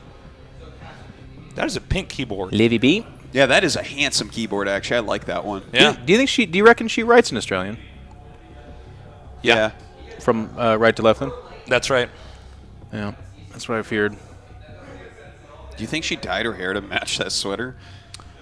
Purely coincidental. Were you there for when I talked about this? Yeah, he's joking. Yeah. Oh. The way you tell an Artosis joke is you sap any humor from it, then you listen for a polite Nick chuckle, and you're like, oh my god, it was a joke. Okay. Oh my gosh! I'm modern laugh tracks with this. Okay. The Artosis joke is like the desiccated human body in the Indiana Jones thing, where it's like, what's that? It's a joke. But Dan makes up for it because he lights up a room with his laughter. That's right. He does. He has that very infectious That's why I'm laugh. here, actually. It's just advanced laugh tracks, basically. Dan laugh track. And I've got so many. I'm actually more than a program. Dan has unlockable laughs. It's like, it's like Laugh one of those. boxes. Yeah. Yeah, laugh boxes. Dan's laugh boxes. When he breaks down into like full Yeti and just kind of just like thrums right there. He goes, That's my favorite. Makes it to Reddit every time. They're like, Dan breaks down again Oh because my Nick gosh. made a sophisticated joke. Castor chicken. I've watched that clip hundreds of times. Yeah. Hundreds of That was times. good, That is the best thing that has ever happened. we didn't have that script or anything. I realized there was a long enough pause, and I just thought, all right. He was looking at me And then like, I you looked should at him talk, like- and I was like, I'll Yeah. never talk. We had this look. This look where we kind of go like that to And each other. Dan's dead serious too. Yeah. That's the best part about that. And then I broke. I knew you would. Oh my That's gosh. to be when I saw that clip though, I liked it a lot, but it was also a weak game. Like with the Plot Brothers, you will always win. There's never even a That's question. true. That's true. No, we're little. Me run, and you, Jeff. They We're the get little it. run Oh, betas of this it couch. would go that's on for through sure. the whole best of three. That's right. Remember that time when Dan and Jeff didn't say a single word? For a whole night. Listen, man. You know what? A lot of people hate it, but for me, it was just pure StarCraft, man. I like it a lot. I couldn't tell anyways. I always have him muted. So Well, that'll be that guy. I think it's going to be really difficult for me to even identify who's on what team. Well, actually, can you shift tab? Or Shift tab, Alt tab, and then F10. Alt F4? There's some way to, or I guess it's Alt G. Yeah, try Alt G and then is- F10 and Q. Tell you what, let's just start at the top left of the keyboard and just start rolling our hand down the side. Okay? And let's just see what happens. All right? What's the thing that changes it to team colors? I think it's Alt Does anybody F10 know? Q. Does anybody have a phone? We got to look this up. I thought it was Alt G. I know it's Shift tab. I'm trying to think who might know Brood this. War.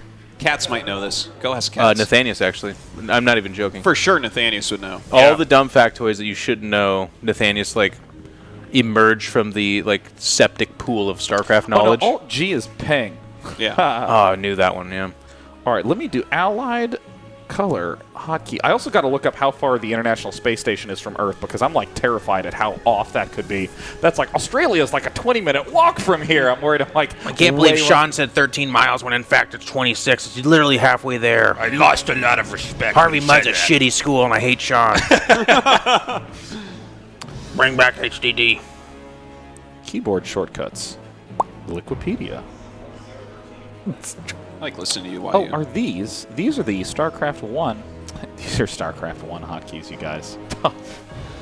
Can anybody over there? Can anybody figure out what the hotkey is that we're looking for? No, I'm not looking at you. I'm not looking at you, the observer. I mean anybody else with a phone. If we can find out the thing, so this is actually castable, because there's so many players. Well, Dan, I think that this Zerg and this Protoss are on different They're probably teams. at odds. No, there's no way to know. There's no way to know. They're at odds. Probably. Or this could be Up a Tree Zelda getting his revenge on Huck. Yeah, Really. like you When you kill the one pylon, what is that called? Well, he's got a Tasteless pylon there. It's Reddit's favorite meme. Alt-F. It's Alt-F. It's Alt-F. We did it. Oh my god, the Zergans are attacking their own hatchery. Alt-F? I don't see anything happening here. Oh, there it is. Look on the minimap. Oh, there it is. Wait, it was there for a second, was it? No. Alt-F? You can tell when the StarCraft players get tired because it stops being mid-game stuff and it's just tier 1 face keyboard. Oh my gosh. Okay, so there's battling going on here. I like. Couldn't have said it better Can we get a myself. zoom in on Up a Tree Zelda? Because I want to be able to see the vein pulsing on the side of his head if we could.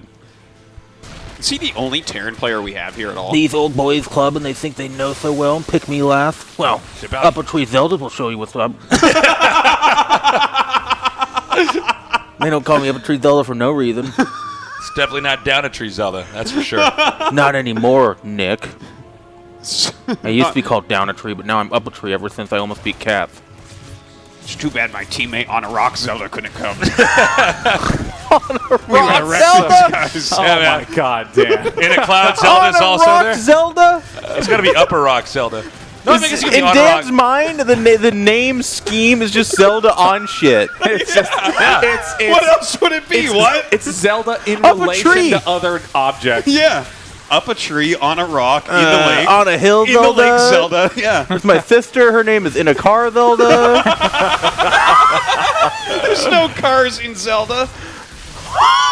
No, they're on it. Never mind. So for our sanity, could you hold the mouse over the hatchery or any building so we know who's who here? Nick, Okay, so So Livy this B one is under attack. just channel the Stormcaster like you used to. You'll know. You'll know it when you see it. I'm channeling. It's I'm quiet. channeling him. Okay, so it looks like it's if you open that up again, that'll show us the teams. So it's the warm colors: orange, red, pink, yellow. Okay, They're a team. okay. That's Thank another you. Cool colors. Thank you. Okay, it's blue, faded gray, purple. So, green, Sean, and who's purple. winning, do you think? I would say it's the cool colors. Does anybody else have a problem with this game being broken down into who's what color? You know what I mean? You ever think that this is still not easy to watch, even Do if you it's see cool that colors and medevac not cool colors? healing that baneling? Does that seem right to Does you? that feel right to you? How about that pink scan? Oh my gosh. Is there only one Terran? Yeah. So that was Up a Tree. He's That's the up only tree. Terran here. Although well, when Pig gets here later, he'll claim to also be a Terran. So. No, this is true. Ooh, it's gonna be yeah. Oh, no! God. I bet that's Hydra that's dying, huh? That's Livy B. Oh. I'm pretty sure it's Hydra. How about we let Livy be? Get it? Oh. Okay, so it looks like cats. Ew, Jeff! Nick, come on! Jeff! Nick, show some Ew. respect, dude. Oh. No, I'm not a burper. People know that's not. You could try all you want, but I'm. Nick, don't do that, man. All right. Yeah. It's like that time That you and was Sean gross, were naked Jeff. in your bedrooms and burping all the time, man. So wait, Cats has been eliminated. Livy B's hatchery is gone. Yeah, so it looks like there's 3 warm colors left, and like 3 point. I don't know how to define how Zergans. much of a participant Livy B is right now. This is cool and all, but I'm excited for the 8 versus 8 we're going to have going on later today, Yeah. where literally we're bringing in staff members and just having everyone play in all the colors of the rainbow and That's stuff. right. Ah, they're the fusion colors taking on the taupes. That's Ooh. stasis. This is really Ooh, cool. Up a Tree Zelda here. Stim and I'll stim and I'll stim. And I'll blow your base down. It's this really famous artist who his work became more famous after a brain tumor started to distort his mind and he like couldn't see things normally. this is StarCraft through that guy's vision, basically. It's just like, there's like Banelings. I don't know if they're about to hit the Marines. It turns out they're on a team together. The Marines are gunning down that hatchery. Wait, whose hatch is that back there? The one that's going to die. Liquid GLO. The more that you hold the more you hold the mouse over the buildings, the easier this is going to be for us, because this is in some of these months we can at least that right now we're watching PlayerUnknown StarCraft. Yeah, this is PlayerUnknown and StarCraft. the blue circle's not coming right now. There's a guy. He's there. Where? There. Over there. To the left. B clan Libby there in trouble. Ooh, that roach made it out though. It could be the beginning of the end. Yeah. He could turn that into a Ravager. You could. never know. Yeah, he could break a force field that changes the course of this game. That roach could be. Force fields on ramp were a huge hit this game, though. Here we go. And Uppatree's getting his revenge, by the way. The last He pick. really is. Well, after he kills everyone else, he needs to go after Huck. Yeah. We need to see a backstab, I think. The pork chop stealer Is it possible to do backstabs and stuff like this in a big team? Anything's possible, man. If you put your mind to it. Can you actually, like, unally? You can't, right? It auto-allies you. Dude. Hey, wait. There's no more confetti, right? Wait, is the confetti gone? The celebration is over. Is it a map thing? I don't know. Oh my gosh! But so wait, whose hatchery is that? That's Is that Adrian? Okay, thank you. Oh, no, that's Idris. Oh my God! Who's Void Racer those though? What's happening? Yeah. Okay, so those are Hux. Oh my All gosh! right. Don't worry, Greg. They're Halukes. They're Some things never change, I guess. Hux. Looks like Void Captain Racer on captain good action There it here. is. There it is. He's like, that's a good joke. I'm gonna type that. Hey, you're disqualified for listening So to Gas. how many times does Huck have to beat Hydra before we see some sort of tension between the two at this event? It's already happened. Greg I think we're here. Has Huck won everything so far? Basically. Yeah, wow. You can tell the rage with Greg by counting the veins in his bicep is how you have to do it. No, they're on a team. I thought they were not on a team, so that's why I went, oh, like that, in case you got confused. It was that or you were squeezing one out. Oh! That's what it sounds like. So, Noni comes up here. And are those also? Sick micro. Up a tree. Backed by Void Rays. Tree is on a rampage right now. No kidding. Tasteless is going up that ramp, isn't he? See what I did there? Up a ramp, Zelda. He's on a ramp page. Yeah, up a ramp, Zelda.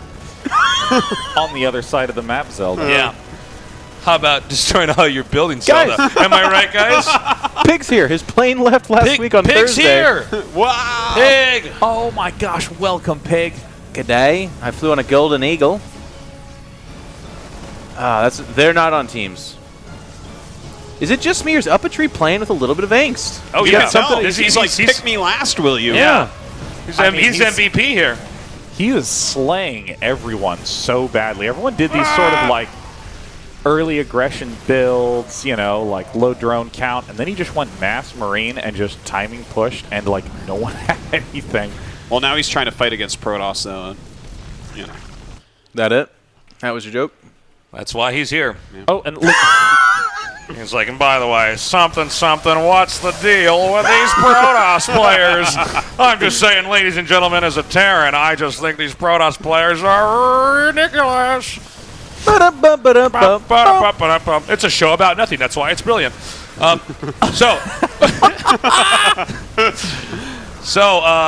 CLO was not able to use creativity with his units. No, it's the first we've seen of That's Dario. the first we've seen. All the cool colors are done. Up a tree here. I'm gonna hop off when this is all done. I think we need to get him on the couch. I think it's his turn to be on the else. couch, and have him say awkward things about Huck. Now this is. You have to understand. I thrive in the true cringe, revenge. guys. I do. I swim in it. I live in it. I know you do. Okay? I live in it. I live in the Is your cringe. homepage. Yeah, you know, I go to that page every day. I'm like, oh man, here we go. And I start watching those videos, and I'm like sweating. I'm like, oh god, this is so bad. It's the easiest way for me to. I'm no longer ever nervous about going on TV. I'm like, no, this is fine. I can just go on our cringe, and it'll never be as bad as this. So, You're like, I'm so uncomfortable that I like it. yeah, I do. I thrive in it. So, who's this last player who's dying? Last guy on the left. Mouse goes over the building. Oh, no GG, no skill.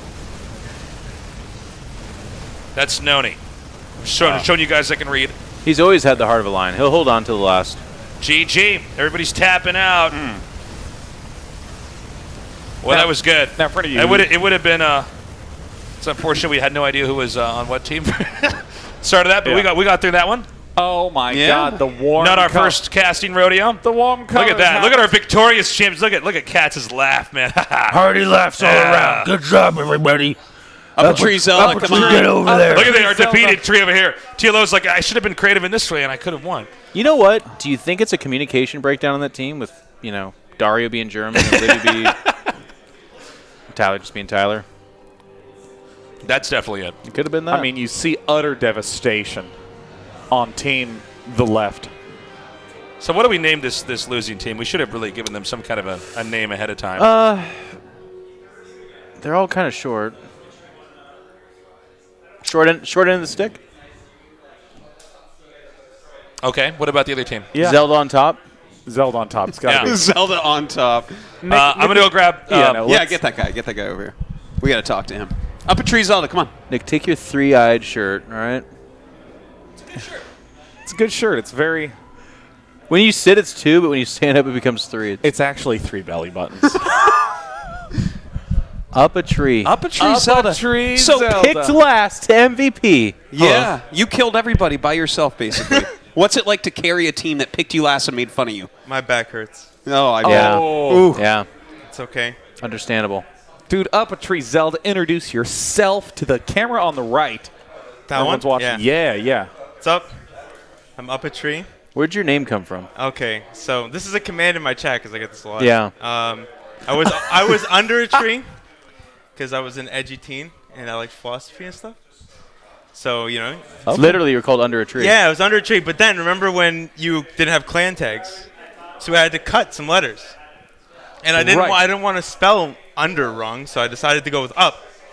And when I started streaming, I started because I was doing like charity marathons. So I started with Zelda. We did like as many games as we could the first time, so I just appended that. And then... Oh, yeah.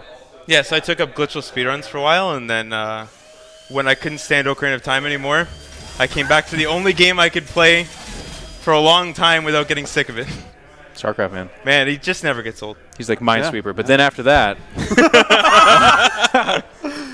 Okay, so what's your history with StarCraft been like? Were you a big Brood War player? How'd you get into StarCraft 2? So, I think I literally never played. I never played Brood War. I found out about it in 2010. Nice. And then I sold a copy of Super Smash Bros. For the Wii to buy StarCraft 2. Oh damn. Yeah, and then I played. So I played I tried to play competitively, but I was terrible.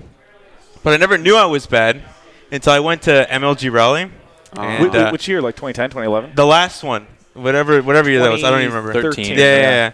And I played through the open bracket, and then I did okay, and then I played FXO ASD, and we did the same build, and he had 3 times my army supply, and I was like, holy shit, I'm terrible at this game. I never had the perspective, because you always play against people equally as bad. Yeah. But to get stomped like that was just an eye-opening experience, and I've been bad ever since. Uptree, that's a great answer, but let me ask you a really good question. Who's your favorite commentator? Oh. And if you need to just pick a top 4 at random, that'll work too. This is a trap. Yeah. Yeah. No, Look, the right answer is Rotterdam. Okay, so the next question. Yeah. Okay. Yeah. Wow, you're just going to let Artosis pick that for you. Yeah. Just like they picked you last on that team over there. No respect. Oh. Now, if I was captain, would have picked you first. All right? That's not true. I was the worst pick. And then you won the game basically all by yourself. But the fact that Pretty you sick. know that puts you pretty high, So, I mean, do you have you just been grinding StarCraft since 2013, or has it just been on and off in between other games? I think I did a year of glitchless speedruns, and then because I was doing a master's degree at the same time. Ooh, what in? Software Eng. Oh, nice. Yeah, so then I switched over to StarCraft 2, and I tanked my viewership that I built up back down to 9 concurrent viewers. And I rode that for a year, and then things slowly started to turn around. When Filter, so 2 things happened. Filter found my channel, Filter SC, I don't know if you remember. Yeah. He found my channel, and he hosted me a few times, and that started to build it. And then auto-hosting became a thing, and Nate found my channel and liked it. Oh, awesome. And that was what really started it. So shout out to those 2 guys, because it wouldn't have been possible without them. Nice, man. Nate, certainly my favorite commentator. Nathanius. Gonna throw that out there. He's your favorite? Oh, yeah, of course. He's good. It's weird with your brother being a commentator and all that. I guess. Especially with him right there. Yeah. He doesn't care. He's not paying attention, though. Yeah, no, Nick's on his phone vaping. He's like, oh, our cringe hasn't even seen this material yet. Yeah, Nick has an app of a person that vapes, and he just pushes the button, and then his phone goes. So, who's your least favorite commentator? Yeah, who's the? Oh, that's just mean. I don't think I can honestly say there's no commentator I won't listen to. Oh, okay. There's none that I find that are like, nah. I guess this is before Moletrap's time.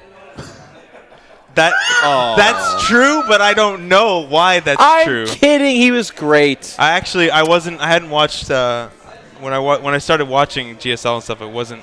No one was. One of the best StarCraft videos, and I actually stand by this. I think one of the funniest, best StarCraft videos is him screaming out the nuke. Yeah, I think I've seen that. Everyone has. Everyone has. That's why it's so good. Okay, so who are some of your favorite players in SC2? Oh man, I'm really typical when it comes to this stuff. Don't say Pult though. No. It's like Tasia. No, like Maru, Inno, Gumiho, like the top Terrans. Before Idra retired, Idra. Yeah, everybody likes Idra. I followed his story whenever he competed. Even if I couldn't watch, I still followed like the Wikipedia. He didn't wear a Gracket here, by the way. Just no. noticed that. It's too warm. Not for the Kraken. Yeah, I can't actually. There's Kelzer and Thermi, and Optimus' stream is amazing. Dan, so those are that's my. Dan, you play Terran, don't you? StarCraft 1. Yeah. I just. It's okay. I'm not a fan either. I like watching. I like watching Brood War, but I tried playing it and I can't. It's hard, man. It's too. I've put too much time into StarCraft 2 to go back. I can't go back to being bad. Not that bad.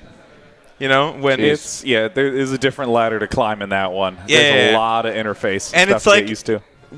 I think it's one thing when all your units are stupid to go to all of your units being intelligent, but trying to go the other way, like all your units going where you want and then none of your units going where you want, it's really tough to do that. I couldn't do it. I played it. I laughed the whole time. It was hilarious because it was so bad, but I just went back to playing SC2 after. I gotta say, it is like when you watch a player in Brood War just split things and arrange them. It's amazing. It's a miracle. Yeah. It's incredible to watch. Yeah. I can imagine how it would be extremely satisfying to play the game, like at a high level, right? Well, you feel like you pulled off something. Yeah. It's managing mistakes. I think it was you that said it or something, Sean, but it's like every game. It's weird going from a StarCraft 2 mentality where you make the few mistakes and you're like, dang, that really sucks. I got to work on that, to Brood where you're like, oh my God, all the plates are spinning! Holy cow! It's a crisis simulator. It is watching two players compare their ability to triage. It's awesome. It is funny. It's funny you say to go back, though, because that is a unique experience that I find, too. Because when we were younger and all we knew was Brood War, I didn't, it wasn't frustrating. Things were just like, oh, that's the game. But now going from StarCraft back, when my units are like, go down the ramp, and they're like, no, we're going to merge into one blob and just go blah, blah, blah, blah, blah, blah, and it's like, what are you doing? And it loses you the game at 35 minutes. Back then, Brood War units were intelligent in comparison to anything else you could play, right? Yeah, pretty much. So it was, that was state of the art. Well, it was also like, it didn't feel as much like pure strategy as modern strategy games do. Back then, because there was like no internet, no good forms of communicating other people's experiences, it was like half a strategy game, half just like this mystery machine where someone would like have a bunch of units and you'd be like, wow, I wonder how he got those. And there was no replays. That was it. The game was done. You're just like, once upon a time, played a guy who got like Guardians so fast. How fast? Fast. Right? There's no clock in the game. There's no timer either. I played Agent 911 at the beginning of like the concept of mass expanding. He had like 6 bases when I was thinking about taking my natural, and to me it was such a weird, completely mind-exploding moment. Agent 911. Oh, yeah. Agent 911. God. Him and First Tsunami. A couple of the 2 Zergs that like were the first to be like, actually, if you go up to 3 bases, it's pretty good. Like, Tsunami on more than one base? What? Yeah. That's not an island that he's noticing. Tsunami was like 90 APM, really weird tactical plays with macro so bad that he's always get to hive and spawn 30 Ultralisks. Those guys suck, man. Oh my God. And he would win so many games. Him and Mist with the Y, who would just double island expand on Lost Temple with Zerg. My favorite was learning that if you watch the replay, 2 different things would happen. Yeah, the replay would get desynchronized. Yeah, that's amazing to me. Like you could watch it, and an entirely separate thing happens. Yeah, that happened to me when I was doing a Let's Learn StarCraft show like 3 weeks ago. Really? Like I was watching a game and I was like, well, it's surprisingly close. And you know, in StarCraft Remastered, you can actually rewind the replay. So I like rewound it 3 minutes, and it was a different thing that happened 3 minutes ago. And then I hit play and like zoom forward. Wow. Wait, that was between. Oh, that's different. Yeah, if you look up Best versus Light, it's like my most recent episode. Like, so does the whole game diverge from there, or is it just like one particular thing that happens that's different? Yeah, there's that's now. There's some desynchronization that happens because basically it's like a list of inputs that's being slammed through just an actual simulation of the game.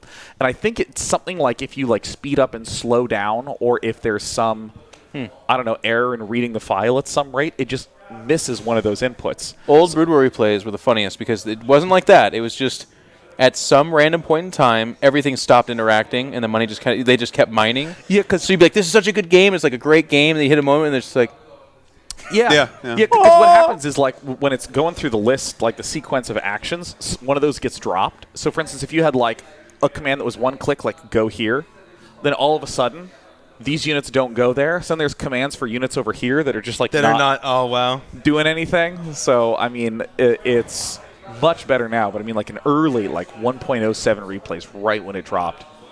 Just people would be like, come host, watch this epic game. And it'd be like 8,000, 2,000 minerals knowing it expanded. And you're like, it broke. I thought these players were good. Like, I didn't understand that there was something wrong with the replay yet. Sick. It's interesting to hear about because it's like a whole period in history. It's just a blank canvas. And if you actually do a CT scan of our brains, we have this weird, overdeveloped spot right here that only has knowledge of obscure Brood War information. It's true. It is true. It's twisted, blackened, glowing. Yeah. Well, we're going to be stepping to a brief break, and when we return, we have some more funsy matches en route, including a StarCraft 2 free-for-all, as well as a 1v1 in StarCraft Remastered between Rhett and Noni. Yeah. Stay tuned. We'll be back with more SC20.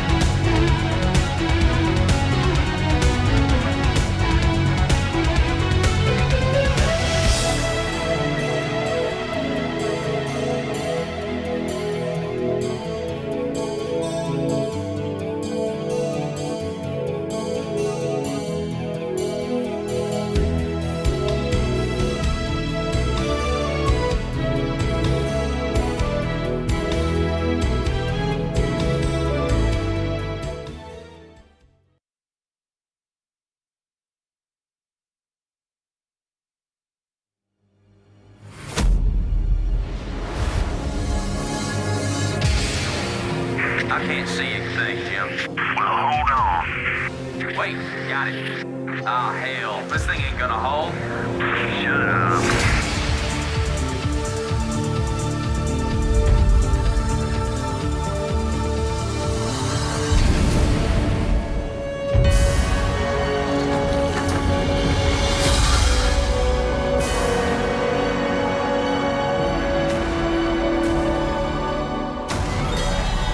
Hell, it's about time.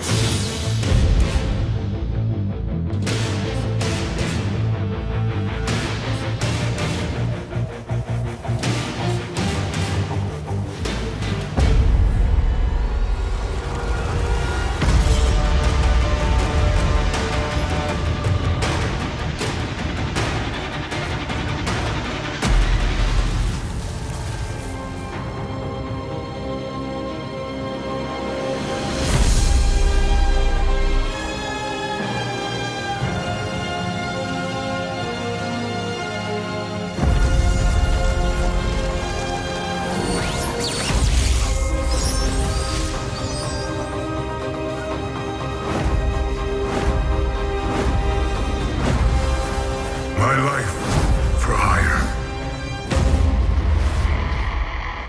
Where is the air support?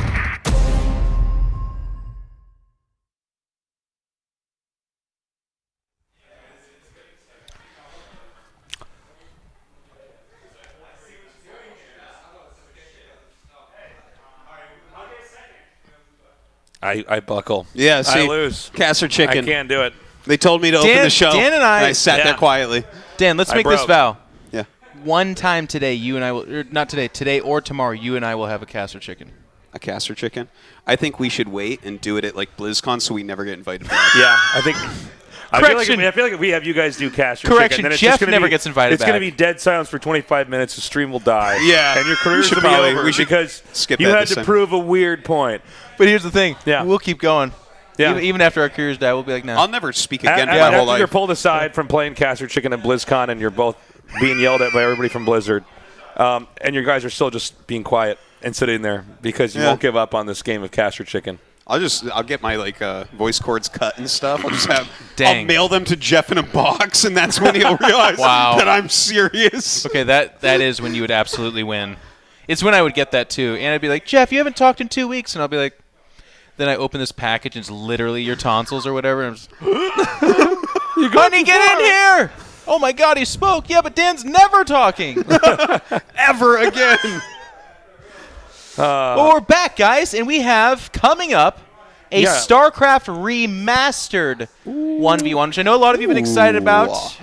For those of you that are more of the StarCraft 2 inclination, kind of like Zelda Up a Tree, who did not watch any Brood War, this will be a bit of a treat. This is a nice old-school matchup. I do know that Rhett has not been playing as much Brood War. He was super active in it for a while. They're both playing a lot of StarCraft 2 right now. They are. And in fact, I see Rhett's PC, and he's in StarCraft 2, so they might think we're doing StarCraft 2, and maybe we are because of that. Maybe we have to let them know. Oh, we're doing it at free-for-all first, actually. We're doing the SCR thing after.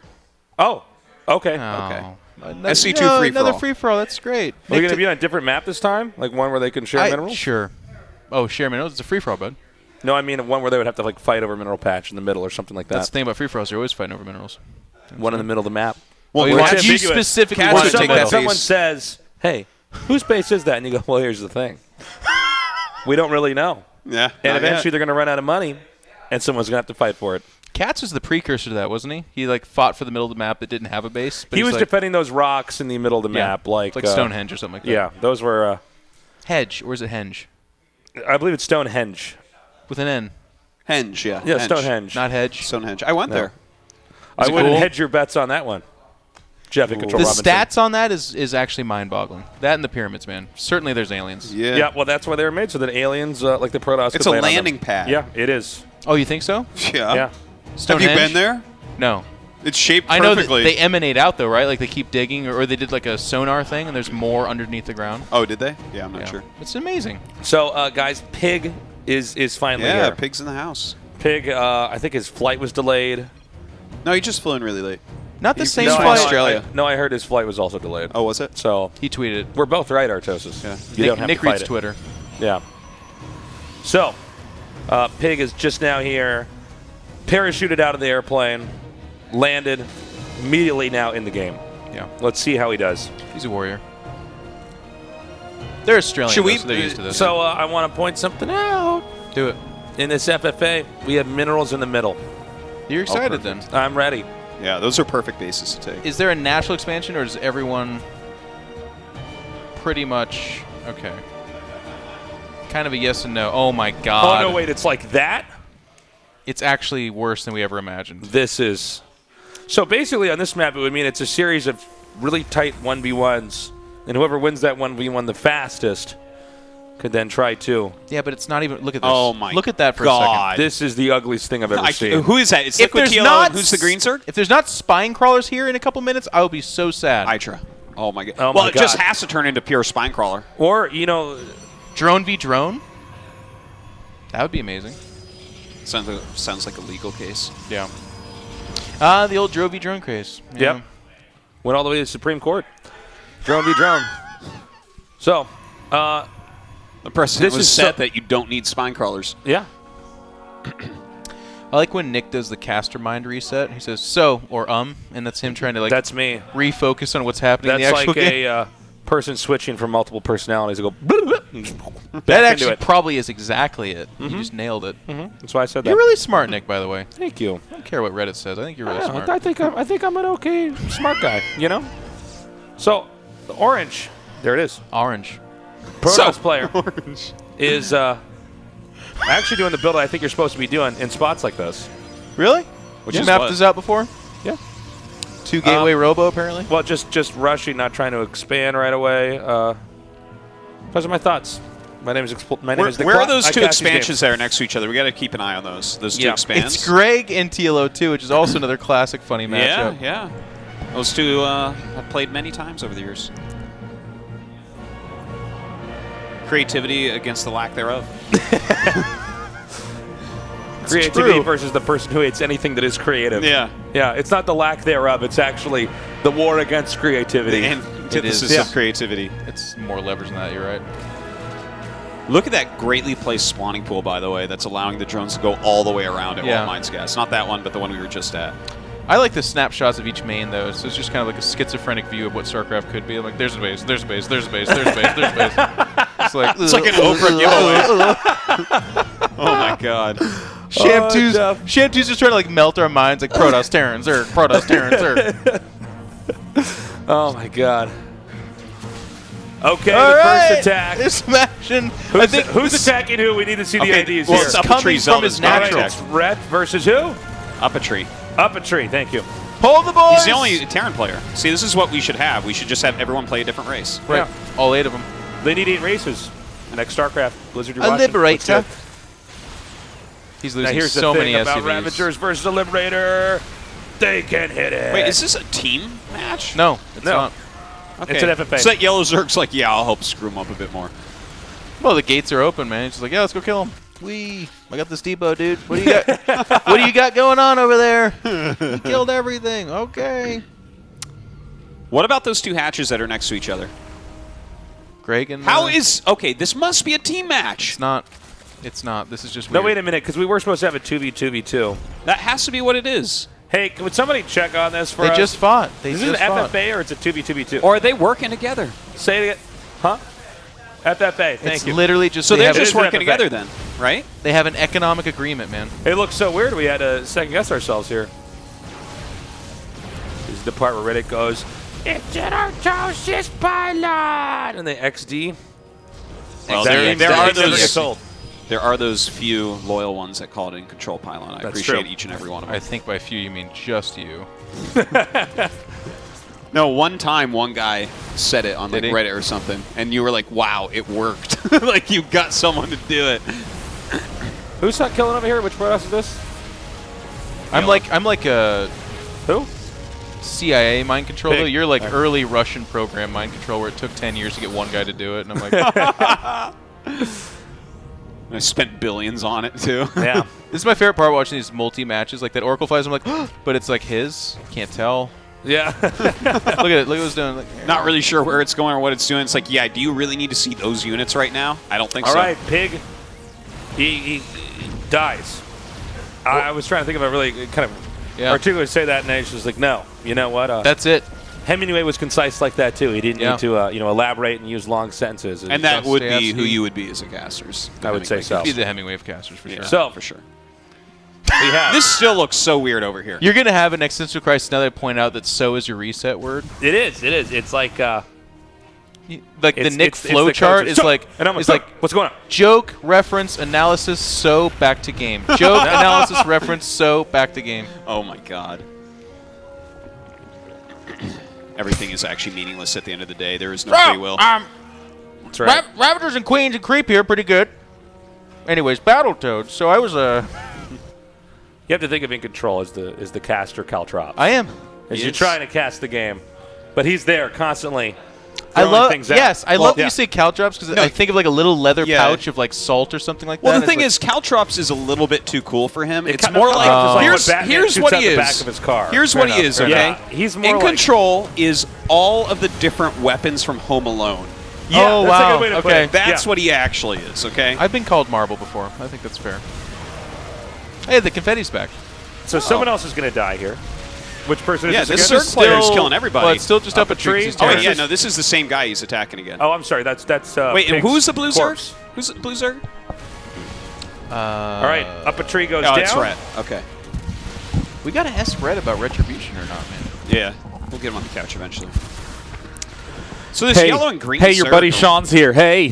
Hi, Sean. Hey. Sean. Look at Noni massing air units. See, that's smart. Oh my God, a Huck must- free-for-all all-star. Is Huck in this game? So Sean, when your parents had you guys, the first male name they wanted was Nick. The second pick was Sean. Yeah, it's Your top thoughts? 3. Feels good. Yeah. Okay. I placed. It's a silver It's lining. like Huck's Control. Top 3 for sure.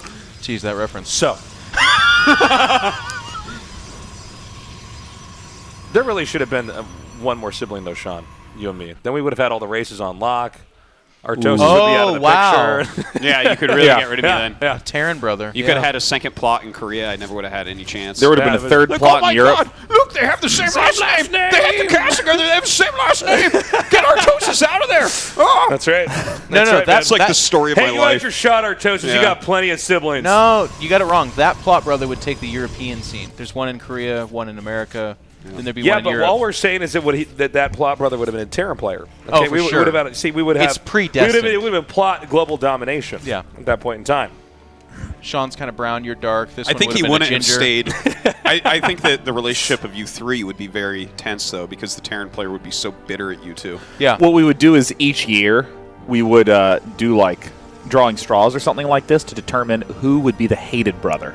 Right, yeah. And the other two would just do nothing but publicly trash that third That's brother. right. And we do like what is like when they in the military. What is that movie? Full Metal Jacket with the potatoes Yeah. in the bag where they hit the guy in the stomach.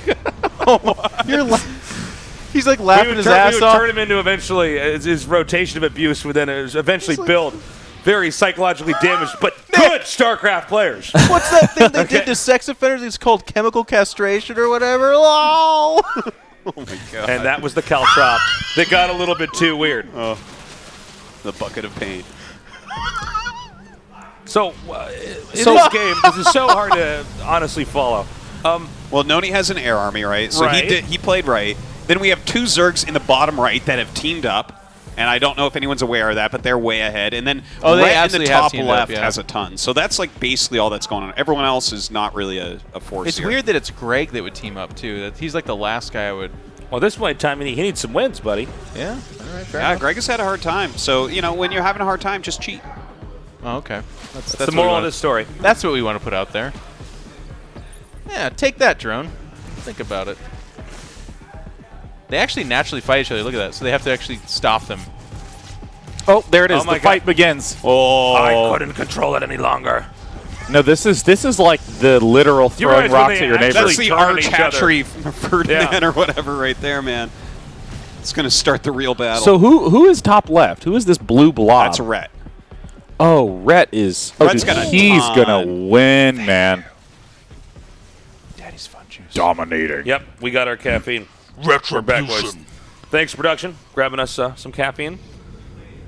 Chris. There's Huck typing in caps. Now, is everybody else aware that of the team up that's happened here at the bottom right? Not yet, but they'll know. Yeah. Is that team up with... Oh, wow. Look at how many Ultras. Oh wow. Ultras, though, Oh, don't wow. counter carrier Void Ray. Well, I think Ultra should be able to hit interceptors.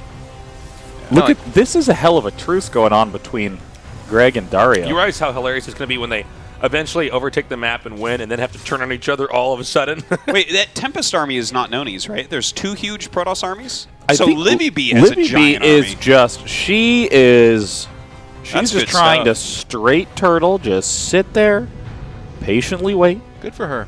Yeah, Noni as well. Well, this is how Huck won the first FFA. Yeah, he did. Huck knew to What's win. Huck? Is ultimately. Huck in this game? Yeah. Yeah. Where is he? He's Ire, bro. He's that one? He has like Al Phoenix. What is he doing? Yeah, this is Sham2's World of Wacky Wild Observing. Where we're just Whoop whoop. It actually goes to show you how much is actually happening in an FFA. A lot. Like Oh, it's yeah, just it's the there's best. just so many battles actually going down Look here. at this battle. It looks like he gets his revenge on Huck finally. Huck's such a good guy. Let Nitro get him once. Look at that. Goodbye, Huck. None of those bases are occupied, by the way. That was a double. Who turns on who first here? The TLO Hydra thing. Well, TLO. TLO, right? Obviously, yeah. Well, I think in a creative way, no doubt. Here, you're on mic. Yeah. I'm sorry. Jeez. Creative way, no doubt. Yeah, undoubtedly. Oh my god. He like Nidus runs into his base, but he's actually at his natural. You guys remember where this started? Didn't he nuke Nazgul, which both got him into Team Liquid and got him the creative meme? That's right. It got him to be Slayer's boxers. And a lot of people actually favorite are really play. hard on nukes too, which is kind of weird, you know. Dario's entire career is based off of it. Because he was a Terran player, let's not forget. Look. Yeah. All the confetti.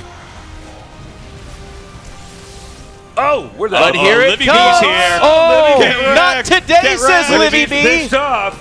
And they're It was separating. like 2 big barking dogs, like, "Ruh, ruh, ruh, ruh, ruh," and they backed off from each other. As the tale would have it. And then, meanwhile, there was Pig. Pig's not even in the game. No, he Pig's left. dead, this dude. is just I'm his. just saying. I'm just saying that he was in the game. I once. just- It was like Pig's out.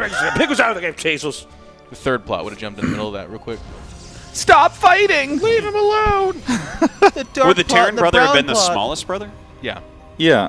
Well, there's only so much biomass one family can have. I feel like it would have been the first child, but it was like put up for adoption and stuff. What if like a new plot did come in and you guys found Wouldn't that out? be like a great season 5 StarCraft 2? It's like it's hilarious. What do you mean? There's another plot? He like emerges and stuff. Yeah. I'm back. When we're out of Claire's the hero's storylines. commentator. That's right. People are like, God, the writing on this show is just phenomenal. Sean looked at me when we were 4 years old and said, "You can't be in my family." So I ran away screaming. So, you'll respect me someday. You can't be. One day StarCraft's gonna come out, and I'm gonna show you. Dude, this carrier army is both so threatening to Zerg and like so not threatening to Livy B at all. Yeah. Well, Livy B sort of has the counter. Uh-oh. Well, I mean, Rhett technically can beat these just via resources. I'm real scared about whoever's going to conquer top right because that's so much money. Yeah. I'm terrified. Barely anything of mine there. Are you, Jeff? Yeah. It's so funny when people Nidus, or not Nidus, excuse me, but Infestor control, like mind control a carrier, and then just let it sit there shooting interceptors. Blows my mind. That is so many Huck Tempests. tipping this off. They're coming for you, Noni. It's beautiful. Oh, there's Tilo, one. Unholy Alliance. Yeah, they got all those middle bases and stuff. He can hear them plotting. We have to disqualify Livy them B from and this Tyler FFA. are allied, guys. Oh my God, Huck is such a little sneaker. Oh, is that Huck Oh up there? yeah, Huck has this one little base. He's like getting spotted. He sees the ripple of the observer. He's like, run! Hide! They know we're here. Greg's on the warpath, man. What if we find out this was actually a 2v2 the whole time? Oh! That's how you do it. You take him over and you is shoot that him. Livy B's army just destroyed in like 2 seconds? Wow. Whoa! Talk about being stuck between the rock and the hard place, What man. am I It's like- looking at with this? It is a mass carrier with a handful of void rays. And with- those one are of the only times- retreating infested Terrans that are going to run out anyways, is what those are. That is an all-army hotkey runaway. You ever seen what an infested Terran does when its time runs out? It dies. It dies. Do you see Just how like it all of dies? us. It's like it wiggles around. You have to understand, Jeff, it is shoots that death itself in is the part head. of life.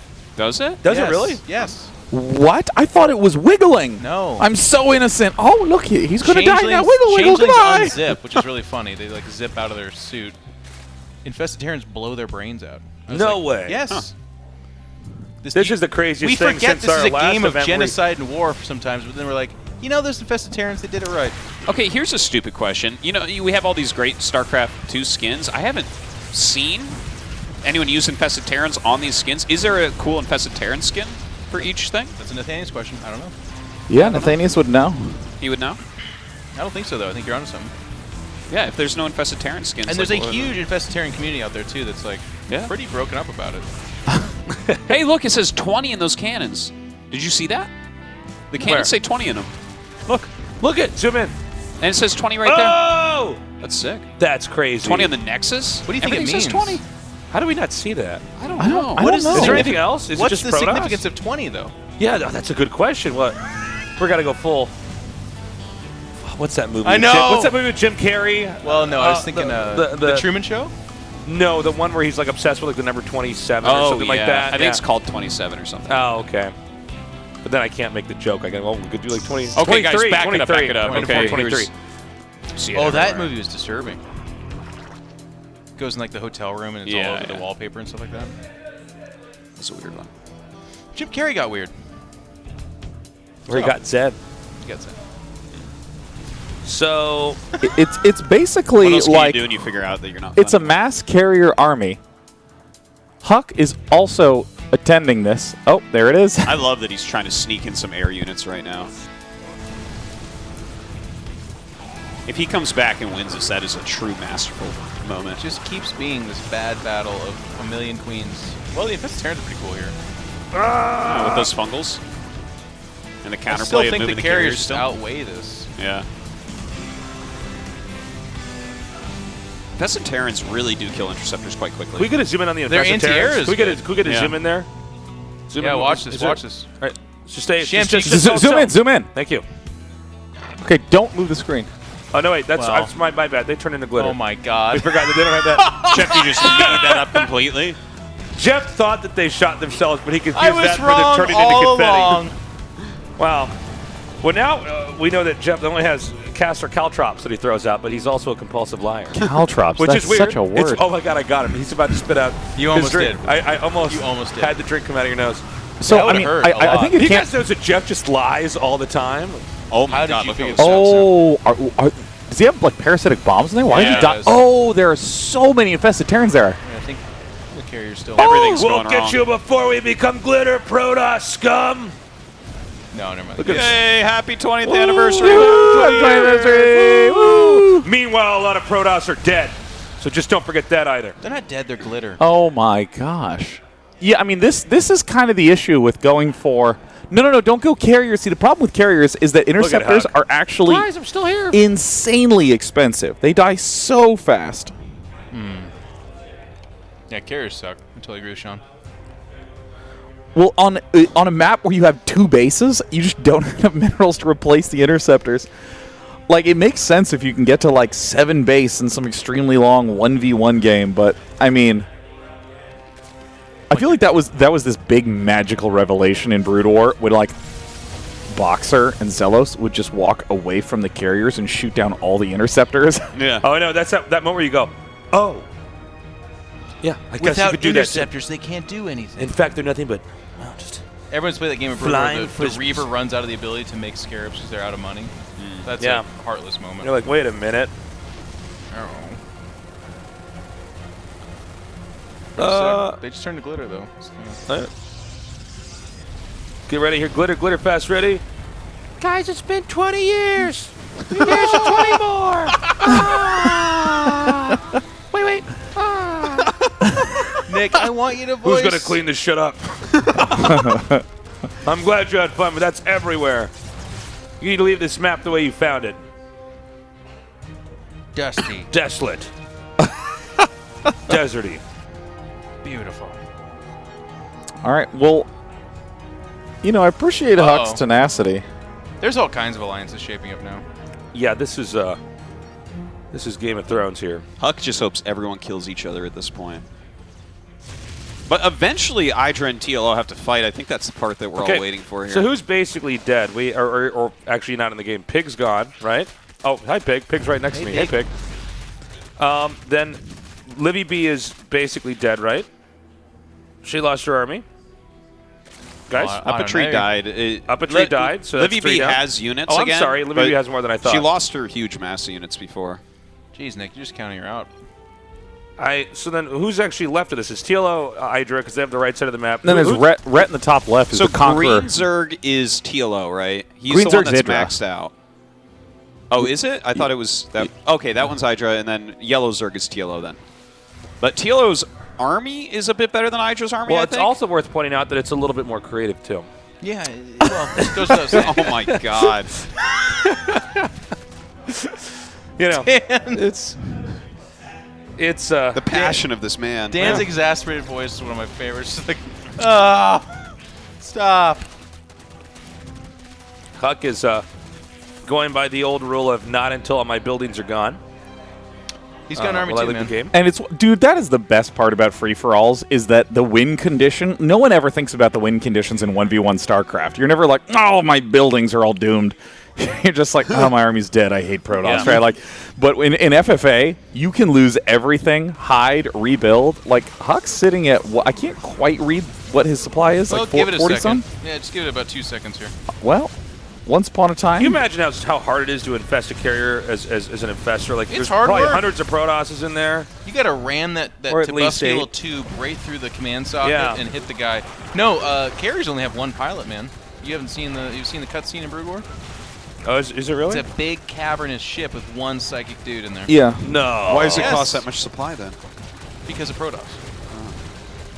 Because he is just one very supplyful Wait a minute. captain. Now we have. I do agree with Dan. We have though. TLO Carriers turning should on be one supply. on Hydra. Oh, is it happening Yeah, finally? it's actually happening. Okay. Hydra is like mostly ground units, so.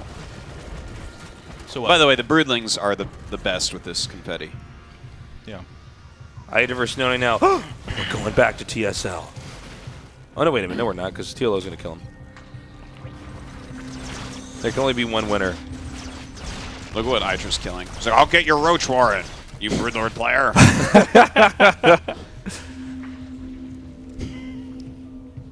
Look at those infestors go. Tearing up the road. Going to be a lot of potholes over there. What's your favorite unit, Nick, in ever, in both StarCrafts? My favorite unit? Yeah, man. Are there like any stipulations on like to play with? Is this a trap? What's your favorite unit? I think probably the Reaver, man. Yeah. Yeah. Wait, really? Yeah, that's why I went as a Reaver for Halloween. No, I didn't. I was joking. That would be amazing. Yeah. Worst party I ever like went to. I'm worming crawling across. around. He on the gets ground. almost I'm like, oh, he gets man. almost no candy because he walks as slow as the Reaver. I can't get to all the houses in time. He makes it to trick-or-treat. one house, maybe. Oh, what are you, son? Yeah, A slug? And you throw a scarab. I'm at a him. Reaver. Yeah. The doorbell rings, they open, and they go, oh, what are you? And then you just sit quietly because your AI glitched out for 15 seconds. And then I walk forward and I don't fire my scarab because the AI Yeah, is no, bad. you chuck a scarab at him, but miss by like 400 feet. I It try just to goes fire a around. scarab My at God, Greg doesn't know what parasitic bomb does. Oh my God. That parasitic bomb dealt like 3,000 damage. Oh, no. Oh, dude, look at Indra. This base will be mine. You could heal that, Greg. I can't believe that Huck is actually just killing these bases. Oh, There we poor go. Livy. Those are all hallucinations. Haluk! I like that joke and at the same time hate it because now in every game there's hallucinated void rays and we're just yes. It's my turn. It's my turn. Wait, watch me do it. Haluk! Wait, I got it. That's an Arctosis pylon. Am I one of you guys? Do I get it? Can I post on Reddit? See, guys, I can roll. I can do it. I can do it too. 2 TLO bases that are mining, right? He has an army still? kind of mining. Yeah, he's staying pretty close by. Yay! Mid. Here's a 20 more. Yeah. Our life cycles come to an end. It's fine. We turn into happy. Stop! Wow, if Rhett wins this despite the Unholy Alliance. Oh my gosh, infested Terrans! We were once loyal to the Terran army. Now we are Zerg. It's got to be weird when your Tempest are getting hit by your own Tempest. You're like, no, not like this, man. That's a good counter. Hydra's now figured out what that does. That is so funny to me because the first time you see a parasitic bomb, if you don't know what it does, you just lose your entire air army immediately. Use clumping. You're like not knowing what Dark Swarm is. You're like, what's going on? I don't understand. Yeah, not knowing what Storm does. You're like, why is this all this electricity killing everything? I think you guys are underestimating the brain power of StarCraft people. When they're hit by a spell and they're like losing health all around it. It's actually this is what gamers teach you is to be horrified of circles. If you see any circle, you're like, all right, I either back away from that or only get inside of it. Like it's one of those two. That's true. Either the game ends because I'm outside of it or the game ends because I'm inside of it. I don't know. So the Ravager makes a small orange circle. The Corruptor can make a large circular. Well, it would be weird if there were like a bunch of circles that you could cast that didn't do anything, right? You just put circles down. So you can ignore green circles. Those don't do anything. Those are just to distract the people who think circles always do something.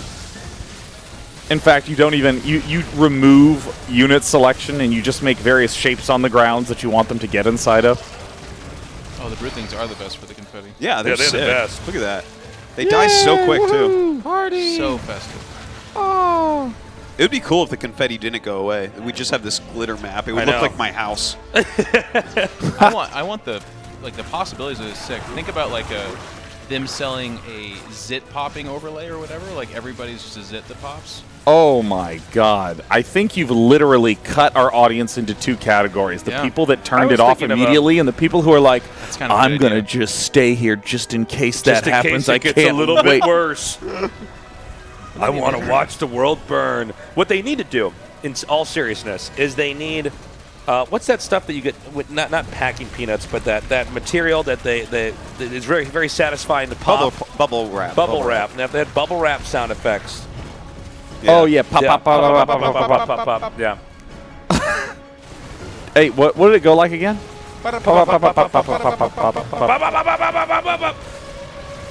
Wow, you got really into that. I did. All that glitter. All right. So, this is really a testament to how badass Red is. Is that? Yeah, he's kind of taken over everything. This is all he's ever done in his entire StarCraft career is seemingly disappear for 6 months. Yeah. Come back, have the best mechanics, know exactly what the meta is, play and compete with the literal best of the best, and then just kind of go away for a little bit and come back. Brood War, StarCraft 2, all the same. And it's the perfect amount of time, too. It always takes him about 4 games to get back in perfect shape. Yeah. And that's about how many he's played here today. Yeah. It's like Rhett would come back and be like, Rhett, I've been playing nonstop for 8 months, bro. Let's go. I beat him 3-0, and then he 9-0s me. And I'm like, oh. Oh, very well. Nothing ever really changes, does it? Are you Ender Wiggins? Except that's not what Dan says, but it's probably not good to repeat. Well, that's what I say now. Yeah. Now, So who am I basically- kidding? I don't say that now. Basically, Rhett wins this, right? This is just. I mean, unless... No. The Unholy Alliance can come back together. No. They're going Well, I mean, TLO just needs to start taking top right. Or something. Well, Idra's taking top right. TLO has almost nothing left, right? He has 1 base. Where is TLO's stuff? There's got to be. Because that's Idra stuff. TLO yellow. That's TLO stuff. So he has 2 spores is what he has. I'm just saying there's got to be a way to be creative and get out of this one. Yeah. There's got to be some way. You could kill yourself use- with Vipers by accident. That's true. And that would be a very creative way to lose the game. Be like, you guys didn't kill me. Only I can kill me. I love these popping broodlings. Yeah. This is so satisfying. Yeah. It's beautiful. This is Craig. It's just. Oh, God. Broodlings hitting Broodlings. Dude, it's like the last GSL Finals. Yeah, remember that? In And I'm Wings like, of Liberty. I'm excited for this expansion pack. Look. Oh, my God. Here we go. I don't know what's happening. Whoa. Circles. Circles and health bars. You know, it's kind of a funny thing is Greg doesn't know that you can burrow the infestors and they operate exactly the same. Oh, yeah. He keeps on burrowing, yeah. isn't he? Okay, so one line of free summoned units is fighting the other line of free summoned units. Oh my God, the Unholy Alliance! Oh my God! Oh, it's better to cheat. That's the lesson I learned. And Rhett then Rhett pushes them both back. I know. Of course he would. Rhett Retribution. Rhett's like, I want to win. You know, what was that like in the '90s where it was always an action hero and he'd be getting beat up the whole time, and then he'd just sort of get mad and then beat up the big bad guy. That's what's happening here. But wait, does Huck still have units somewhere? Is he still being a cheeky fellow? Yeah, of course. Oh, yeah, look, center right. Oh, my God. Yeah, he's working his oracle. Oh, my. Oh, sick. This is... I am an agent of chaos. this is what I live for. Yeah, I know. Oh, my God, Nick. You're mine, dude. I mean, this is what the joy of free-for-alls is made of, where you're just hurting someone. You're not going to win. Yeah. You have a new goal in life. All right, well, the Unholy Alliance continues to push in. Okay, so that's TLO. Yeah. Where Rhett though? Did he lose his army? Like, what's the armies look like? Wait, everything's mined out, right? tab? There's nobody with a base. It's like this actual army? center Okay. top expansion that we're above. If you look up, there's like maybe a few thousand minerals, if that. So actually, TLO looks primed to win this, right? Yeah. TLO has the most stuff now. But doesn't he have just like 2 spores or something? Or I guess he's making a hatch right he now. has 12 brood lords. It looks like. What wins? Zerglings or Broodlings? Nobody. Nobody knows. It did take them a long time to kill it. Uh-oh. Uh-oh. Huck, fly your prism over there and power those quick. Hydra over here like Oh, Batman. they're gonna make glitter suicide in a second. The viewers deserve better than you, Joker. Huck's laughing. Tagger it. So TLO's going to have the last... That's the last mining base, right? The one TLO's taken in the middle? Oh, no, wait. Hydra is a... Wait, but Hydra at the top? Sorry, top Yeah, center Hydra shot? has top bases, but... Oh, no, that doesn't Yeah, count. he doesn't have anything going on. Oh, there's still some gold there, though. He has 20 drones somewhere. It's like one gold patch. It's like a gold tooth sticking out. Supplies. Can we do a supply check here? Just backseat observing here by Tasteless. Okay, so yeah, I think TLO does it, right? Yeah, it's a good He bet, should. Nick. It's a good bet. Considering there's more supply than everyone else in the game put together. Yeah. Yeah. Maybe It's funny you say that. That's where I came up with that statement. Yeah. There's I kind of looked at supply and I thought, you know what? I'm going to go out on a limb here. Oh, Rhett types out. Huck types out. All right. And that just leaves Hydra. It's Idra versus TLO. Actually, Nick. Yeah. TLO won in a fairly creative way, doing an alliance with Idra and then backstabbing him in the end. It was as you prophesized. So now they got to turn on each I like other. the team up on Rhett there at the end. The like realliance. Wait a minute. So he's going to take up. Wait, I can't tell what's going on in this fight, to be honest with you. There's a lot of infested Terrans. It's pretty plain as day. 9. Woo. That's good for branding. And Hasta la vista, mi amigo. GG. Wow. TLO wins. TLO. I tell you what, I think we should get the Unholy Alliance over here. Yeah. Here, I'm going to hop off. Yeah. I can hop up too. All right. We'll man the flanks, Jeff. We'll bookend it. Careful where you step, my man. Oh my gosh, I've never seen that sort of alliance in a free for all, because you actually can't do the hard ally unally if the game is set up as a free for all. You're actually just committed to killing each other. So we saw them right next to each other. Queen's occasionally getting distracted and poking away at the other hatchery, but They were able to work it out. Worked out their differences in the end. you naughty, naughty boys. I don't believe it. Okay, get those headsets on. What was this unholy alliance about? I mean, you put us on a map where the naturals are literally like this. So if we didn't, that would have been a pretty crappy game. You put us on the map, like as though we are merely talking heads on a sofa. You're the host. We have no capabilities to impose anything. We are merely just the puppets at the front, man. It's the Great puppet try. masters back there. Sean's Bryce. fault. Yeah. Yeah. Cats is Bryce. responsible for everything in general. So were you like next to each other and like, you just don't attack my stuff and I won't attack your stuff? Yeah, because we would just kill each other, right? Yeah, pull that microphone real close to your mouth, Dario. Sure. I didn't even realize. He just said, like, I don't know what you, like... Let's be friends. Yeah. So I figured it was just, like, FFA, people do that. And then I realized that there was a natural right next to mine, and then I realized it was his, and then it made sense. Yeah, and share and creep. Isn't that beautiful? Yeah. It was really dirty to watch what you guys did to red. You actually just like came in on the other sides. That wasn't intentional because it's all red. Like, I don't know if there's a way to set it so you can actually tell people apart. I didn't realize I was We discovered it's Alt F. Spent a long time trying to find that answer, and it's Alt F. Yeah, everybody was red to me. So Yeah. like, my army ran into yours a couple of times. Yeah, but you realize after all. But Liviby and Noni, they were like one team as well, right? Yeah. For the longest time. He was treacherous. Yeah, don't just blame us. Red's the actual winner because he didn't ally with anybody. Really? Yeah. Not because he killed Aperture? Yeah, but we let him alone because, like, I could have killed him there, but then he said there were carriers or whatever. I don't know. I just left him alone because I figured he was already mind dead. gamed you. Yeah. Well, he So won he's his still 1v1. dirty. Yeah. No, well, not as dirty as you two. No, It's maybe, just- but That's pretty I filthy. think we just did the smartest Actually, thing. let's be honest. Huck was the biggest monster in that game. God, Did he just one base immortal rush somebody? No, he just he was just base whack-a-mole, man. Taking the north base, that would die. He'd like hide a bunch of buildings. Then he built one oracle and just kill all your drones in the top right. Yep. Clearly no way to win. Just kept flying one oracle in. Well, Chris doing what he does best, being annoying. Yes. Yeah. And dude, Dario, this is the first time we've actually had you on the sofa, man. Yeah. Tell everyone who you are. Tell everyone why you are the most creative player in StarCraft 2. Well, it's what everybody says, right? So the crowd must be right. I'm the most creative StarCraft player of all time. My name is Dario, or known as Dr. Dario, or the Wunderwunsch. And just given the fact that I have all these different names, probably goes to show that I'm creative. You have extraordinary name ability. Yeah. So, dude, how has StarCraft 2 been going for you lately? Well, it's all right. It could be better. Last year was rough. I kept losing to Neeb again and again and again and again. Neeb kills a lot of people. Yeah, but especially me.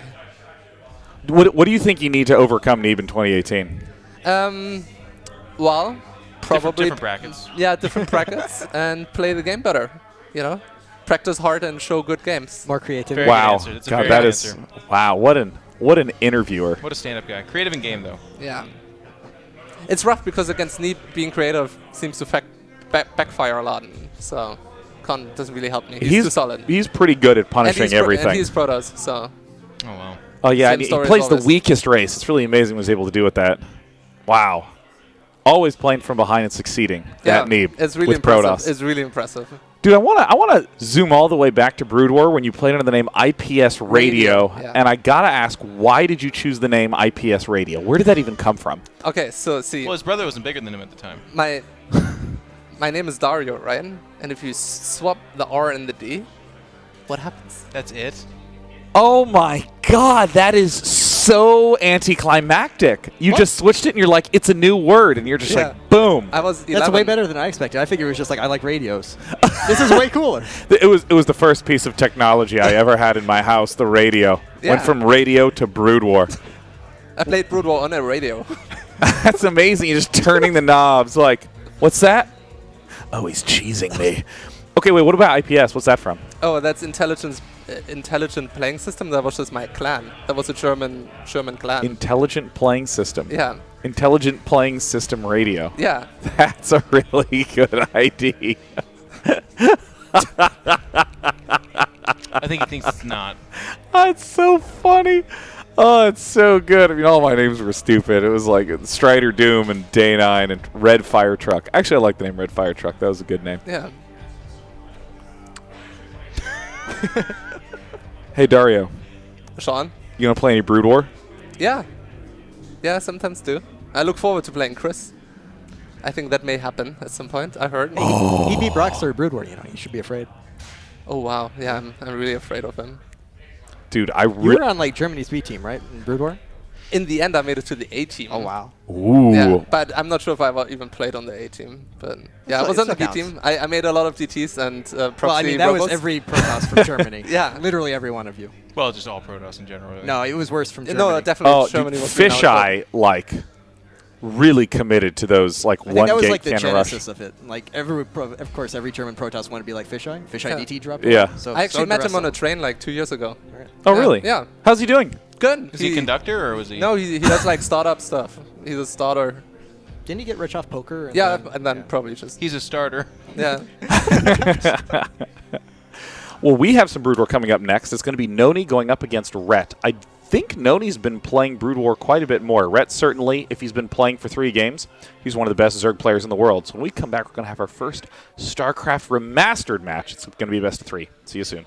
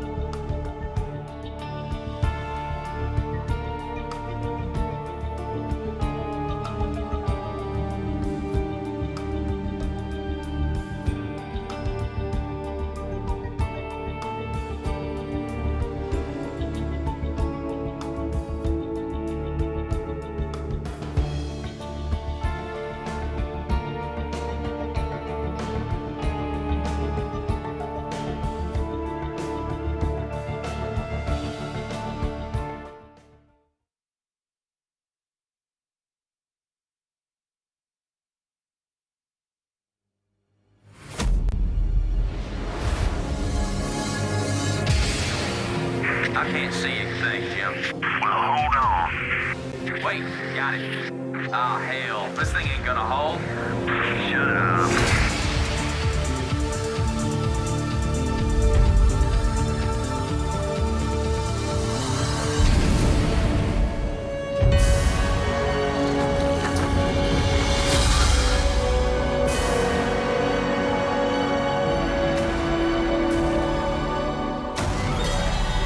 Hail. It's about time.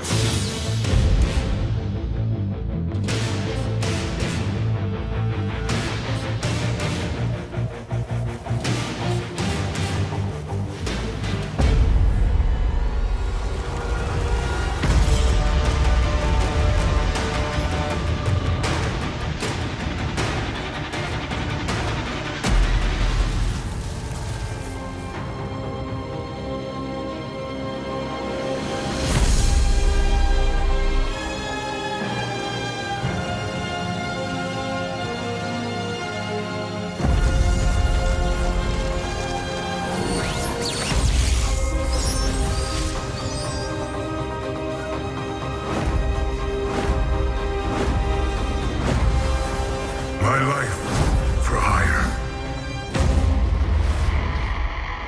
Where is the air support?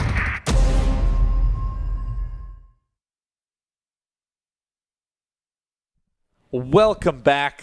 Put your feet up alongside us and let's enjoy a delicious game of StarCraft Remastered. It's going to be Noni versus Rhett. This matchup. It's a great one. This is an important historical Brood War matchup. This is. But before we talk about it too much, because some people might not know him. I mean, they've heard about him because we talk about him a lot. This is the legendary, the Lord of the Zerg LZ Gamer. It's Lord Zerg Gamer Jacob Winstead. Hey, how's it going, guys? It's great, and it's great to have you here. I know. I feel like I'm a meme at this couch. Can you? You are a little bit, but microphone so far close to your mouth, man. All right. Oh, that's so much better. This is literally in my mouth. So it's LZ good. Gamer, one of the top American players for years and years and years, played with us all the time. Right. Multiple USA finals and stuff. We make jokes because you hit bases and we got angry. But The he's a media very Terrence. good gamer. You say we a lot too, and I think know. it's just you. Nick feeds off it a little bit. Well, okay. Now, I do. He makes fun of you for making 8-lings and run it by his cannons. I want to ask about a really important thing. Okay. That I think you're the only person in the history of Brood War that I saw do this. Pretty much everyone plays one race. Right. Some people don't choose a mirror matchup, and most often it's Terran players that don't want to play Terran versus Terran, so they They don't want to waste an hour of their life to lose a game. Yeah. Or Zerg players that don't want to play Zerg versus Zerg, so they play TVZ. That's Rhett right. is an example of that. But you're the only Zerg player I know that didn't want to play ZVZ, so you played Protoss versus Zerg. Yes, that's true. He's the only person I know that did that. One of the most exciting games I've ever had in the year I won was against Mr. LZ Gamer. It's true. I remember it. It was a tragic moment for me, and it brought a smile to your face because if I won, I'm pretty sure you would not have. Oh yeah. You wouldn't have moved on because we were 1-1. Yeah, and so, yeah. Yep. So Jeff, your success is because of me. That game, and for sure, it was funny because it's got this weird moment in time. Yeah. Back then, I listened to Tool when I played. I didn't listen to any game sound, so I had my Walkman and I had my earphones in. Our game was like 35 minutes, and at like minute 30, my music turns off, and the people standing behind were watching. They're like, "Oh, well, Jeff's super dead."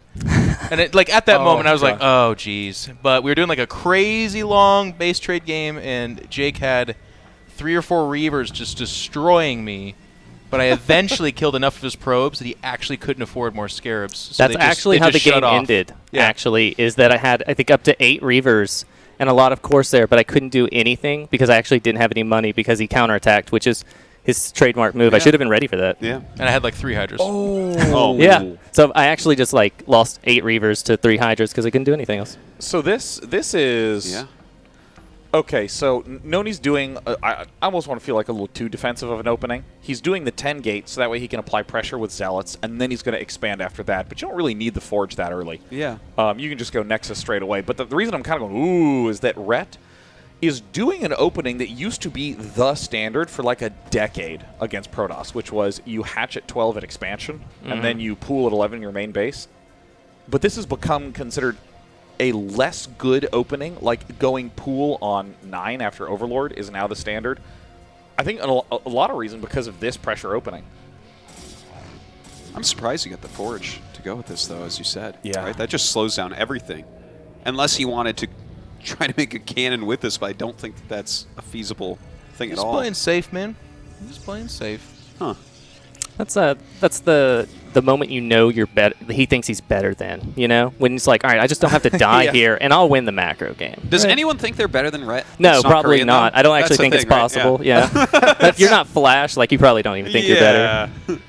Even Flash is like, oh, Rhett God, is Rhett's just- back again. Yeah. Oh, it's like, it only takes him 3 days. Well, how is that possible? Truthfully, both these guys are considered amongst the greatest non-Koreans ever.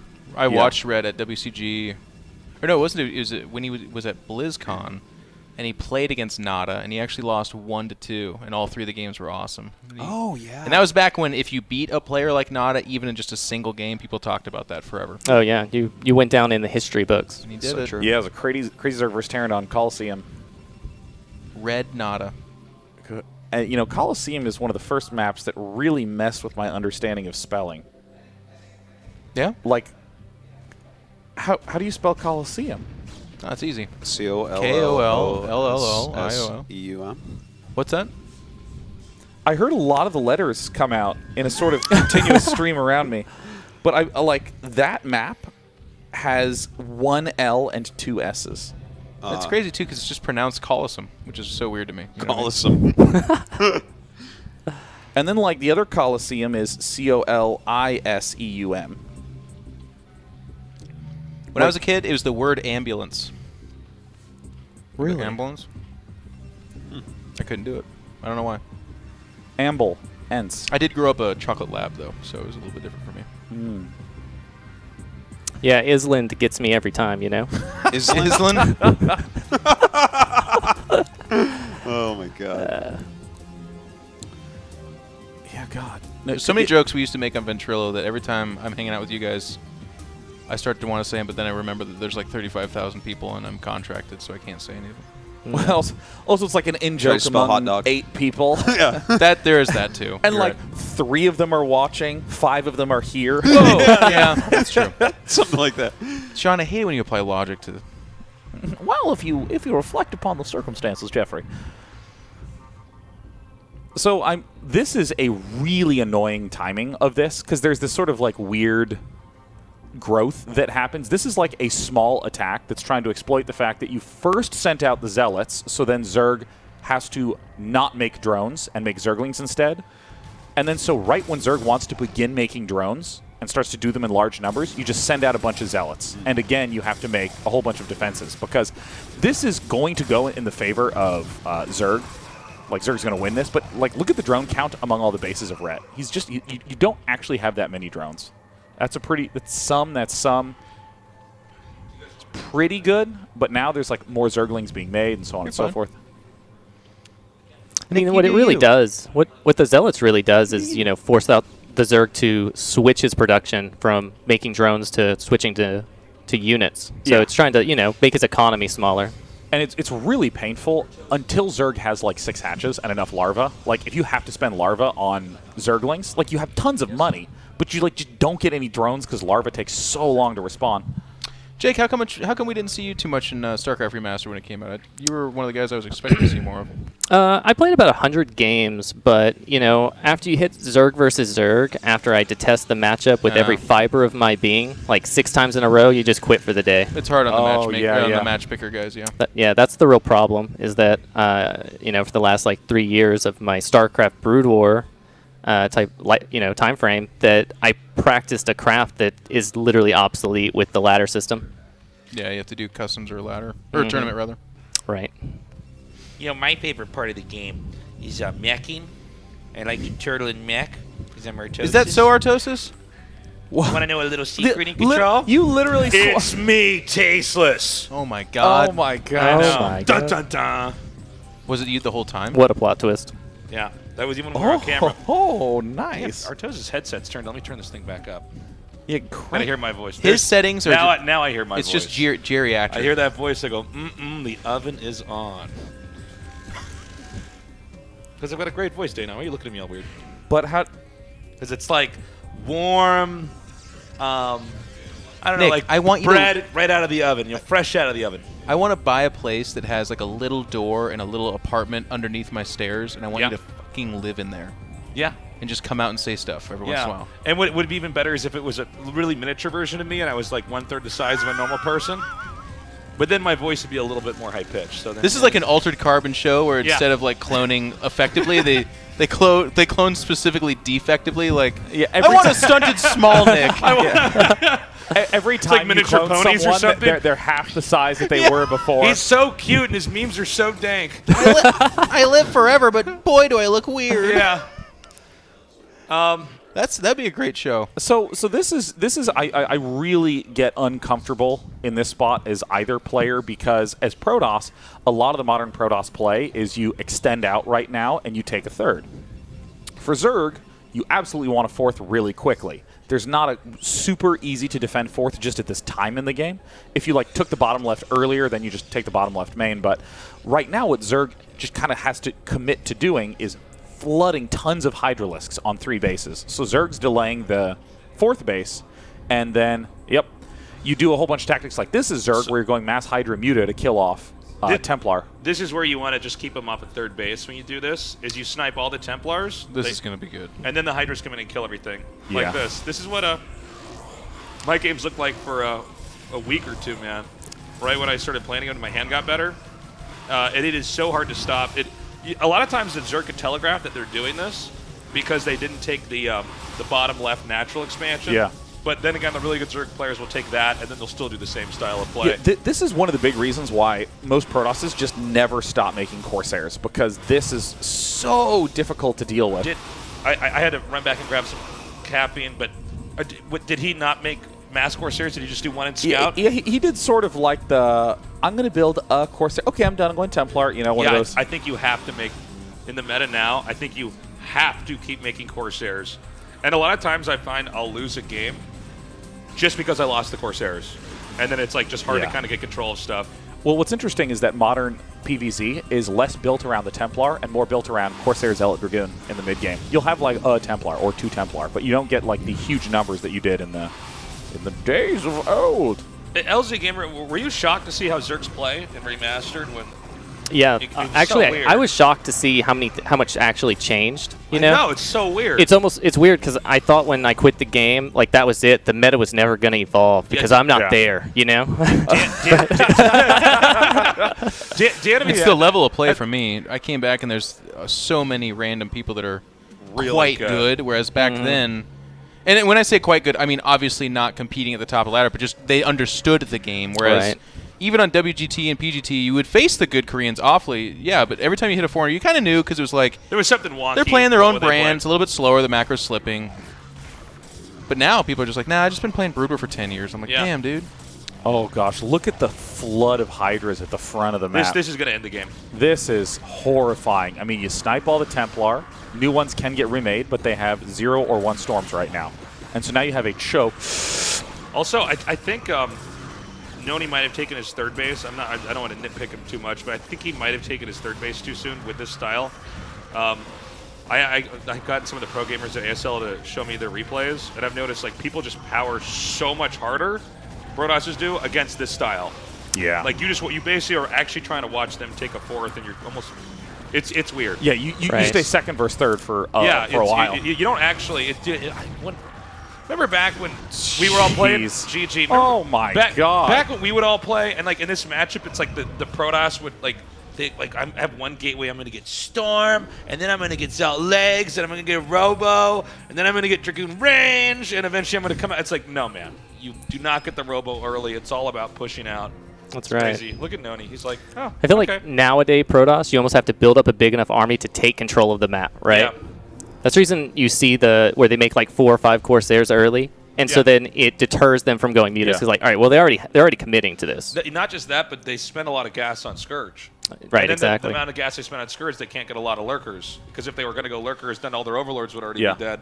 And then you have like 1 to 2 Lurkers, and you don't really care about that because you get your Robo like after 100 supply, and you're just like, gosh. If it's 1 to 2 Lurkers, you can still surround it with the Zealots in theory, and even if it's one gets spied, the Nexus, you can like make an Archon and kill that with splash damage, even if there's no detection. Yeah, I mean, like in many ways, the way that the game works economically in StarCraft 2, you actually do a little bit of, okay, he's going A, well, I'll build the thing that's good against A, and then after a few layers of this, you have sort of even, well-rounded armies against each other with little bits of harassment that, how do you answer it? Just, good minimap watching, but, so much of this matchup early on is like subtle economy stuff that's really hard to see unless you rewatch the same replay like 50 times and then compare it to a different game. Because, I pretty much have never stopped watching Brood War, even throughout, all the StarCraft 2 stuff. Is this Longinus? Yeah. Yeah. Oh, Holy crap. Yeah. This is a throwback, boys. Yeah, oh, God. This is a good map for Protoss. It was on the remastered ladder. Yep. But it made me mad so many times when you take that third and they just run by it into your natch and you're like... Which third do you take? Do you take the one with I mean, the two if you could gases, take or? the double gas, that's great, but in a lot of matchups, you kind of are in a weird spot to just take the Did you ever mineral. try taking the other natural? Because I feel like that's the best way to play that's it. I think probably that's the scariest thing. I think that's really the only way to play it. Otherwise, it's impossible to defend both locations. Or they just run, go where My you're not. StarCraft 2 mentality hurt me in Brood War sometimes because going back to it remastered. Because in StarCraft 2, sometimes you can just kind of be like, I'm going to do something a little bit different this map. I'm going to try something else. In Brood War, I find there was more rigid laws. It was like, no, on this map, if you don't take the natural, you're actually just in a hilariously bad spot. When you get to a certain level, like some of these Zergs that can actually turtle so well with lurkers and spores, there's just these rules that you have to abide by. But StarCraft 2 has that too. There's moments where it's you can definitely break somebody. You get to a certain point ahead and you will absolutely break somebody. Where I feel like it kind of gets flimsy. And There's rules, but I find the areas it's like hazy and gray. It's like this is the best, but you can, if you're much better, you can kind of do this thing. At least now in remastered, I am not so much better than the people I'm playing against. That where if I do something a little bit different, I get punished immediately. Well, that's what I mean about the sort of invisible economic factors. Because if you send zealots out, send out the first 3 and then immediately follow up with 6, it's very hard for Zerg to have more than 22 drones. Which is this weirdly specific number. And if you're just looking at a game, you're just seeing, oh, there's some zealots. Oh, I guess he's maybe sending out some more zealots. It's really precise timings based upon understanding the Zerg's economy. And what does that do? It guarantees that Zerg's going to be 600 to 1,000 gas lower once you hit mid-game. And that's how you don't worry about Mutalisks, right? It's really weird. So Noni did one of those kind of more modern timings where it looks on the surface like it's kind of bad, but when you start to mess with it, it's quite good. It was in game 1 where he sent those 4 zealots out, and you guys were kind of talking about this, when you send the zealots, it makes them make more lings, right? But that specific number of zealots at that specific time slows down their drones in such a weird way. Yeah.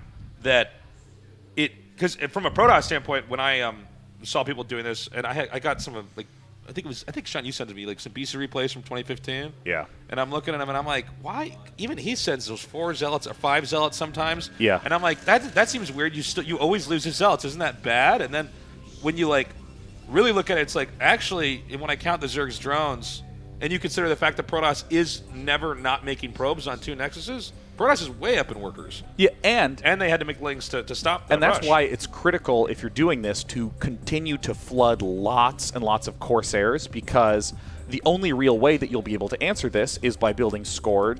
I almost said Scourge. Scourgers. They're the You mean Scourge? They're Scourge. They're the Scourge. I love them. Or are they a Scourge in my games? Well, so you have to build Scourge, and then you have to build Spore Colonies in order to defend air, and then you have to build Evolution Chambers for that, and then you want to get the extra hatcheries, and you want to get the Hydralisk Den, and right away this is another -10 workers that you have to do. So it's just a really weird worker manipulation thing, and this is why it's okay to go for Corsair Zealot early on. But Rhett is doing another really aggressive modern thing, which is you open up Hydralisks, and this is not an all-in. You're going to make 6 or so Hydralisks just to pressure the early and this could make buildings. the Protoss overreact. Because listen, I'm a Protoss player, and I'm damaged goods from early game in this matchup. When you see stuff coming across the map, you're like, oh god! One of the biggest things to note here is his wall in does not allow a lot of good cannon placements, at all. Oh no! There's no way to really get a good defense there for you can kill the forge. cannons. Yeah. So it's a free forge pickoff and stuff. Now the thing that's very fortunate for Noni is that he is going straight for Zealot leg speed, and if he can get 4 gate with Zealot leg speed, this is a hard counter to what Zerg's doing once you get to mid game. How do you know that he's not just doing a Hydra all-in shot? I'm actually confused. The Hydra all-in is not. It's just not that strong. So you don't think he's just gonna? I think you don't think he would just keep making Hydras here? He could. It's just not that strong. Is what my fear is. Like it's okay. It can deal some damage a little bit, but like if Noni just gets speed up. Yeah, which Noni's almost has a blind counter. If you notice, he actually stopped making probes. Like, I don't know, a minute and a half ago. Yeah. So he's focusing nothing but army. he's gonna do a bust. He's actually not even mining my gas. gosh. So and this is where he hits the button to try to morph him into warp gates, and he's like, "Oh my god!" Oh no! And he's like, "Where's my warp prism? I saw stats of this in GSL not long ago." So the gateway goes down. Now you gotta be careful because if they do hop on the cannon, they can still be kited against slow zealots. But I think zealot speed should almost be done. Rhett's right? droning and stuff too. Yeah, I think Rhett has. I think he knows now. The Overlord sees. Did it see all? Well, did it though? No, probably not. Well, I mean, you see, this is. I think we got to start doing it like this. Did it though? Did it though? Did it though? Do you know how serious I am, bro? Did it, bro? Did it, bro? Oh my god. And I think Did these are you? range No. Hydras without speed. So, in other words, these will soon no longer be Hydras. There's no turning back Let's now. get Red on. Can we get Red on camera? I want to see that curious bear He's face. getting pretty curious. Yeah. He's like, what? Would Yeah. you Is he masticating right now? You Oh, think? wrong. That wrong is player. not. Yeah. All There right. we go. There it he is. He's like, oh, okay. So you know I can beat you in a macro game. Is that what this means? Seen this before. Okay. Is there going to be a lost screen after this? So now here's the thing though. If his placement's really good, sometimes this just doesn't work because. Or you just run past it. This is where you Oh, go that's to. true, This is actually. where you're like, oh, I'll just go to the other base. Yeah, the other one seems to be pretty. Yeah, I undefended. think you just kill wait a this. I mean, like. Yeah, that's a lot of zealots. Yeah. They sent a zealot for every man, woman, and child. I think. Well, he doesn't have +1, which is pretty significant for being able to tear through The thing Hydras. is, he doesn't have to make Hydras against this. He can make. Zerglings Zerglings is better against this. Yeah, because the Zealots hard counter lings if they do have +1. But they don't have speed. These are non-speed Zerglings. Oh, okay. Never mind. But keep in mind, actually, can we just get like super? Oh, never mind. GG. There's GG. Woo! We're zoomed out. All tied Wow. up. Yeah, I mean. Look at Red. Nah, bet you're better than me, huh? Did it time me? That's actually just a picture of him too. Oh, it's frozen. Look, Not even a video. No, it's not showing. Oh, On this God. main stream, we actually have a video of it. Oh my god, it briefly froze on the monitor that we have, and I was just like, my god, he is so I know. still. He's like so mad. He's just frozen. I mean, like I think he thinks there's a Tyrannosaurus Rex He's never in the room. listen, like, guys. He's never seen that screen before. He Yeah. didn't know what to do. So it's like What that is a- scene in Westworld where the girl saw what the diagram of her words were, and then she started to bleed from her eye. She's like, she could not compute. Rhett loses one game and a little bit of blood comes out of his nose. Like, Yeah. compute this. Cool strategy by Noni. Yeah. Yeah, and I feel like it's this was one of the tough things coming back to StarCraft Remastered is that I'd watched so much of the pro players do stuff. It's like you see what, but you don't understand why until you play a game, and then someone just sends 6 gates of zealots at you, and you're like, I know I'm supposed to be able to hold this is this why off. you got to check the replay too, because you could look at that Yeah. and be like, oh my Hydra Rush didn't work. It's like, no man, that was all minerals, all zealots. That I will say that Noni was Yeah. very fortunate. Like it was almost like a blind counter to what he was doing, right? Yeah. Like Yeah. Rhett started with this like timing rush that he was going to do and like put pressure on, but it literally just backfired because of the build that Tyler or Noni was planning to doing from the start. Like he was planning to do that from the beginning of that game. Well, ironically, it was the lair, 4th hatch, and drones that he made that lost him. Oh, right. Had he done the worst version of that build, which is just pump Hydras forever, with speed, might have won. Which is the all-in that Day 9 said that doesn't work anymore. Yeah. The inferior build. Yeah. I just don't think it's that strong. You know, I just don't think so. I think that there may have In been this case, it was the stronger build. Yeah. Yeah, I mean, once you pointed Well, the out thing like was, the pylon placement, I was when- like, that literally perfectly prevents any additional cannons from Well, moving. the thing is too is like right when Remastered came out, the Hydra bus was all anybody did. It was Yeah. crazy. So I think it's kind of It was what? obsolete now. It's crazy, but with 8 A's in the middle. In Okay. Control. Okay. You never miss it, Nick. No, You I'm were here. one of the sharpest memers I've ever met. That's why I'm here, man. That's why I'm making the big bucks, boys. Someone's got it. Yeah. If I was a kids channel, I'd be called Me Melodian. That was on the spot. Yeah. Or was it? Nick actually like he's like pulling out his It's someone else's joke, but it was really well executed. It's written on his arm. Joke? Really? Probably. Uh-oh. All right, so a forge first. Okay, this is Noni being Wait. like, all right, no. Oh, nonsense. he's not going to scout with it. This is like I can't do this build. I feel too. Yeah, I mean, you'd already have cannons being built right behind up the there. Thing is my bro goes out towards LZ Gamer's natural base, Yeah. and I'm like, I know what these are for. Yeah. So. See, that's the reason I always beat Nick when we played in tournaments, because I hid my expansions and he thought I would take the right one, right? Yeah, so yeah, he cannons up bases that aren't there. You hit a lot of bases, man. And then I had my choose your own adventure. Of Listen, if I it got was the just hatchery, 200 IQ calculations, it you know? was, well, I mean, we were basically playing 3D chess in That's right. space is what we were doing, my friend. Jeez Louise. And do you remember right when I remember the first person I saw do it was Fisheye, but do these like cannon rushes where it was behind the mineral patch and Nalra, and then I'm like, what? And then I'm like, oh my god, you can just get a free kill on the hatchery. This is kind of crazy. Nick devoted his next 3 years of his life to mastering that craft. I shaved my head and I went to a temple that was shaped like a cannon. And I basically sat there thinking about cannon rushes. And then there were so many different kinds too. There was like ones where you could on the nature of you the could make cannon. like a gateway and a forge and just like zealot cannon rush, and you could do it behind the minerals, or you could do it where you would wall it at the bottom of the ramp with weird stuff. And I was just guys. And that's when you became the Chainsaw Protoss. That's right. You remember that? I wrote down my own nickname inside my Battle.net profile. His own superhero and then I had name. Sponsor, and I said a link to my sponsor, and it was the webpage of Enron.com Yeah. at the time. No way. Yeah. You were funny back then too. Jeez Louise. So wait, Noni, when does he send the scout out, by the way, when you do this? This is a little risky, but you basically send it out after you build the Nexus, because you build the Nexus and you're like, all right, I lose to everything that rushed me in a particular way, but now we're going to find out what non-rush build he's doing, because I should be dead now otherwise. I actually think he sent it out after the gateway, didn't he? I think it was like even later than that. Even later? Yeah, I think he just played blind. It could have been. All right. Well, that's actually painful. I think that preserving that scout is pretty essential.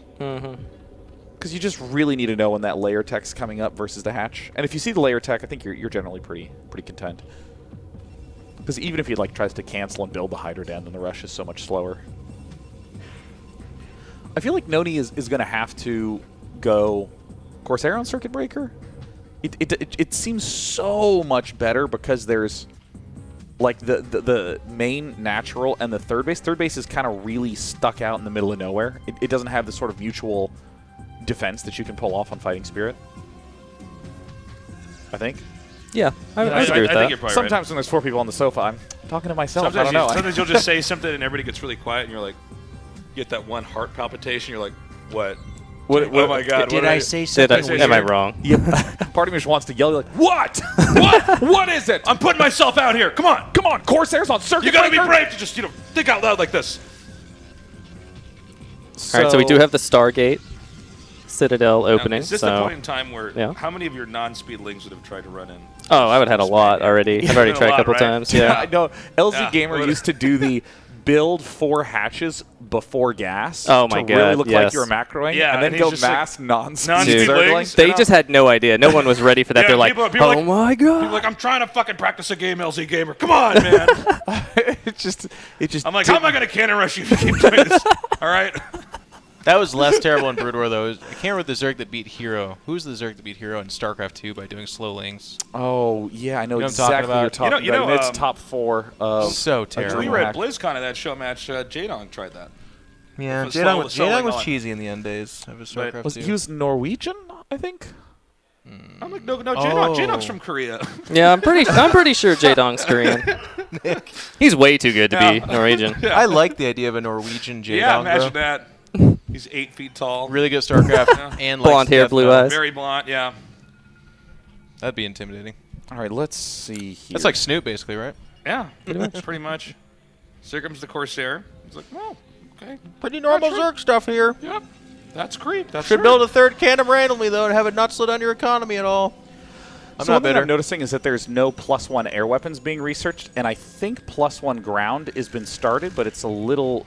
No, it's not. Okay, so this is. Oh God! Jeez Louise. That was a great Sham dramatic 2. zoom in. Okay. Sham 2. Is that was another lair? Steven Spielberg, watch Is out. it though? Do you guys ever do that? Way back in the day when we were all really bad, I used to make all my hatcheries into hives. More health. Oh my I did God. that in the I hope zero you're clutter joking, days. man. I wish I was joking, Nick. Yeah. Wow, really? I also used to eat my boogers. I somehow believe that, Jeff. Yeah, that's at that point in time I did a lot of weird Listen, stupid shit. listen. It's just, I feel like this is a really intimate moment. It's you, me, and like 40,000 strangers, man. Yeah. Who the hell's going to judge? I'm already married. She can't leave me now. No. Got nobody to impress. You know that there's a lot of people in chat being like, yeah, I did feel too. you. I feel you. Did you ever like the brown ones, or was it more the... Sorry, we can't actually keep going. Yeah. Oh. I know. High school was a long time ago for me. Oh. So wait, did he forget the? Because I don't think this is like a thing. Targa. Was it? It was Targa. Targa. It was Targa. You said it like it was some kind of expression, like Targa. Oh, remember him? I'm not Jan. I'm Targa. There you go. That's a joke for the. That's for the 30 and older crowd. Target. My mouth's getting tired, guys. I know Can't what you're talk. talking about The 30 and older. Blah, blah, blah, blah. It's the 30 and older. I'll have to go back home and start casting with marbles in my mouth until I'm ready for a real show. That's a dangerous way to do it, though, by the way. Oh, I bet. One slip of the throat, and you're swallowing some marbles. Which doesn't sound bad, but then you try to defecate them out. I'll tell you what. You sound like you had a first-hand experience of Are this, you Jeff. asking if I've crapped marbles before? Ask me. Have you crapped marbles No, before? I've not. Do I want to? Yeah, kind of do. Have you ever lost your marbles, though? Yeah, dude, who hasn't? So what a weird expression. It's like, I guess it's reminiscing someone getting really mad because they lost their marbles. Well, I mean, I like the idea that there's someone who just travels around, like With they have their marbles. wallet, Yeah, have you guys their seen my phone, marbles? Their marbles. Where are my marbles? Do marbles have utility? Were marbles like used for? Yeah. Yeah. Well, there's a game. No, but I meant there's like a. Anything else? Yeah. You could roll on top of them if you had enough of them. Yeah. Okay. Build a pyramid. Some think that's how they did it. Giant marbles. Remember Marble Madness?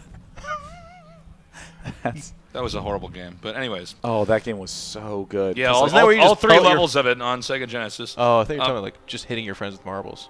No. So wait, did he? So he never got +1 attack. For it's not. There's a four's not moving. Okay. Oh my God! Oh God! That zoom in. That was great. Sham 2. Actually, Noni is doing really ultra defensive conservative play because what you normally see, like 2015 Bisu do is he gets +1 on Corsairs. He'll get like 8-9 Corsairs. He'll get +1 quickly for Zealots and then +2 very quickly. So he has this very sturdy Corsair Zealot army.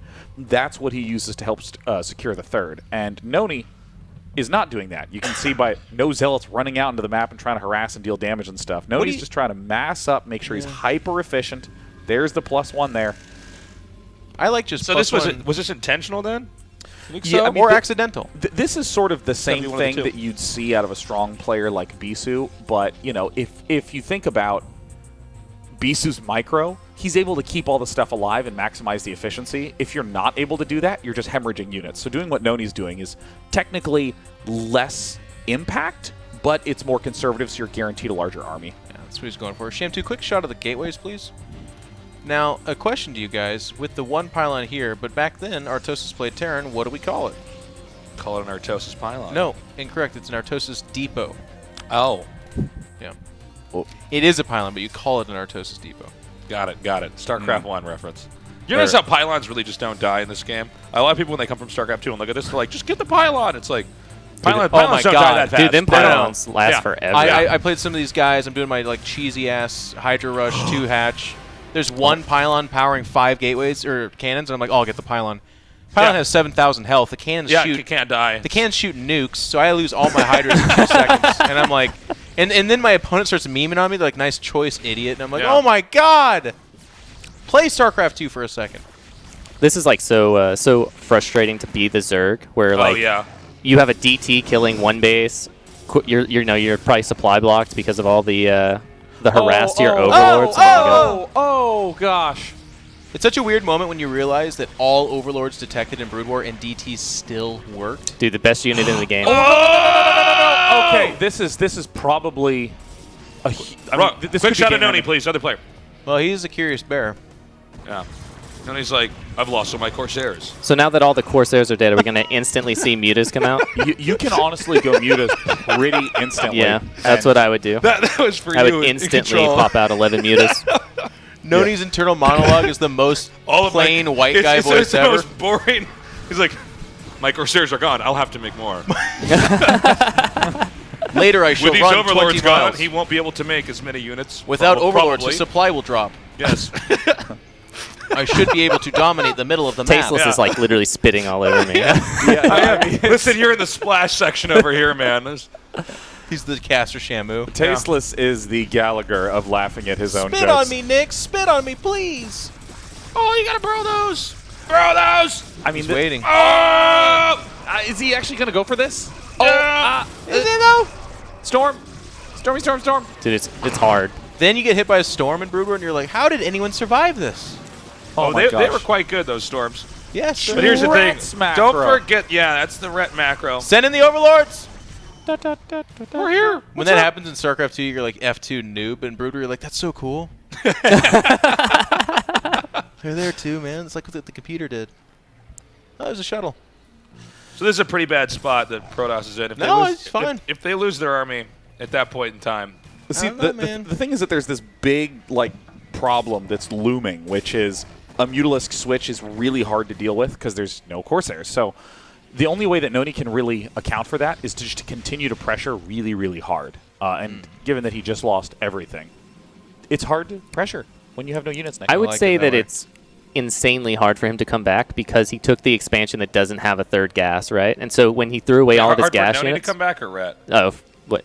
Well, I'm pretty sure Ret's winning this game currently. Yeah, so it's really hard for Noni to come back due to the fact that he doesn't have any units that's worth anything. So, I mean, that's fodder, right? Like Zealots, Dragoons, you expect them to die. I wish he would have taken 3 o'clock as his fourth. This one he keeps trying He really for. wants that base in between. That's Yeah, if he can expand it, it's really hard on the Zerg. If he can, he could try to turtle it out from there. See, if this was me, I would have snuck a probe up in a dropship and took top left. He would never scout that base, Yeah. Yeah, He would never scout that base. You'd be playing see? the game of your life against LZ Gamer, only to go to the upper right and be like, He's like waiting for me to mine out, but no, I'm just keep making Archons and Reavers. I'm making that super army that can't be beat. Like, that's the strat, Dirty.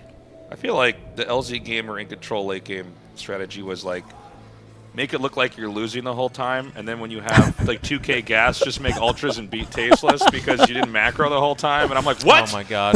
I'm like, what is going on? And then they all come Found out a and way to kill me. And I'm rope like, yourself into a story about how we had to come back to beat you. Is that really the fiction we were doing? That's exactly. That's exactly. You want to know where I'm every going. game against Tasteless, which was like the early 2004? Oh, he cannon rushed me, and it worked, or it didn't work. Yeah. That's it. The end. There isn't even a sequel to that story either, Like, that's the story. There's the one time he was beating my ass, though. We always tell that story. Man. When Nick looks at the clock, when it's getting close When to I 10 went to, minutes, that's like Y2K. He's never seen it before. Is that when What happens now? There was that game though. The one where you typed LOL and pylons? I had this thing where and then in some of the macro games I would type LOL. No, but I did it. I It's typed worse, it out. I did this though. LZ Gamer too. I type LOL, and then the Hydras would come and they kill 3,000 minerals worth of pylons. And I'm like, well, I should have probably just won. That would have felt better. It's worse though. He was memeing on me the whole time. Like he was using scouts, and we were on vent together. And he was making fun of me, and I'm just over here just dying. But then thankfully he threw it so hard that I came back and won. Yeah. It was that 3,000 mineral dump on pylons where I'm Well, like, it'll I catch you every should have time. just let it go. It'll catch you every time. I should have just been like, hey, good game, man. I'm glad I think won. you were writing out LOL in like gigantic letters across the middle of the map. You didn't find it right away, if I remember right. And then Well, you I was came confined down to there like my one base that was in the corner. Okay, now this is where it's going to get bad. Defilers now, PVZ, woo! Yeah. This is where you need like High Templars and Reavers to really hold any type of expansion like this. Yeah, I think especially the Reavers. If you Yeah. have one or two there, then the game will go on for a long time, and it's like the Zerg's turtling and the Protoss turtling. This is so hard to deal with. I mean, I feel like this was the big revelation in this whole matchup was like, wait a minute, Defilers are just as good against Protoss as they are against Terran. Oh my God, Dan. Artos is like, no one knows my pain. He's shaking his fist over there. All the best players were Terran. Dan's got his leather jacket on. All the He's best coming players at me were like Terrans. one of the bad guys The in problem Greece. was they picked the hardest race. It was such a funny debate back then. The best part, too, is like Dan's counterparts for the argument were Skew and Idris. It was just pure insanity. Oh, yeah. It was like we'd be like, here's facts about Starladder. I'm And Skew'd be like, I'm going to murder you. And we're like, that's kind of serious. I'm better off like arguing with somebody, you know, at the train station right now that I don't know. Yeah. I'm like, well, I'll just talk to any crazy person. And, you know. And Dan was like this'll the go if sane one, but then you talk to him, and you're like, oh, you're actually one of the craziest, Yeah, too. yeah. You're the craziest. You're the scariest one because you can You hide know the how hard it is to insanity build for most depots? of the time. Yeah. You know how hard that is? You're like, it's about as hard to build overlords or pylons? Like, no! No! Because you got to make them all together in the bottom right. And we'd be like, but you can shift build them. You can shift build them, and he'd be like, You can shift build? shift build. No, but you can't do that. You can't shift build totally depots. can. No, you can't. Dan's shaking his head too. Yeah, you can't do that. Dan doesn't remember. It's just like I don't like to point it out, but that's something that comes with age. Oh my God. I think this is the beginning of the end, gentlemen. It sure seems that way. God, Rhett is just such a beast with macro. Yeah, It's he's truly he's an crazy. insanely good Zerg player. But to your guys' point, and you actually, someone misspoke. Red has not been playing Brood War, by the way. He played Brood War. Right. Made the conscious effort to be like, oh, I actually really enjoy Legacy of the Void. I'm going to start playing that. He's been playing StarCraft 2. Yeah. He's and here playing he is. this good, just kind of off the cuff. Yeah. And Tyler, too, by the way. Tyler also switched to StarCraft 2. This is. And actually, Tyler did play very well in this series. Tyler's also a Tyler, monster Alarakton commander. Yeah. Like, just. It's like so maxed out. And there's the good And game. there it is. Nice match. That was good. Yeah, that was good. I enjoyed it. We get Yost on the couch now, though, I think. Absolutely. Yost de Kroon, Yost de Kroon. You guys want me to get up or? All right, No, you LG stay Gamer's there. getting up. Wow, that's the StarCraft stretch. Yeah, you're like, God damn it. Well, I don't know. how else to Man, this describe it, game where- makes me crazy. Okay. Where it's like you literally have so much adrenaline and you're focusing so hard and you're clicking so much, you just have to just like. The lactic acid, man. Oh, Build yeah, No, you gotta work it out a little bit. Yost de Kroon. Yost. So, Dun-dun-dun-dun. get that headset on, because I'm going to take the first question. Has it been Ret is short for retribution this whole time? I would like to say yes, but unfortunately no. Damn it. Oh, thank God. Oh. What is Ret then? It's just Retcha, right? It's like Well, it was actually just Ret. You know, when I was young, I just thought it looked cool. And then some Team Liquid writers made it Retribution. And I actually thought, wow, that's actually way cooler. That should have been me you're from like, the yeah, start. that's totally what it is. So now I'm just running with that, you know, 20 Okay. years later. That's funny. Yeah. I thought that Nalra's name was like, because Nal was the clan, I thought it was like Ra the Egyptian. Was Ra Well, isn't Egyptian it the god? sun god? You're right. And so yeah, the sun god. That's right. Yeah, Yeah. sun And god. so I remember I met him and I was talking to him and he because you know the Nexus looks like a pyramid. Yeah. And I'm like, I love that. That's a cool ID. And he's like, what?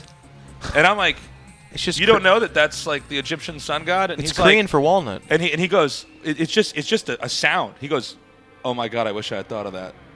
That's so cool. I thought it's not too late, man. It makes so much I'll sense. tell the lie for you. It's time to lie. Nalra. Yeah. I was just having this conversation with, I can't remember who it was, but in all of our StarCraft 2 history, no one rose that had that like early internet name where they're like, I'm Surfer Boy 6969. There's never been that pro. Everyone had I like think the we all most had that vanilla name, names. though, but then we Yeah. just switched. That's because when you're think so? younger, I used to be Killer X, like when I just started, so. but you didn't stay with it. No. That's Yeah. still not that bad though. I'm there's- talking about a guy whose name's like, Butthole Farter. Never made it. Yeah, I think it's eventually when you start to get really into the game, you're like, okay, my ID has to be cool. I don't think so. Yeah. Well, that was Is that our right? I think household StarCraft Take people are control? at the similar wavelength though. Like, But I feel like it's also the person that makes the idea cool. Because there's a lot of ideas that aren't that cool, but then it's like this really badass Korean player, and it like sounds really cool in your head. Like Reach? Yeah. Or Reach Slayer, is awesome. Slayer's boxer I always Or thought Yellow. sounded kind of cool and weird. the clan sounding. tag for Slayers Yeah. was so Yeah. cool. Very un-Korean almost because it was designy. It was interesting. Yeah. But he made the Boxer clan, right? Or no, he made the Slayers. Slayers clan. Well, I guess it was Orion. There was a Boxer thing though, I thought. Yeah, Orion. He made a pro team at some point. Yeah, it was him, I Love Oov, Kingdom. It was like the precursor of SKT1. Yeah. Yeah. Oh wait, okay, so Rhett, I gotta ask. So you have not been playing Brood War, and you just No, I mean I played a lot last year for 2 or 3 months, but I felt like it came back pretty naturally. So no, I've been playing StarCraft 2. Yeah, actually, tell me about the sort of stepping back to StarCraft 2. Yeah. Yeah, well, I wrote a blog about it on Team Liquid after my Brood War experience. That it really actually was very fun for me to try and become better at the game, but I wanted to play tournaments. So then I thought, why not give StarCraft 2 another shot? And I've been playing that actually, and I've been really enjoying it. And I'm also planning on, competing in tournaments. That's awesome. Are you gonna stream some? Because I know you were streaming some Brood War. I'm gonna stream actually starting next week. I'm cool. also joining a new team. Are you allowed to talk about the new team? Yeah, I guess I can say I'm gonna join Clash. Nice. Awesome. Which is the team with Laser and Suppose the Lambo. Q that everyone thought was like Q-Lash for a while or something. That's like what that. I thought, but yeah, it's Clash. But yeah. How has your journey on the ladder been? Like, I mean, I know you're smurfing or something like that, but where you at? Yeah, I gotta say, it hasn't been easy. I mean, I haven't played StarCraft 2 since 2015, so it's been like almost 3 years. And Legacy of the Void plays real different from Heart of the Swarm and Wings of Liberty. Tempo-wise, yeah. So it really took me a few months of like playing, like not all the time, but like pretty regularly. And now I'm like maybe top 50 GM again, and hoping to. You're enjoying the challenge, though, you think, or is it kind of? I mean, what's?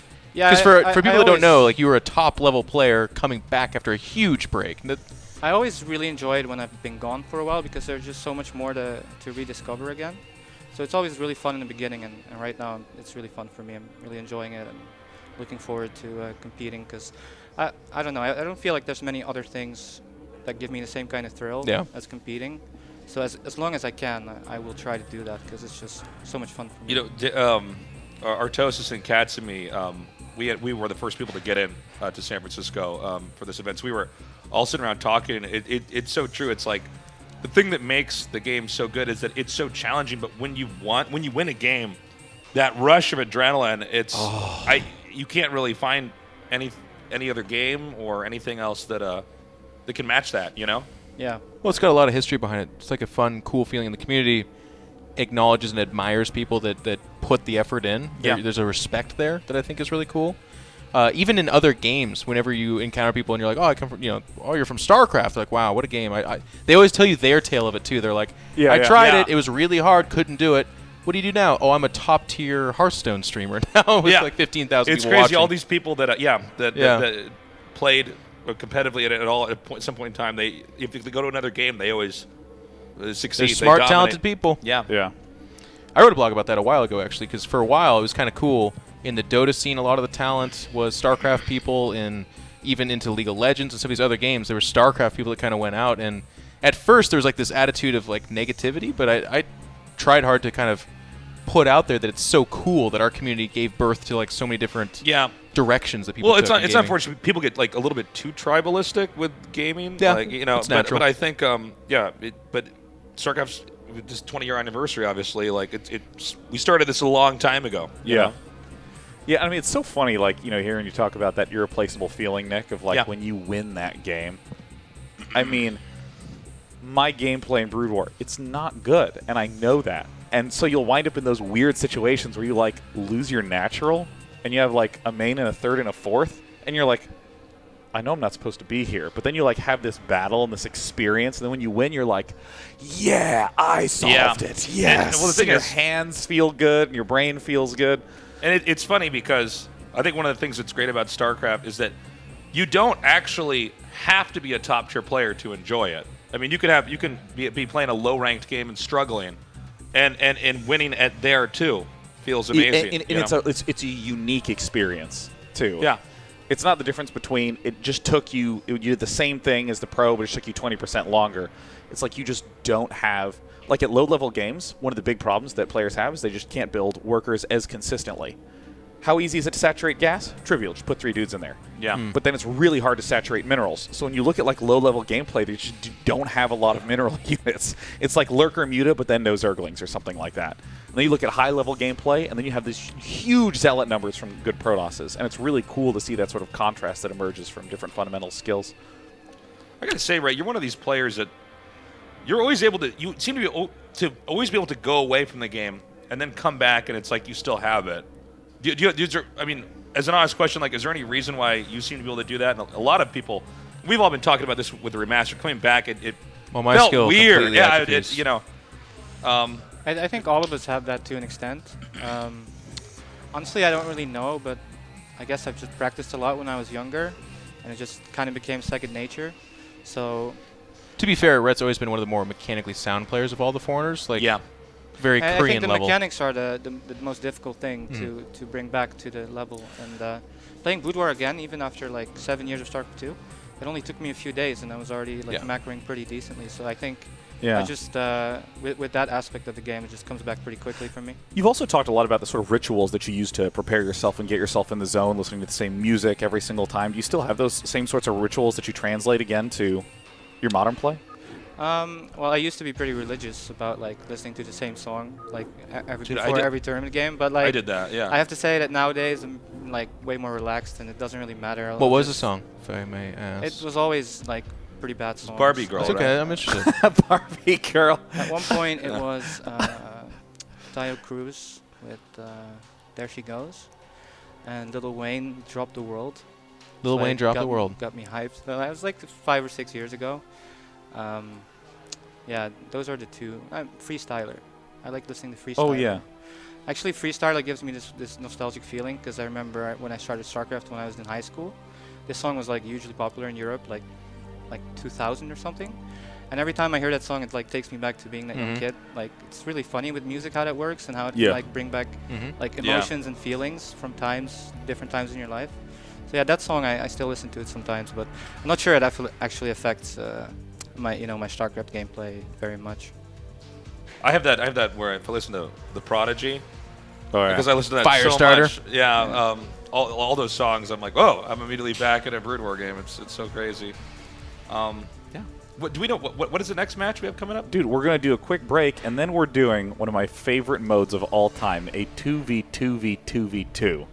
Preformed unholy alliances between LZ Gamer, Pig, TLO, White Raw, Up a Tree, Cats, Livy B, and Huck. So when we come back, we're going to kind of close out with some derpy fun action. See you in a bit. Derp, derp. Derp, derp, derp.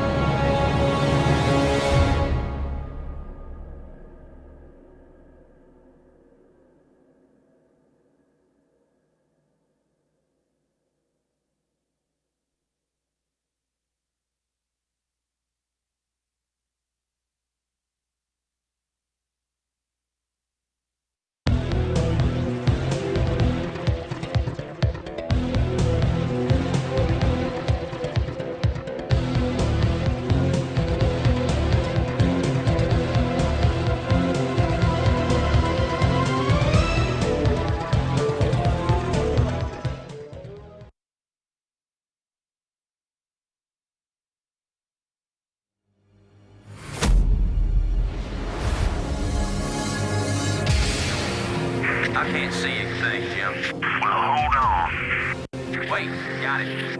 Ah, hell. This thing ain't gonna hold. Shut up.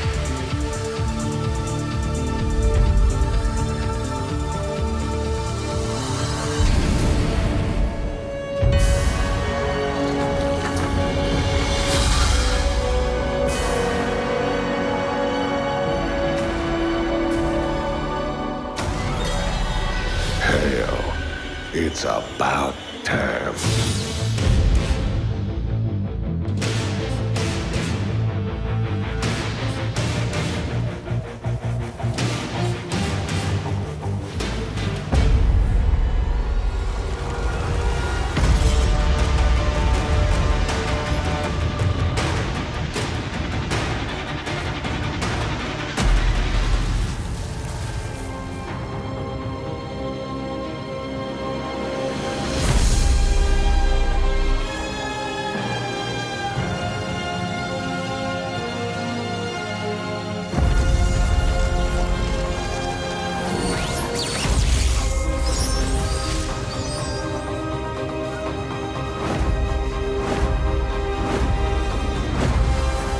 My life for hire. Where is the air support?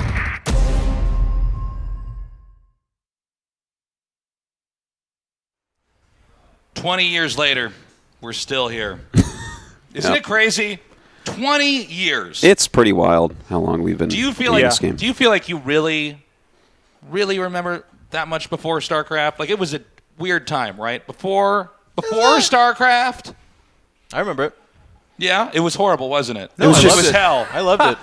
It was Great nothing time. but pain Well. and suffering. Yeah.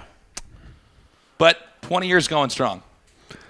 We got one more match for you guys. It's going to be 2v2v2v2.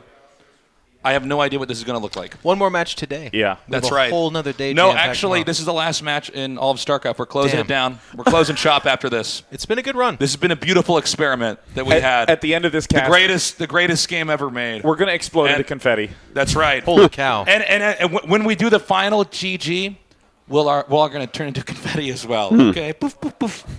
And I'm going to let you guys take the lead on that one. yeah. Yeah, after you It's guys 'cause all he do doesn't confetti, know how to turn I'll, into confetti. He doesn't, he doesn't even know how to do He it. doesn't have confetti powers. Oh, Look my at gosh. him. Are you really that much in control? I'd be like, well, they went out the way they wanted. Yeah. I'm in confetti. So, the team lineup here. What is it? LZ Gamer and Pig on one team? Well, it's Oh, wait, a random no. draw among I'm sorry. that set of players. Oh, okay. So I guess when we find out who's going to be with who, we'll. Yeah. Well, it looks like I think we're getting filled in now. Yeah, Cats the selections. and Cats and TLO. TLO. Cats and comma TLO. And Oh, Idra. All so right, these aren't teams yet. Cats. Sorry. Okay, wait, Cats and someone. TLO and Idra. Oh, man, that's the Unholy Alliance returns. That's right. as it should be. All right, Huck and Huck and Pork Huck. LZ Gamer. Lord Zerg Gamer, his proper name, first of his name, It is true. of House Ling Rush with no speed. As we remember, his flag has little lings running on him. They're not that fast. Ling's walking, Ling's It's a strolling. sigil. Of the hidden bases. That's right, of the hidden bases. And the other team is No. That's not how you do NY. That's for New York, I'm sure. No New York. No New York. Yep. Okay. Well, here we're in California right now. I guess we got to go with it. And the mystery player with Cats is going to be Pig. the Pig. Both those guys are the most active of all these guys in StarCraft 2. Yeah, I know. By a lot. Yeah. Oh, TLO's TLO, super active. TLO, yeah, he's pretty and, active. yeah. Rhett's pretty active, too, as he was saying. Look at our beautiful Oh, nerds no, it's right now. Cats and Noni. Look at that right next to each other. Pig and Up a Tree. Up a Tree and Last pick Livy again. B. All right. Oh, no, it's going to be Up a Tree. Oh, it's Pig and Up a Tree. Oh, I see. They're literally sitting next to each other. So there's Pig, Up a Tree, you see right We there. did it. We solved it. So LZ Gamer and Huck. Okay, I get it. Detective Day9 And on the case. Cats, Noni, and Turns out- Itra TLO. The producer writing that out was the worst form of communicating to us. Who's on the team. Up a Tree Zelda. Oh, he wrote a little unhappy face in the teleprompter. Just when you think all I have is caster caltrips, start throwing at production. You guys Yeah. I know. Well, we've always known you have that. Yeah, that's Jeff. true. So. Oh, here we are we're in back the dungeon. on camera. So we got to. Yeah. Any great memories to share, you guys? Yeah, let's do that. Like, no, it's been a pretty bland 20 years. You know, I remember, if I could talk just for a second about Warcraft 2, I remember when I first saw, like, I discovered what RTS was. We had this friend of ours who went to the same school, Danny, and we would go, he was, like, down the block from our house. So after school, sometimes, instead of just walking straight home, we'd walk to his house. And he had an older brother, like, one of those super cool older brothers. You know, like some guys, some of your friends have older brothers who are like a Nick. Dicks, yeah. But this was a super cool older brother, and he would like kind of let us watch games. He's a cool older brother, right? Yeah. There's one. It was like the first iteration of Twitch. I went down there and into the basement, and I remember watching him play this game. And I'd never seen anything where he was moving an army around, and I'm like, what? He was playing orcs? Yeah. I'm in 3rd grade, gentlemen. And I'm like, what? What are you doing? And he's like, I'm like, which one are you? And he's like, no, I'm all of it. And I'm like, yeah. And dude, okay, so 3rd grade taste. That is the story. Sees him load up boats with ogre mages. They unload. They start destroying a human island. Ironclads? That's right. And I'm like, what? And I'm looking at this, and then he loads up peons, puts them on the island, starts building stuff and mining the trees, and I'm like losing my mind. This is the greatest thing I've ever seen. I didn't know what RTS was. And we didn't have any kind of online play, but I thought the next big RTS, if we can ever get to multiplayer, I'm there. I so want to play against people in something like this. And StarCraft came out. Ooh. So that story was was just literally a guy watching an RTS. Yeah. No, that was a story about orcs on boats and me discovering what? I never knew we could get this far in games. Yeah. You cast it up, and the voice inflection made it something, but it was just a story of a guy who watched a game of any RTS ever. Which is like 40,000 people right now for this. Exactly, yeah. Well, you know, I have a memory that directly relates to this, which is that, you know, I spent so much time in high school and in college being just ultra try-hard. I was, like, unnecessarily competitive about things, and not in the way of usual competitive. A lot of people just say, oh, he's competitive means he's a dick sometimes. This was just, like, I had this, like, uncontrollable urge to try to, like, be the best at, like, really unnecessary things. Like homework assignments. I don't even remember now, you know? And, like, our friends who we went to LAN parties with in high school, you know, we still hung out on, like, Ventrilo. And Dane and Bean got me back into playing 2v2v2v2s. Dane and Bean? Yeah, his name. Yeah, his nickname was Bean, but Sean just rattled it off like we knew that. Oh, I thought you said Baines. It was like Dane and Bane. Well, okay, so yeah, I don't know. He just picked the name. That's his ID. It's Bean. He's Bean. It's a good ID. Yeah, it's good books. Yeah, because Dan will fictitiously tell you that was the better character in Ender's game. It was, dude. Bean's was so much cooler. Yeah, and C-Jeff, Day9, and looks Artosis like think you so. stepped on your own caltrops this time in control. You guys are all wrong. But yeah, like I remember it. I really kind of didn't get how to just play it, which was you're just trying to do nonsense and have fun. But you know, they just sort of like, dude, just chill out and do something stupid. Lift off all your buildings and float to the corner, right? It's just like you're gonna lose. Just like, you know, mess around a little bit. And then I just started to play so much 2v2v2v2 in grad school, and felt like I had discovered this new way to have fun, which was just to like mess around and just to enjoy the more experiential side and less like the competition hardcore side. Was that SC1 or SC2? SC1. Okay. I like the people I've met in StarCraft, and not to be a complete suck-up, but one of the guys who used to play with us all the time is now stuck managing and putting on awesome events is Bryce Machine Bates, a.k.a. the clone of Idra. But one of the things that I heard about this, and it kind of angered me because it was so nice that it's stupid. But one of our buddies, Nyokin, was going to move to that gamer house I was talking about earlier where someone slept in their own vomit. But he's terribly afraid of flying, so he's like, I'm not going to do it unless somebody will drive with me. Bryce gets in his Mustang in Arizona, drives from Arizona to Virginia, picks him up, and drives back to Arizona. It's crazy. He's such a good guy. I mean, shout outs to Machine. Yeah. He's a nice guy. You know, There's one more, real quick. Yeah. Oh, no, go ahead. At a WCG match, Bryce, in some weird twist of being abused by the system, was told that he had to go to Connecticut, I believe it was, to play at a 3-person LAN to qualify for WCG. And then everyone else at that LAN dropped out except Idra, who was going to be given permission to play from Korea. So I shit you not, Bryce went to Connecticut to play against himself and Idra to qualify in the top 2, but he didn't know until he got there that he was only playing against Idra. Oh my God! Wow. So he's That's crazy. My God. I actually did not know about that story. and Idra's kicked his ass, obviously, and took first, but Bryce qualified in second, but did not need to be there. Wow. That's oh God, so brutal. Okay, who just died? Okay, no, I'm so sorry. top right is Cats. So that's Cats and Idra, or no, Cats and Noni, up in the top side. I think the top left players, Huck, and this Zerg player here, LZ Gamer. I really feel like they have They're a killing lot it. of bases They're already. killing it, yeah. Huck's getting his glaive to depths. He wishes that unit existed when he played. That's right. Yeah, that is the most Huck-like unit I've That ever is seen. such The a glaive to Huck-like depth unit. Huck like you. TLO down in the bottom with Idra. Just being creative as always. I'm surprised you haven't done your Dario impression because it is the best. You have the best Dario impression. Who does? Sean Dana and Plot by a mile. We'll save that one for tomorrow, man. All right. That'll be a treat. You know who has great impressions of everybody ever is Nate. Yep. Or Nathanius. Yeah. His Mr. It's Bitter impression crazy. is uncanny. He's got a great impression. Is David Kim?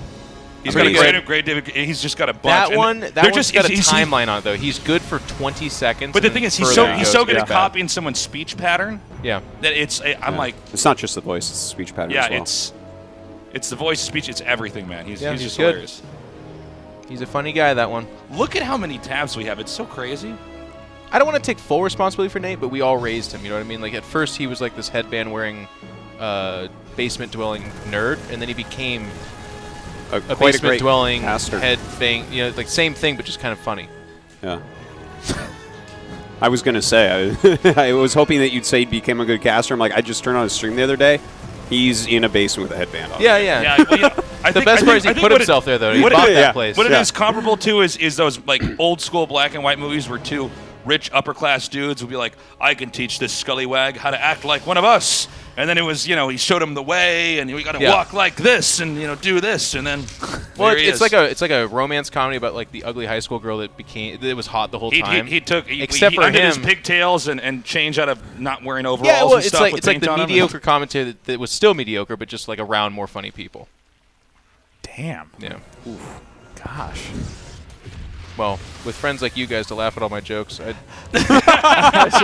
can't understand why anyone would think that's a mean thing to say. It only becomes mean when literally nobody laughs, but, thanks, I'm there. It's like, man, you're a chubby guy. And, like, people laugh. Like, oh, what a funny comment. Man, you're a chubby guy. Nobody says anything. You're like, wow. I guess I just called that person chubby. I just said just do a gas. I'm like, oh, Jeff. Why would you say that? I can't believe he's doing this. I remember when Nick and I's grandparents were alive. They've recently passed away, but yes, rest in peace. I almost laughed. Yeah. Jeez, you guys. Yeah, no, I. God. Anyway, Sean, the story, Sean. Yeah. I remember when my grandparents were alive, and I'm like, is this a joke? But like, I remember, Twitch and streaming and broadcasting starting to become really big, and Mom was trying to show them videos of us. Oh, yeah. And I mean, they were 96 and 98. Holy so cow.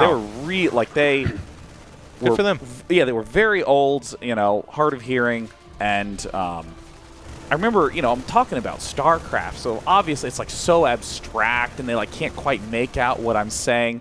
And then I remember at some point in the video, I went, oh, holy shit. And they went, oh, he shouldn't say Can't say that. Oh, my God. I don't know if he's saying that go on YouTube. If he's saying that on television, they might just turn him off the TV, That's right.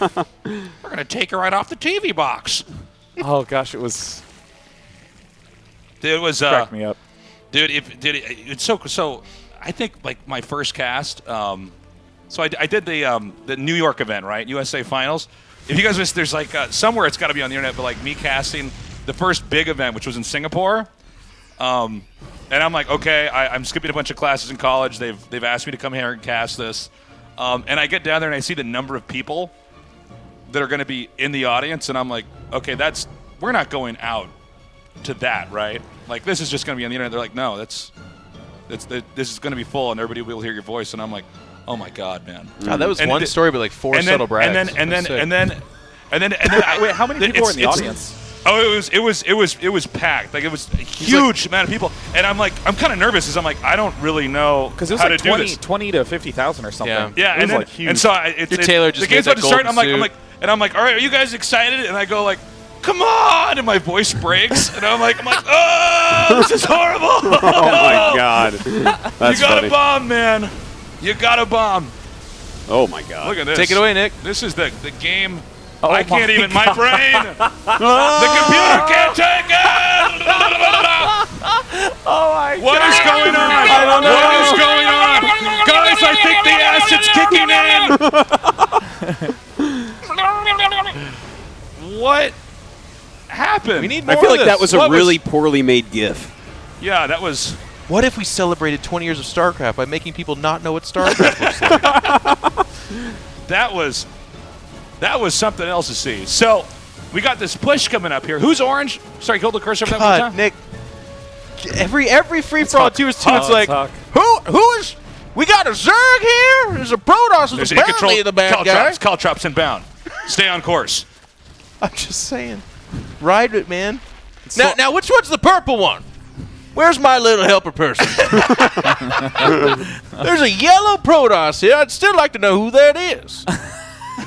I believe it's Livy B. So we have. Did I get that right? Actually, shit. Is it LG? She's not even in this game. Not even Yeah, the game. so it's LG Oh Gamer my and God. Huck. Now we got a battle here. I think, Noni going... I mean, honestly, like, the Zerg ultra-efficient Infestor armies are so hard for these mass carriers to deal with. Because I feel like carriers feel like the best generic defense, but... It's a huge problem in these 2v2v2v2s. Oh, my... I want someone to neuroparasite an interceptor, dude.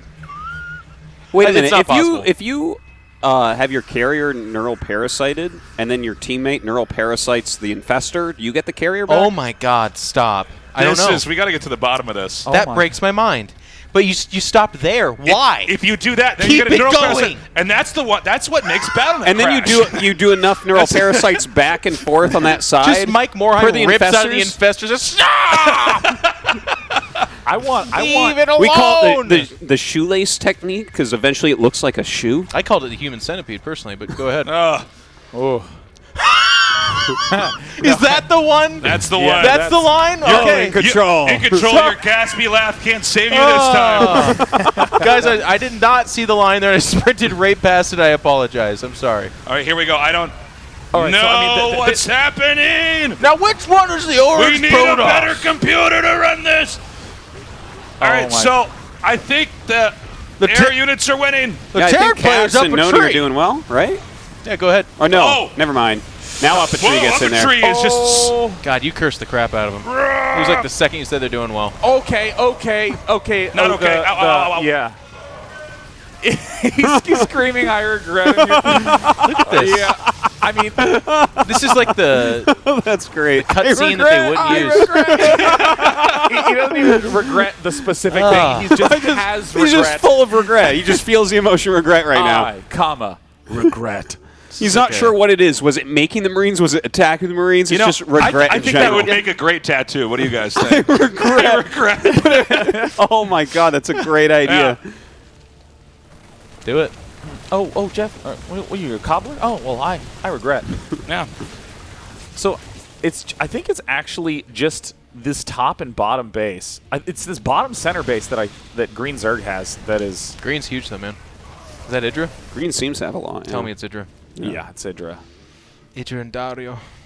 Dario doesn't need as many bases. There's these like 6 contested bases in mid. Idra independents are massing outside of a base. Shall we assemble the unholy alliance?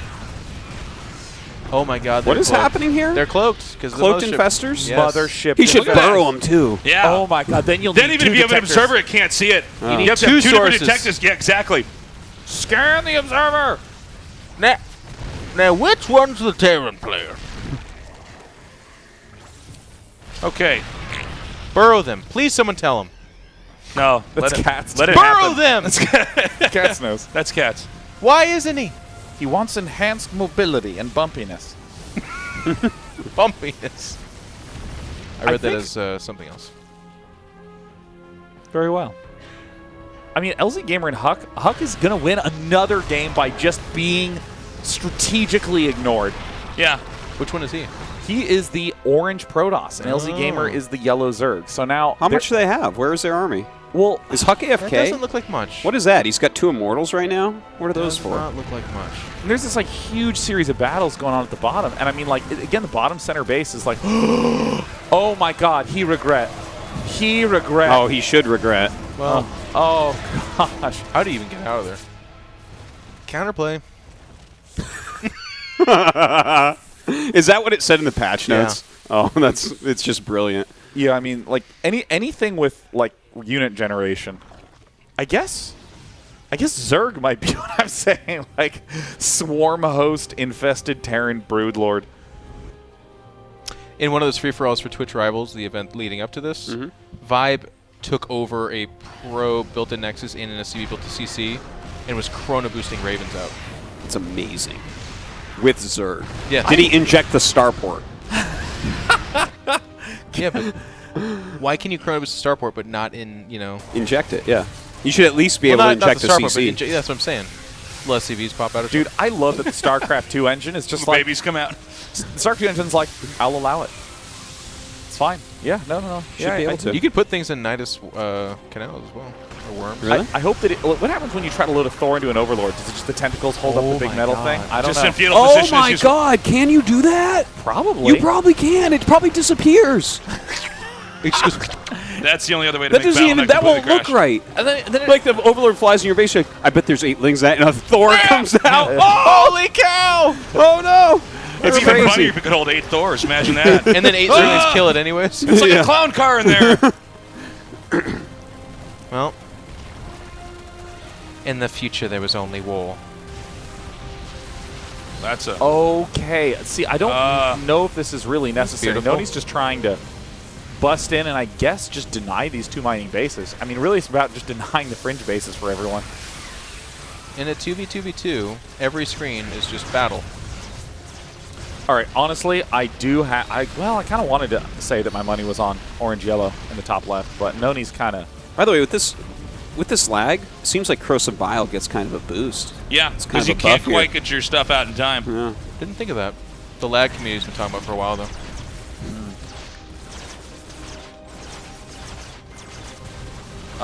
This is a kind of a crazy little army we got here. Is it? Invisible, unburrowed infestors with a comical amount of carriers. It's a good army. You know, I don't think that LZ Gamer and Huck will be able to win this one. I think that this is going to be a tricky thing. Oh my gosh. Up a tree is now out a tree. Oh wow. See what I did there? You say that for the end of the day. It's all, yeah. I practiced that in front of the mirror a couple times this morning. I think I'm you like, did I'm ready. a really good job. And, excuse me. So then upper left is gone, right? Up a tree is... Upper left is gone, right? Bottom What? right Upper is left, gone. up a tree. Mm-hmm. Bottom right's gone. So now it's going to be the my upper God, right versus the Huck, bottom left. the annoyer. Like, I still have buildings and an ability to kill drones of an enemy I cannot defeat. If Huck Spirit You Animal... make an Archon at the end. Like, it's doable. He's going to get the value out of it. Pull up a chair and stay a while. I feel like Huck's spirit animal in some of these games is like the mosquito or something, where you just can't quite kill him, and it's like it's still there. Where is it? I don't know where it is right now. But I swear to God, it bit me. This bug bite was not flew on into me my earlier. ear while I was trying to go to sleep. Oh, that's the worst sound in the world, though. By a 1,000 miles. There's 2 things in the world I hate. It's mosquitoes and people that steal pork chops, which coincidentally. Might be the same person. We don't know. It might be, but it's not him. Didn't you? It's clearly not him. Well, here's the best part Here's about a big twist, I'm right? still convinced he's the Hamburglar of What pork if? chops. So. What if it's actually Bryce and like he's got this thing That's to live up actually to? one of the theories. Like he just keeps everyone. Bryce hosting wants events. everyone to keep saying that he's nice and he's the nicest guy. He And steals if pork he chops. brings out that he stole the pork chop, suddenly he's a thief. Yep. Yeah. My greatest weakness, my greatest secret, the pork The chops. story's were great because you mine. know when you get older, you tell your parents all the stupid stuff you did and didn't get caught. Yeah. But this is like legitimately 5 years ago, and still nobody is ready. They're not willing to talk about it. It's either out of respect for the anger that Greg has, or I really do want to know who it was. it runs deeper. Like maybe there's a network of pork chops that got eaten. Oh my god. Here we go. There's so many corrosive biles. There is so much fungal. My But then from God. the other side, Cats is going to come in and is going to refungal. And I think actually Infestor Carrier is really good here. They need to You know in Batman, Catwoman was like on nobody's side. I feel like Go on. that's Cats. In like a lot of these games, where he took like the middle of the map. He's like Catswoman, you mean? He's Catswoman, yeah. Originally a Cats burglar. Turned super This has been villain. great. This has been really cool. GG. This is a Jackson Goodbye, Pollock Huck. of StarCraft, I think. Well, that's Huck. Huck has just done Jackson Psystorm. Pollock of StarCraft. Just every shot is just like, here's all the units. I take a blank canvas, then I smear infested Terrans along it, and then interceptors. I do it all to jazz. Naked with my full body covered in paint. That's one less carrier. Now to run. Are we concluding that it should be bottom left that wins this, right? Well, I don't know. There's a lot Because of these carriers. Noni might win it. Like, Yeah. Noni might just unally Rhett, kill him, win the whole thing. Is Red his at? No, Noni's with Cats. Yeah. Does Cats have any units? Whoops. Yeah, I mean, Cats formerly was Just the those- owner just of those many infestors? infestors. Hey, look. Wait, do we have? Ah. Oh, he grabbed the Viper and then abducted a Hydra in, Yeah. which Styling. then promptly hit a ward. Look Yeah, at as all you can this imagine, stuff's gonna it was- die. Great usage of your ultras, Greg. Yeah, what is? He's like running around underneath the carriers. He's like, these hit air, right? No, they don't. They never did, and you shouldn't have thought that. Useless skill toy have. Remember? Yeah.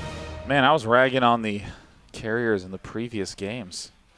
I was wrong. I'll be the first one to admit it. These carriers are good. Oh, I got think the shields upgrade, guys. Yeah, he's got 333. 333. Uh-oh. Surprise. The mark of the beast. Oh my god, he's like neural parasited every carrier, and therefore he can't even shoot down the rest. This is so... Okay, well, No, it's totally fine. Yeah. Oh So my Noni- Wow, he actually did it. That's crazy. Wow. Oh my god, did you hear the power of that high Yeah, five? that was a sick high five. I think Noni just Wow. broke Katz's hand. Yeah. Cat's, well, he'll enjoy one-handed games for the rest of his life. Wow. Great. Great Eddie Nair, actually. We should get Noni over here. He hasn't been on the couch yet, right? Yeah, dude, we got want me it. to I'll hop do off, it. or- No, I got it. You guys, You got it? you Okay. can do it with Tyler. Get that Noni guy. Get him for us. Get the little Noni guy. Noni's like talking to everybody. He's like, Come on, Noni You see how many Baloney." carriers I had? Nobody's making eye contact with him. It's like, it seems like it's pretty hard to stop that many carriers. Welcome. Yes. Welcome. Tyler, welcome to the StarCraft sofa and chair combo. That's right. How are you feeling? I feel great, man. Did you see how many carriers? Oh, that's great. What was that? That was like 19 carriers? Yeah. At one point, because I saw it go to the third row. You know, when it goes to the Crazy. third row, It's you know. getting serious. Yeah. We're running out of Yeah. rows at that point in time. And they started killing my probes. I'm like, all right, I'll replace them with carriers. Yeah. It's your choice. But, you know, cannon, shield batteries, stasis ward, that's a pretty good way to defend. So, rush straight to carriers. I think you've basically solved it. Yeah. Yeah. The mystery's over. Yeah. You know, I want to ask about you. You do a surprisingly diverse range of things in StarCraft 2. Obviously, you're the Alarak spammer in Co-op Commander. Yeah, it's true. And I understand you've been playing just regular Legacy of the Void quite a bit more. Yeah. Do you do like any of the other team games? Team modes? No, not really. You make a lot of maps, though, right, in the editor? Yeah, I made Lost Temple. Yeah. You might have heard of that one. Yeah. And Big Game Hunters. That's one of mine. Found Temple's coming out soon, right? I know a lot of people have been asking about that. I'm but- still working on that. Oh my God. Still working on that. No, but pretty much, well, the thing recently was all these FFAs. I don't know if you caught any of those streams, but that was a lot of fun. The Twitch Rivals FFAs. So those were a ton of fun to play. The first one was like really rough for me, I think, because I didn't make a lot of allies. But by the last one, I think on the last one, I made the most money. So I figured it out. But I hope they do more of those because that was fun. Yeah. What is the key technique in FFAs for all the up-and-coming FFA players out there who want to know how the best of the best win against 7 other monsters? All right, so you're going into an FFA. You don't know anyone. You don't have any allies. You don't have anyone you can trust. Right. Write out this message. Truce at the beginning. Copy. Hit enter. And then message another person. Paste. Hit enter. Message another person. Paste. Hit enter. Do it 7 times. This is called Machiavellian FFA. Do it 7 times. Try to convince everyone that you're the true ally. Like, in the end, and then, because in mid-game, what you need to start saying is, okay, at the end, it's just going to be you and me, and I'll take second. It's like, if you continue to ally with me, we can get through this mid-game, and I'll take second. And you tell that to everyone. And then... Do you take second? No. I mean, not if you can help it. Okay. If you're Protoss, you build a lot of carriers, and then 1 mothership. This is the composition. 1 mothership. 1 mothership and carriers. And carriers. I need to write this down. Yeah, we'll talk again later, but go ahead. We can check the VOD later if we forget. If you have to build an Oracle or 2, they're pretty good.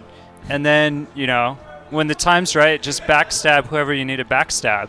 And then, note that, like, in these FFAs that we did, the Twitch Rivals, there was 5 FFAs. So it's like... there was a story, a narrative developing of like who's allying who's betraying who, whatever. And so you always have to backstab somebody, but that means you also helped the other people, right? You're confirming another narrative with more people. Exactly. Yeah. So don't worry about who you backstab, because now cross him off the list. But whoever you didn't backstab, just say, "I was there for you, man. I killed this guy when I could have killed you, because I'm really loyal to you." That's the guy you're going to backstab next game. This is amazing how much you have to say about this subject, I have to say. I just want to note that I understand you're expecting a child, and I want to say you're going to be a really great father. He's got a lot of lessons to teach about this. Don't worry about who you backstab. No, congrats, by the way. Thank you. On the little one on the way. And on the free-for-all victory. Yeah. God, wow. Just winning. A baby and 19 carriers. It's pretty crazy. Wow. Man. Dude, what a day. I'm actually curious. When did you first start playing Brood War? Man, I don't really remember exactly when. I do think that I played some games before Brood War came out. So I think I did play a little vanilla. And then, so I think I was around like right at the start, but playing like BGH, and well, not even BGH, but when you create a game, whatever the map is, like Bottleneck or whatever the standard map is, like where you don't pick a map. That's the first one that's at the top. Or like top. Challenger. Yeah. I was playing Challenger. And in Brood War it was Astral Balance. It was the one right at the top. So I was playing that. Nick went into the map editor after we played a little Big Game Hunters and edited Astral Balance to have with BGH minerals, BGH level money. And I'd make my game and then just sit there, and no one would join. And I'm like, oh. And nobody likes my idea. Nobody knows what this map is. I still remember the description because all maps had a description. And Nick's description was, the best 1v1 map ever has been made even better with infinite money. No one enjoyed my game. Yeah. Everybody liked BGH, Big Game Hunters. Yeah. But just about Noni, actually, when he started, like obviously I wasn't around for your BGH days, but I actually remember seeing you come up over time. Like, he used to be in all the popular channels. Like, before he was a big name in America, he was like just a completely mediocre Protoss. And it was like this guy, and you'd see him in there, he's getting games, and it took like a year and a half or 2 years of me seeing you build up before like you started playing with the top guys, and then suddenly he's like, oh, I'm smarter than everyone. He just passes everyone. He's like, his build orders are sharper, his execution's better, and it's very interesting too because you're like the first guy that mapped out times on build orders because we didn't have clocks back in the day. You couldn't really get replays of pro gamers. We were using sundials back then. It was yeah, crazy. we had a sundial in the game, but we all played in basements, so like there was no sun. So it was no really, sun, it was crazy. It was difficult to tell time. Someone would turn on the bathroom light and be like, "Oh my God, suddenly it's 3 a.m." So Noni, he was flipping over those whatever the sand hourglasses. Hourglass, yeah. But I remember that this is like something you did, and then like you were grinding in single player and things. And I mean, at this point now that I'm a lot older, I realize that like the way that you did this is actually like the best, most correct way for back in the day. So I'm no longer surprised you came up and killed everybody, but it was kind of cool to see someone, right? Because like I'm such an old player, and like you guys are really old players. We all kind of knew each other right at the beginning, where everyone's figuring out, oh, here's the first 3 lands in America, and everyone meets each other, right? Right. And then he came up later, but like watching that progression was neat. Yeah, you went from a guy that like hung out in X17 to like a really like the best player in it like a short period of time. It was just like 2-3 years. It felt like. Yeah, maybe even shorter than that. Yeah. Like I feel like I'm a bit better than what I feel like there was like a year and a half where I really like went nuts, and it was like I really felt like the way to get good, at least the best opportunity I saw at that time, was to kind of build a compendium of knowledge of just have like a system for like all 3 matchups, and if I could just build on that. So it was like, figure out one build order, then figure out like a little tweak you can do on that build order, so you're not 100% predictable, that kind of thing. So I just kind of got obsessed with like this project of like, let's figure this game out, and then if I can just practice enough, because the game's so mechanically difficult, if I can just practice enough to do these builds good enough to win these games, like that would be really satisfying. Yeah. In my opinion, there's no doubt that like the way that you approached the game when you got up to that high level, and I think it was just by far the smartest out of any of the Brood War players. I think a lot of people were like older players that were like stuck in weird ways of playing because we played forever or something. You basically came with like what is now like the way that you approach the game and learning about the game is basically now probably the best way to just in general, if you want to learn RTS, follow that, like get the exact timings out, start with one core route and then figure all the forks out. And yeah. There are a lot of like great people. I mean, Sean, you were probably the first, or at least the most popular, maybe the first to like, I'm going to teach you this game. Like, and people tried to figure out kind of a curriculum or like what's the best method to teach someone how to get good at StarCraft. And people have really, I mean, there have been so many now, and it's really awesome to see all the different approaches. Yeah, that's the thing that's so cool about something that is as hard as StarCraft is that, I mean, when you're in elementary school, you get entire districts that are getting the same textbook, and kids across the whole nation that are like, okay, first you learn algebra, then you learn calculus. There's just like the same order. And it's kind of treated as the way you're supposed to learn this. But then you have something like StarCraft that is really hard. No one knows the official correct way to teach, the official... So just when you start to be able to share things, I mean, a lot of times people associate torrenting with, piracy and that sort of thing. But I mean, in StarCraft, people just... I remember how many VODs you would record of yourself that you would just share via torrent. Yeah. And that's like the way that tons of information was actually able to spread. It's crazy, too, because if you really go back to right when you got StarCraft, what an overwhelming, weird game that is, right? And there was actually nowhere to really go to learn it because nobody knew, even at Blizzard, they didn't know it was going to be that complex. Like, when you start to play the game, it's like, oh, well, this is interesting because everything's kind of happening all at once, and there's so many different ways different units you can make, and like, oh, well, you're going to run out of minerals, you got to expand. Well, when do you want to expand? Do you want to stay on one base? And you can see that evolution. But I think, now that we sort of have a core amount of knowledge that we can start to share, like for instance, what you've been doing with the dailies and what you learned to allow you to catapult ahead of other people in Brood War, it's cool to see how far we've actually come. That now we have this like core amount of knowledge. We can continue to build on it and learn about it, whether it's 1v1 or 2v2 or FFA. And in I think RTS in general, because of how big the Korean scene got, they got all those coaches, they got all this analysis on TV and stuff. It took us so long to actually figure out anything real about RTS. Like, we were learning basically from scratch, trying to watch pro games. Almost nothing got translated. But now that StarCraft 2, for instance, has been out for a while and people have really kind of buckled down, I feel like the understanding of RTS in the West has gone skyrocketed since we all used to play StarCraft 1. Like, crazy amounts. Everyone is so much better and so much smarter than they used to be. You know, by the way, people don't talk about this that much, but back when we started, there weren't replays. Yeah. So there was this weird thing where you'd see a guy and he'd have like some record of like 53 and 4, and you go, "What is he doing? How did he win that many games?" And there was no way to find out unless you joined his game. And that would be a big thing. If I would get into a good guy's game back before replays, I'd be like whispering my friends, like, I'm in so-and-so's game. And then you get like a notepad out, and I remember we would be doing this. We'd get into a game of some player who was like had a really good record, and we'd like start writing down, okay, what does he do? Because at that time, you don't even know, does he do the same thing every game? Does he do? Is it like, does he get a certain unit? You know, you've only been playing the game for a few months. Does he just make this, and nobody knows how to stop that yet? And then I remember I was blown away when I saw that there were players who would have these like phenomenal records, like 95% win rates, 90% win rates, and they would do different stuff in the games. And I'm thinking, oh my god, this is crazy. Like, and I mean, really, when replays came out in StarCraft, that was a huge game changer. Then when we started having televised matches in Korea. For StarCraft 1, where we got VODs, where it's like, okay, these are actually the two best people in the world. They have a system out there. And now we have streaming services where we can just watch people play all day. But it's funny that we were back in the fucking Stone Age of RTS trying to figure this out. We're like trying to figure out how to make fire. We're just ciphering cave paintings to figure out builds. Like, you know?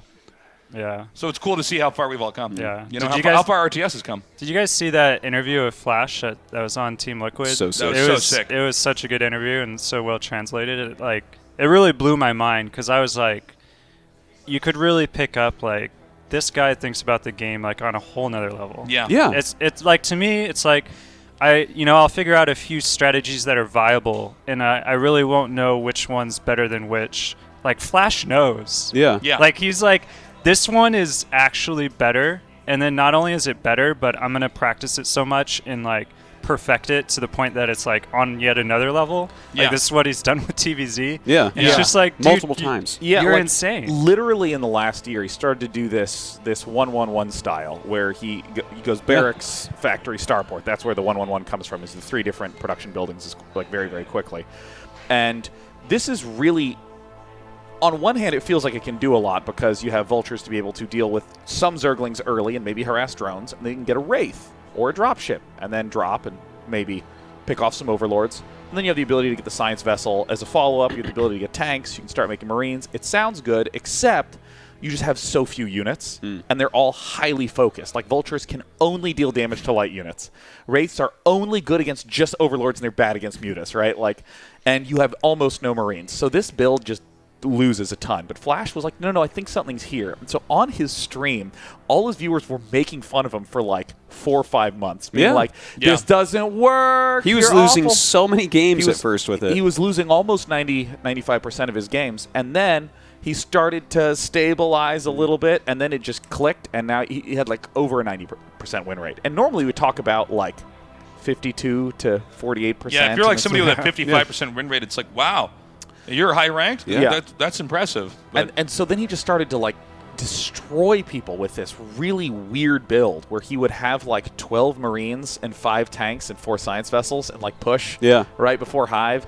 And then effort started to so all the Zergs started losing, and effort started to counter this by building no lurkers and rushing for adrenalings. So you have like a mutaless, lurkerless Zerg going mass Zerglings against this weird Terran build. It's like so crazy how rich it's an area is to explore. It's insane too, because you realize like with a player like Flash, his knowledge and his decision making completely changes the entire meta of the game. It's like we if StarCraft is like weather on the planet, he's suddenly like, it's going to rain everywhere now.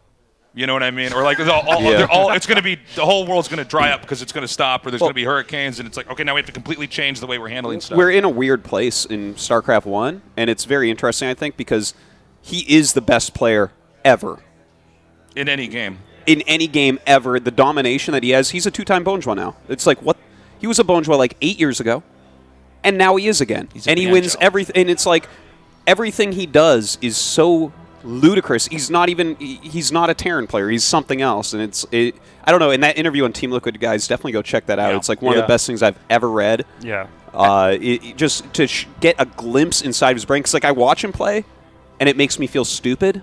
You know, I've played for 20 years now. I consider myself an okay Terran player. I watch him play, and I feel like this guy is so far above me. And then I read that article, which is a translation of what he thinks, and I'm like, I'm stupid too. Like, not only am I bad, but I'm dumb, because I look at what he's thinking, the way he's looking at the game, and I'm like, oh my God. And all I do is think about this, but this guy is just... He's brilliant. You read the interview and you're blind now. Like you touched the mind of a god. And you can't. Your senses. The holy light coming out of my monitor. Yeah. It's like, oh. That's why, a lot of people even argue that the map pool in ASL 5 was designed to be an anti-Flash map pool. Like, how do we just make maps that just ruin Flash? Yeah. And so, his ASL group, is it tonight or tomorrow night? Tomorrow night. Tomorrow night. Yeah. I think. And the GSL finals is tomorrow night. Right.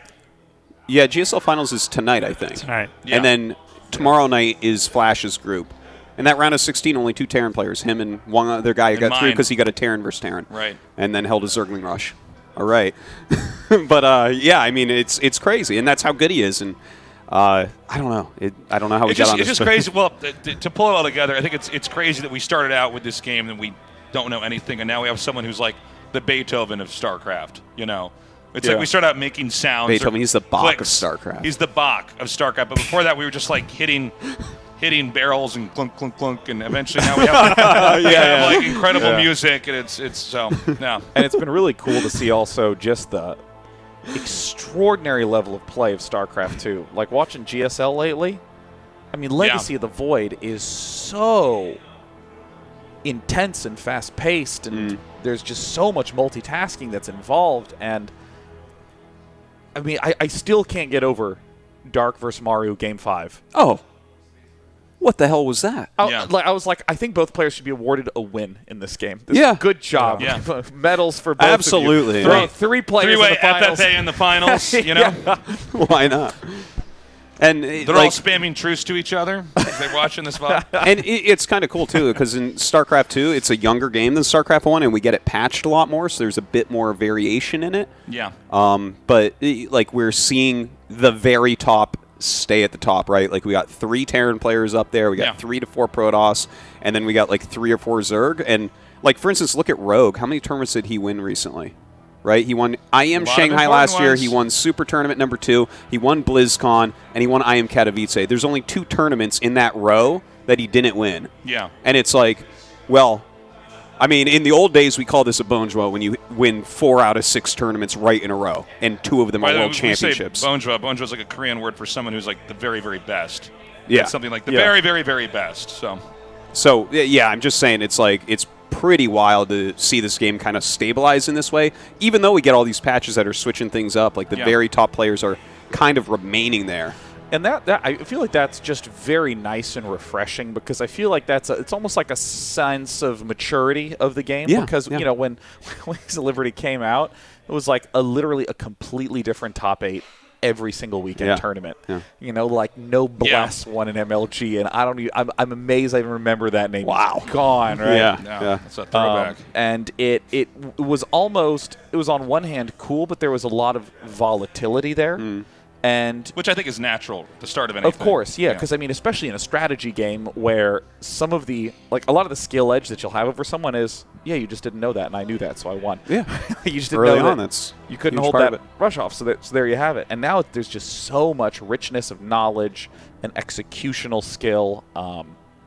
It's just it's really great to just watch StarCraft. It's like, I've been doing like a lot more just regular streaming, so I'm just like tired at night, and I just watch ASL, just watch GSL. In fact, I'm really big fans of you guys.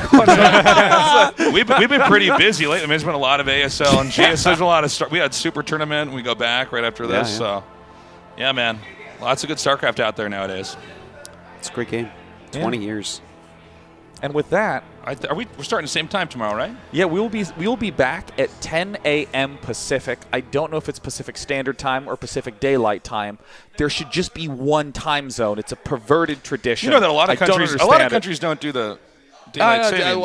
What am I? Because why? Farmer? Well, it's just weird. It's like, well, yeah, can it just be a little bit get darker earlier or later at the year? Do we have to be like, well, we have to change time? Isn't there like stats that this saves gigantic amounts of money by adjusting the daylight hours so you use less electricity? Yeah, but it probably also results in a lot of people losing their jobs. They forget the time change, right? Well, they better they get go their back act an hour together. on sleep. I think that you could weigh it out that it's not. I'm pretty sure it got weighed out and daylight savings won. You know, listen, we'll be back at 10 a.m. Pacific. We don't know what time that even is, but we know it's at 10 a.m. Pacific. We're going to continue to do a whole bunch of stuff with StarCraft 2 and Brood War, just having good old fun matches. We'll have Tim Morton here, get the chance to talk to him, as Tim's awesome. If you've never met Tim, he's the best. Going to get to meet Tim tomorrow. Always just puts everyone in a great mood whenever Tim's here. Indeed. Talking about StarCraft 2. And we want to thank you so much for joining us today. It's always fun to just hang out and talk about StarCraft, and we'll see you tomorrow bright and early. Cheers.